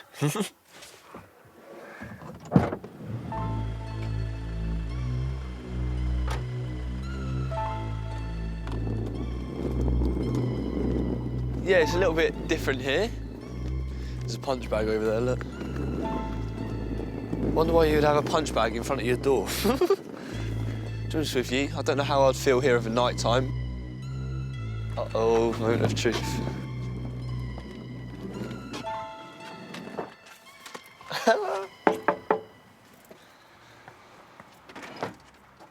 Hello. Hi, Nice I'm to meet you. Luke. What's your name? Callum. Callum, Nice come to meet in. you. Welcome to the Cheers. madhouse. Don't mind me bringing all this in, do you? No, bring it in. Cheers, mate. You might not find it when you leave. First up, Luke wants to show Callum round his house. It won't take him long. Please excuse my lack of decoration. Right. I've been here 4 years and I said Yeah, I'd have it decorated within 6 months, but I didn't say what 6 months I'd do it. When you get to an old age, what would you want to remember more? The weekends that you spent at home making sure your house was perfect, or the weekends you spent down the beach or at the woods with your kids? It's always clean, it's always tidy, it just needs a bit of attention. This is the boys' room. You've got the two youngest one in here, Cody and Levi. They both punched a share little hole in this wall or something, get a bit angry. Yes, unfortunately that was left from the last tenants. Oh, right, OK, yeah. So it was never done by us. Having seen round the house, Callum gets to meet Luke's kids. Hi, boys. We have got Cody, aka Ginger. Ginger. And we've got Levi. Levi. And we've got the eldest, which is Owen. He's coming to stay with us for the weekends, and we're going to show him what the real world looks like. And Luke's real world means not having your mum to do everything for you. All right, today we've got a football match first thing. We'll be heading round to the field. Get yourselves ready. Cody, make sure you've got all your kit, please. So come on. Cool, boys. Come Chip then. chop. Get ready. I'll follow you then, I guess. Yeah, follow me. For Luke, football means a cost-free treat for his lads, providing he organises everything himself. I can't pay for help, so I'll be expecting Callum to earn his keep this weekend by helping us out around the house and doing some of my chores. Right, we'll put the nets up first. Callum's completely unprepared for any type of work. I haven't quite got the right shoes for this. I have to tell my children, preparation, make sure you've got everything prepared. Run! Well done. Right, that's the caller flags. Callum, off your phone. Yeah, sorry, one sec. Not here to gadget. Right, Callum, if you come over to the technical area, this is where we have to stay. OK. Not allowed to pace up and down the sideline no more. Right. No pacing. That suits Callum. Means he can get back on his phone.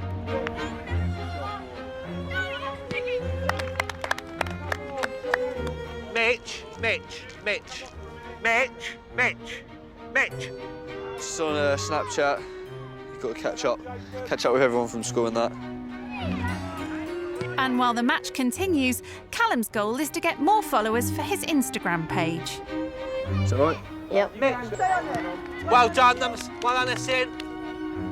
Cody, stop doing cartwheels. Get in your goal on the line. Great goal, Jacob, well done. Oh, I missed it. Great goal. Yeah, we all enjoying ourselves down here, sunning ourselves, boys. Yeah, we're having a good little chat. Yeah. All right, don't worry. How are they playing? Good? Well, yeah, if you're watching, you'd have found out. Great save, Cody. Great save. Unimpressed with Callum's enthusiasm, Luke gets him packing everything up at full time. Callum, I would like you now to put all the cones into a pile. As every bottle needs to be emptied. Whee. He's hardly broken a sweat, but Callum is ready for a long break. Luke, however, has other ideas. We're going to start some lunch. You made a sandwich before? Yeah, I can do sandwiches quite well, to be fair. It's like a lock. What do you do for your mum though around the house? Do you do any chores? Not really, to be honest Nothing? with you. Sometimes I'll pull my curtains. Oh, you know, spoil your mum then. If I'm feeling nice. Otherwise, Mum does do a lot for me. Right, if you want to give the boys a shout. Come on then, got lunch. Feel like a waiter, a cook, and everything. There you go. What's in it? Put your ham, is that all right? Right, you'll want melon. Right. Getting in the right mess. That's all right, you'll clean it up. There's 3. Make as much mess as you want. Oh, blimey heck. Do you have to wash up all your dishes and stuff then? No dishwasher? Yeah, we have a dishwasher. It's our hands. Oh, right. Tell me when. That's enough. Don't want to waste it. We're washing up, not washing the world. Should I use this? Yes, mate, yeah. Cool. Nice clean sponge. I'll just put it on the dryer. Yeah, put it on the drain board. So you thought you'd leave me all your washing up then, yeah? Yeah. Little treat. You should have said you'd like doing it because I'd have left some more for you. But don't worry, there's always dinner tomorrow. Luke is gobsmacked to learn what Callum normally does for lunch. My parents would normally give me, like, I don't know, say, here you go, have 50 quid, you can buy yourself some lunch and something, like, nice to wear or whatnot. 50 quid just to go out down the shopping centre with your friends? Yeah, to be honest with you, it's sometimes not even enough by the amount I spend on my clothes. So Wow. I have to dip into my own Not money. even enough. Oh, you have to dip into your own money? Yeah, that won't even pay for a pair of shoes, that won't. Wow. So, yeah, an average pair of shoes for me is going to cost around 300 quid. In this house, that would involve nearly enough a whole year's work. And no one's a stranger to work in this house, so Callum has to make his own lunch. I might just have a jam sandwich. Is that A right? jam sandwich? I don't think I'm going to bother with a plate. 'Cause I feel Yeah, like you're going to save yourself washing up, are you? that's what I'm thinking. If I just go like... Yeah, that's cool. So it's a busy morning. How you feeling? To be honest with you, feeling like a slave. Like a slave? Mm-hmm. My heart bleeds for you. Welcome to the world of being a parent, I guess. Yes, I'm glad you're getting a taste of that today. After lunch, instead of spending loads of cash shopping, Callum has some free time. One last whip. But Luke's about to be a spoilsport.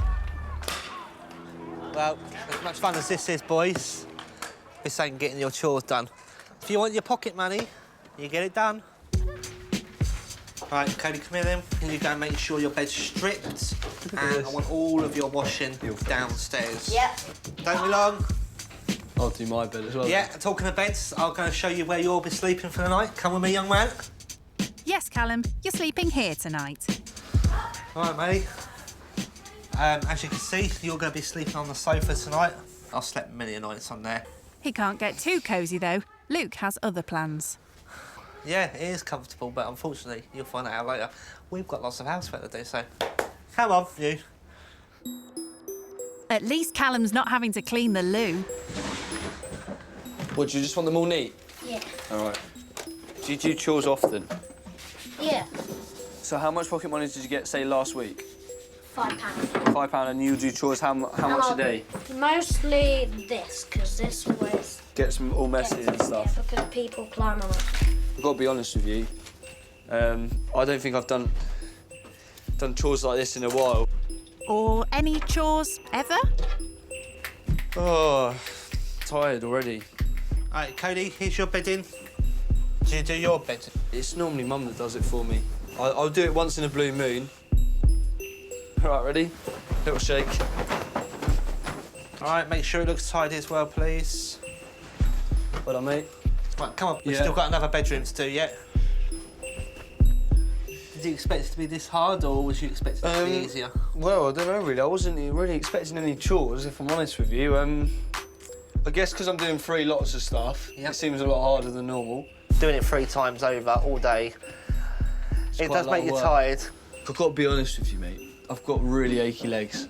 With all the work you're doing today, I'm pretty sure by tonight you're going to sleep really well. After the bedrooms have been tidied, Luke's girlfriend Chloe comes round to visit him. He's on top of you. Oh, he's behind me somewhere. So Callum gets a chance to chill out with the boys. Right, guys, can we put the computer away now, please? We are going to go out for food. We're going to go and get some burger and chips. Right, come on, all outdoor. As it's Cody's birthday tomorrow, Luke's taking everyone to a local cheap restaurant for a special meal. But it's very down market for Callum. Yeah, I'll go that side. It's the sort of restaurant he wouldn't consider visiting back home. Chicken nuggets! Chicken nuggets, yeah. Yes! So, how do you know about this restaurant?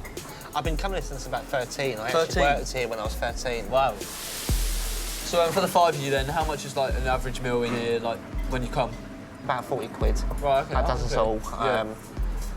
It's cheap and cheerful. It's good food though. How about you? What's your average when you go out with your friends or family? It depends really. Say last month, £400 on food for myself. Just for yourself? Yeah. £400? Wow. That's a week's budget for me. Really? Yeah. If I was to Right. spend that much on a night out, we'd be living on beans on toast for a month, I reckon. Yeah. So how much would Luke spend on a night out? If I'm going out just for myself, I budget probably about 20 quid for drinks. I make that last all night. And I feel guilty spending 20 quid on drinks. If I had £100 to go out, I'd probably slaughtered.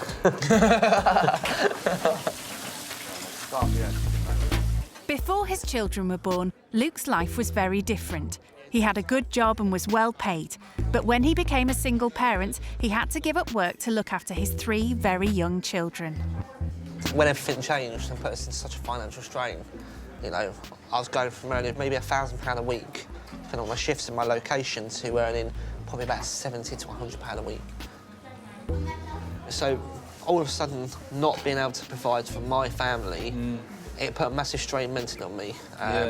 Having to go to the government with my hand out and saying, I can't provide for my family. You know, we've all seen these shows on telly, how people are portrayed when they're claiming any Yeah, and sort to of be income. honest with you, that was my view. I was thinking, if someone's on benefits, because of the media and the way it's portrayed, they're just doing it just to abuse the system. Yeah. They can't be bothered to get a job. It was once all 3 children were in full-time school that I was able to start my current job. And I've been happier ever since, mentally happy. Yeah. And obviously... Bit of a relief. Yeah, a bit of relief. And it was important for the children, obviously, to see that work ethic. Yeah. But by next year, I do reckon that financially we'll be well off again. And we're looking forward to actually booking our first holiday. We've never had a holiday. And actually give them something more to look forward to rather than trips to the local beach. Callum's had 3 foreign holidays in the past year alone, so Luke's revelations have got to him. I've got a lot of respect for you, thank you. Thank you very much. Jesus. You're going to touch me, what? Just start crying, give him a tissue. Oh, sugar. Right, boys, we're going to get our coats on. We're going to go home now. We've had our treat, all right? So we're going to make our way up home. I don't know, we'll watch a bit of telly. Let's see what we do when we get home. Last one out that does all the washing up. Go. Oh, looks like Callum's enjoyed his washing up today. What's this? Well, I've done enough for one day. Callum's exhausted after doing chores. Callum. Hello. I'm going to take the missus down to the pub for an hour. At 9:30, the boys are to go upstairs to their bedrooms, where they have half an hour just to chill out. That sound all right? Yeah. Cushy. Right. Sounds all right for you, doesn't it? Cushy for me, yeah. Behave, look after Callum. All right? I'll see you very soon. If you need me, give us a bell. All right, have a nice time. Callum has had a good time with the boys, so he decides to do even more work by repairing Levi's scooter. Right, so we need one Allen key on this... Oh, you've got a bolt on this side. I've never actually done babysitting at someone else's house before. That is tight. Meanwhile, Luke and Chloe are enjoying a bit of time on their own for a change. So, what do you think of that Callum then? He's actually quite a real nice lad. A bit wet behind the ears, you know. Obviously, a typical teenager, taking advantage of mum and dad. I wouldn't say it's his fault. He's obviously been allowed to get away with it, and what teenager won't take advantage of that opportunity? I feel like I'm tightening it. Or am I loosening it? Sweating. Babysitting, DIY. I've been cleaning and everything in this house, aren't I? To be honest with you, Levi, I don't think we're going to be able to do that, Will. Despite his best efforts, Callum is unable to fix Levi's scooter, but he does have a game on his laptop that should impress Cody. But we have got bed in about 20 minutes. What you've got to do is have one finger in front of the other like this. Look at that. You did it. Cody's happy, but there's something up with Levi. You all right, mate? Levi. What's up? What have you done? Levi. go to bed. Why don't you want to go to bed? It's boring. You don't want to go to bed because it's boring. There's nothing to do. Eventually, Callum manages to persuade all 3 boys to go upstairs and clean their teeth. Oh, dear me. I didn't quite see this coming, to be honest with you. I've done everything today. Literally, I'm a parent for the weekend. Wow. I feel like a dad. Do you feel like I'm your dad? Daddy? Who would you prefer, me or your dad as your dad? Yeah. Oh, I might have to cut that bit. Good lad. Keep cleaning your teeth, yeah?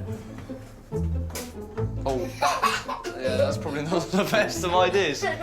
Right, you know what? You know how good you were at cleaning earlier? Do you want to clean that up now? Do you think that's a good idea? Go on. Guys, remember, you have to do You know what you're doing, yeah? 2 minutes. That's it. Go on, give that a little clean now. That's it. Maybe not do that again. Back in the pub, it's near the 9:30 deadline, but Luke's having another pint, buying Callum some extra time. Careful, careful. Yeah, be careful, though. Yeah, all right. I probably wouldn't go spraying it around too much, though. Spray your bed. Of course. It's now 20 to 10, and Luke and Chloe are about to head back. Come on, mate. Come on. Come on, we've had a good day.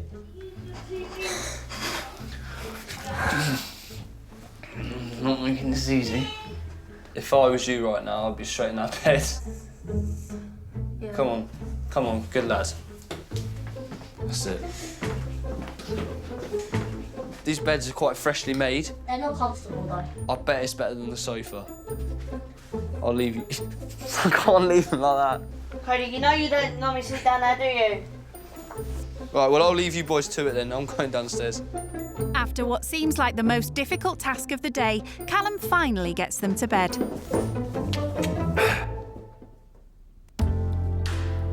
Relieved, Callum decides to talk to his mum about everything that's happened during the day.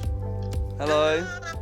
Hello, you all right? Oh my God, it's been the longest day ever. Mum, you think you've had a long day? Oh my God. Mum. Come on, how is it? Right now, an absolute nightmare. Start from the beginning. I was at a football match this morning, then I did like the most amount of chores I've ever done in my life, washing up, blooming everything. No way. Yeah. What's the house like? I've got to be honest, it's like what you see on TV. There's no, like, the wallpaper's all being ripped off. There's, like, kind of, like, graffiti drawn on the walls and, like, spiders' webs. It's, like, loads of, like... Oh, I've got to sleep on this sofa, yeah? This sofa right here. Right. I mean, that says enough. Like, I don't know if you can hear that, but that's someone crying. What are they like? What are the people like? We were at dinner this evening. Like, you know them, like, kind of dodgy cafes? And I actually got a little bit emotional at the table. Why? Because, like, he was just telling me his story and I felt so sorry for him in a way. So, yeah, like, I honestly had a tear in my eye. But why has he gone out? Are you a free babysitter or something? Yeah, I'm babysitting. They're meant to be in bed at half 9. It's now 10 o'clock. Oh, my God, honestly, it's been a mess. Keep the good work up, work hard. I will. And try and come back and appreciate what I do. I will. All right, then. Right, See you later. See you later. Bye. Love you. Bye. At last, Luke returns, much to Callum's relief. You all right, Callum? How you survived? Face says it all. It has been. I'm not going to lie to you. Mate, you look shell-shocked. It's been an absolute nightmare, if I'm honest. You haven't had an hour. Well, I know, but I've had an hour of absolute stress. I mean, I do think I'll sleep well on here now. I really do. Well, now you've had a taste of my life. You know, that's just 1 hour. I do that probably 23 hours a day. But yeah, I can't wait to get to bed, actually, and I'll let you two get off as well. Good night, mate. Yeah. And, sleep well. Sleep well. See you later. Right, bed.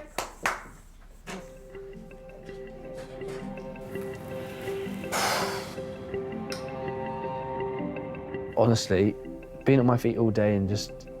I'm just so tired. But today has made me realise that I guess I am a little bit... I am quite a lot, like, privileged as such to kind of have my parents to rely on. I'm a little bit worried about sleeping tonight. And as I'm on this couch, God knows how many insects have been crawling all over it today. But yeah, it's not like infested or anything, so I should get a good night's sleep in my sleeping bag.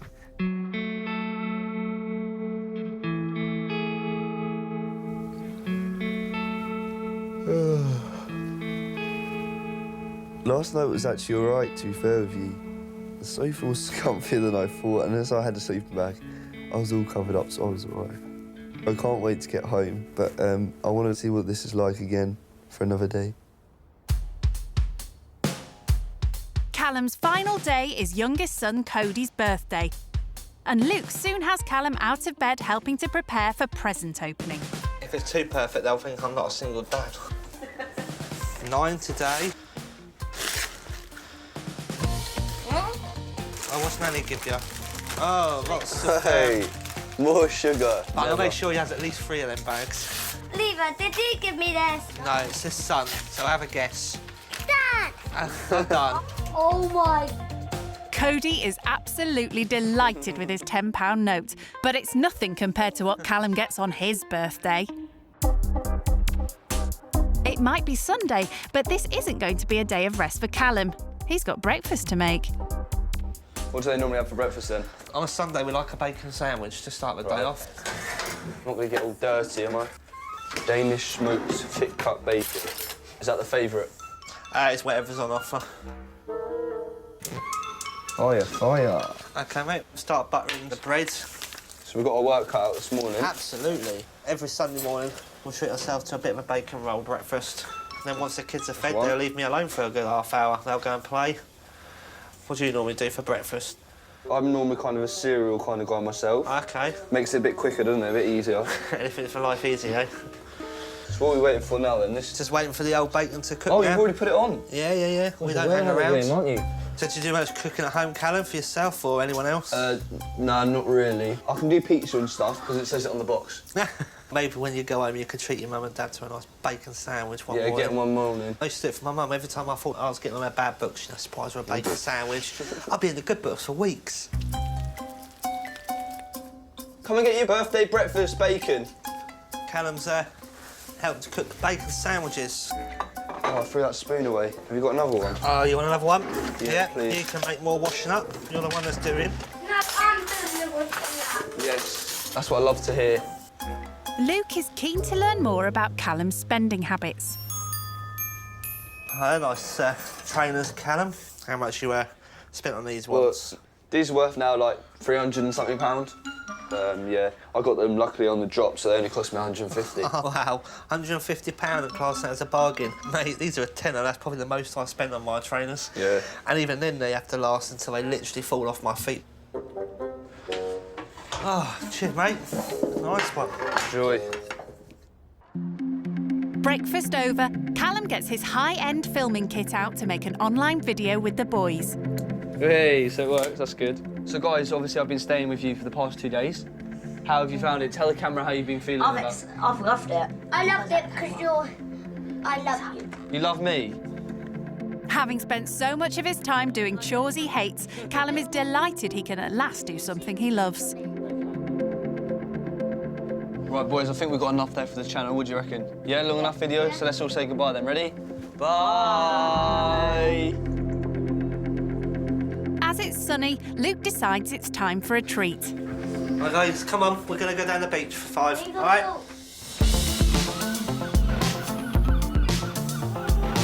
So what do you do for days out, then? To be honest with you, I'm normally shopping.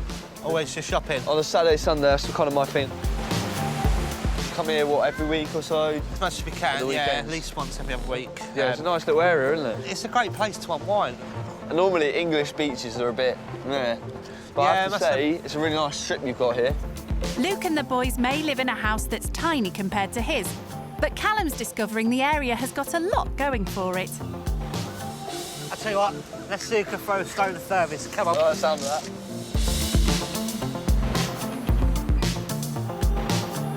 Skimming stones is Luke's proof that the best things in life are free.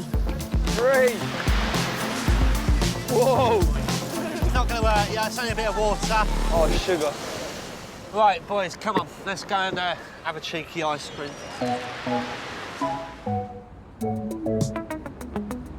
Although although Luke always has to watch the pennies, he's able to save up for treats on special occasions like today. Gee whiz, look at all that. That is huge. Just going nuts with the sprinkles and everything, aren't you? Callum, would you like an ice cream? Oh, if that's all right, can I have one of them as well? Cheers. While Callum complains £50 of his parents' money isn't enough when he goes out, these kids are very content with 5 ice creams for less than a tenner. Yeah, that was a nice ice cream. I finished mine a bit quick. Trouble with ice cream, it goes down so fast. Yeah. Oh, tell you what, I think, Luke, I'm going to be missing the boys. Well, you're more than welcome to take the boys with you. Yeah. Boys want to come back with me, yeah? Yep. Yeah, because I want to live in Richland. Richland? Is that where you think I live? That's what Dad told us. Richland. It's not exactly skint, is it? 150 quid trainers, 200 quid dinners. I will be honest with you, this weekend's given me a bit more of an insight and made me think a little bit more. I always say to my children, we still need to be grateful for what we've got, because there is people out there with less than what we've got. Exactly, yeah, of course. So it's those with that attitude that I've got the cash, you shouldn't even walk my earth. And I hope you haven't got that impression of me when I come here, you know what I mean? You're quite a nice chap. Yeah? You know? Am I all right? Nice. For a 16-year-old, you're very nice. You got your head glued on. Cheers, boys. Yeah.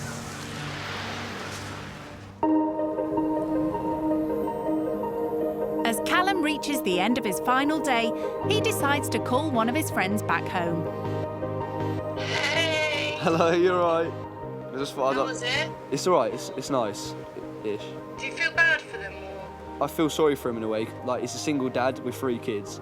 And obviously he's got, really? Yeah, he's got to try and work and all that kind of stuff as well. But like, literally, he's just living for his kids. That's so sad. So yeah, there's three younger boys. It's the little one's birthday today, actually. He was just opening his presents and stuff, and he got so excited about a tenner. Oh my. Like, it just makes you think a little bit, doesn't it? Yeah. I've had to do loads of chores and that as well. What, they made you do chores? Yeah, I know. I had to cook, clean, and all that kind of stuff. You should have said you'd like doing it, because I'd have left some more for you. Oh my God. What have you been eating? You know them cafes where it's like you just wouldn't go in there? Yeah. Yeah, I had one of them last night. Scampi and chips. Oh, I couldn't do it. I couldn't do it. I could do all the other bit. I couldn't do the food. Yeah, I think the food's probably the hardest bit as well. Right, well, cheers for that. I'll speak to you later, yeah? See you later. Bye. At home, Callum's mum cooks everything for him or pays for expensive restaurant meals. But in Luke's house, there's no mum and no money, so Callum has one last chore, making dinner for the whole family. Look, I've cooked sandwiches, I've cooked You've bacon. cooked sandwiches? That's it, I'm done, surely. You ever cooked spaghetti bolognese? No. Well, here's time to learn, isn't it, eh?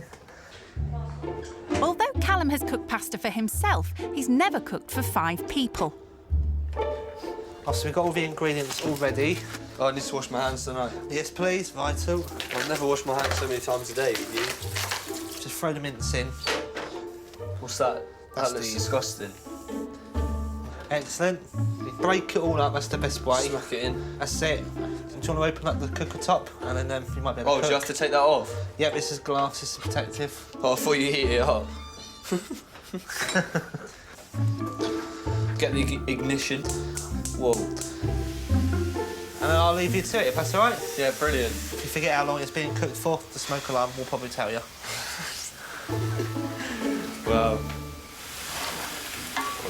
Where's the bin? I can't find it. Should I just hide it in here?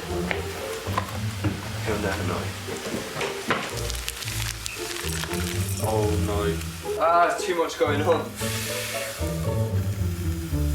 Oh, it keeps going everywhere. Just cooking my dinner tonight. You know, the old spag bol and that. Just thought I'd stick this on my story just so everyone can know what I'm doing. To be honest with you, this looks like... Oh, I don't even know what it looks like. Sick. Callum's no Jamie Oliver, but he does have tech on his side. How long do you cook mince for when cooking bolognese? Here's what I found on the website. How long do you cook mince for when cooking bolognese? Bolognese? That's a new way to say it. 30 minutes to cook. So that's looking pretty good. Gonna get my homemade sauce. Lovely jubbly. The spaghetti's cooked too, but he can't find a colander to drain it. No. Right. Just a bit of old mince in there. Let's go a bit old-fashioned. It's coming out all hard. Oh no, that's too hot. Oh, this is a nightmare. Guess if we had a little bit of basil, it would just make it.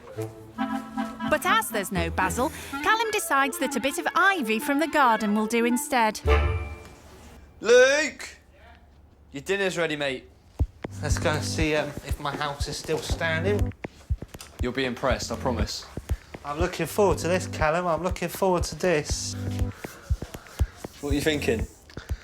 I can see you've been creative. Yeah, I thought I'd add a little leaf on top of yours. Did you wash it? Yeah, washed it under the tap and all that. All right, boys. Would you like to come and have your dinner, please? How's the food? It's very nice. What would we give Callum out of 10? 100. No, don't be too generous. 100. I'd give it a good 7. 7? That's not bad, that's not bad. So when you get home, are you going to be helping your mum out around the house? I think I'll be more open to offering Yep. rather than actually doing it, but yeah. Most importantly, though, out of all this, Callum, Yep. your spending habits. How's that going to change? I guess I want to understand more about how much I'm spending Yep. and what else it could be spent on, rather than shall I spend it or shall I not. Do you think when you go forward, how you perceive people is going to change? Yeah, I mean, when I first met you and obviously I had that impression about the lower income and the fact of benefits and stuff like that, I did also think that you're on the sofa and you don't really bother with the kids and they're off doing whatever they want. But you look after your kids more than anyone I know, and it's really nice to see, and my perception has changed completely. I mean, I must admit myself, Callum, before you came, I had very little information on you, other than the fact that you're a rich kid that's spoiled. Right. But I'm glad to see that we was proven wrong. And I'm not that stuck-up person you thought I was? No, maybe? actually, you're a really pleasant young lad. You know, you've got Cheers. really good manners. Yep. You've been really great with the kids, and that's always a worry with me. So yeah, I'm really glad that my perception of someone was changed very quickly. There we are. After bonding over the bolognese, it's now time for Callum to pack his bags and head back to Richland. Right, Cody, I'll take that from you here, mate. But just while we're here, something small I've got for you, mate, as it's your birthday. Got you a little present. Oh, wow. Yeah, in this little bag. There you go. That's just for you. Oh, it was lovely meeting you guys. And yeah, hopefully I'll see you all soon. And what you got? More Lego. I'm glad you've had a good day anyway. And Wow. thank you very much for having me. Been a honestly. pleasure, mate. It's been Thank nice you. to meet you. This weekend's been really interesting. I think Callum's worn himself out with the chores, but I think he secretly enjoyed doing them. You feel good with the results afterwards, especially with the children. Thank you very much, guys. Keep in touch. See you later. So I think he realises, yeah, done good there. Boys, be good to your dad when you go to bed. See you in a bit. Me and Callum spoke in depth about how my life changed dramatically. So hopefully Callum will learn that life can change for everyone within 24 hours. Doesn't matter who you are.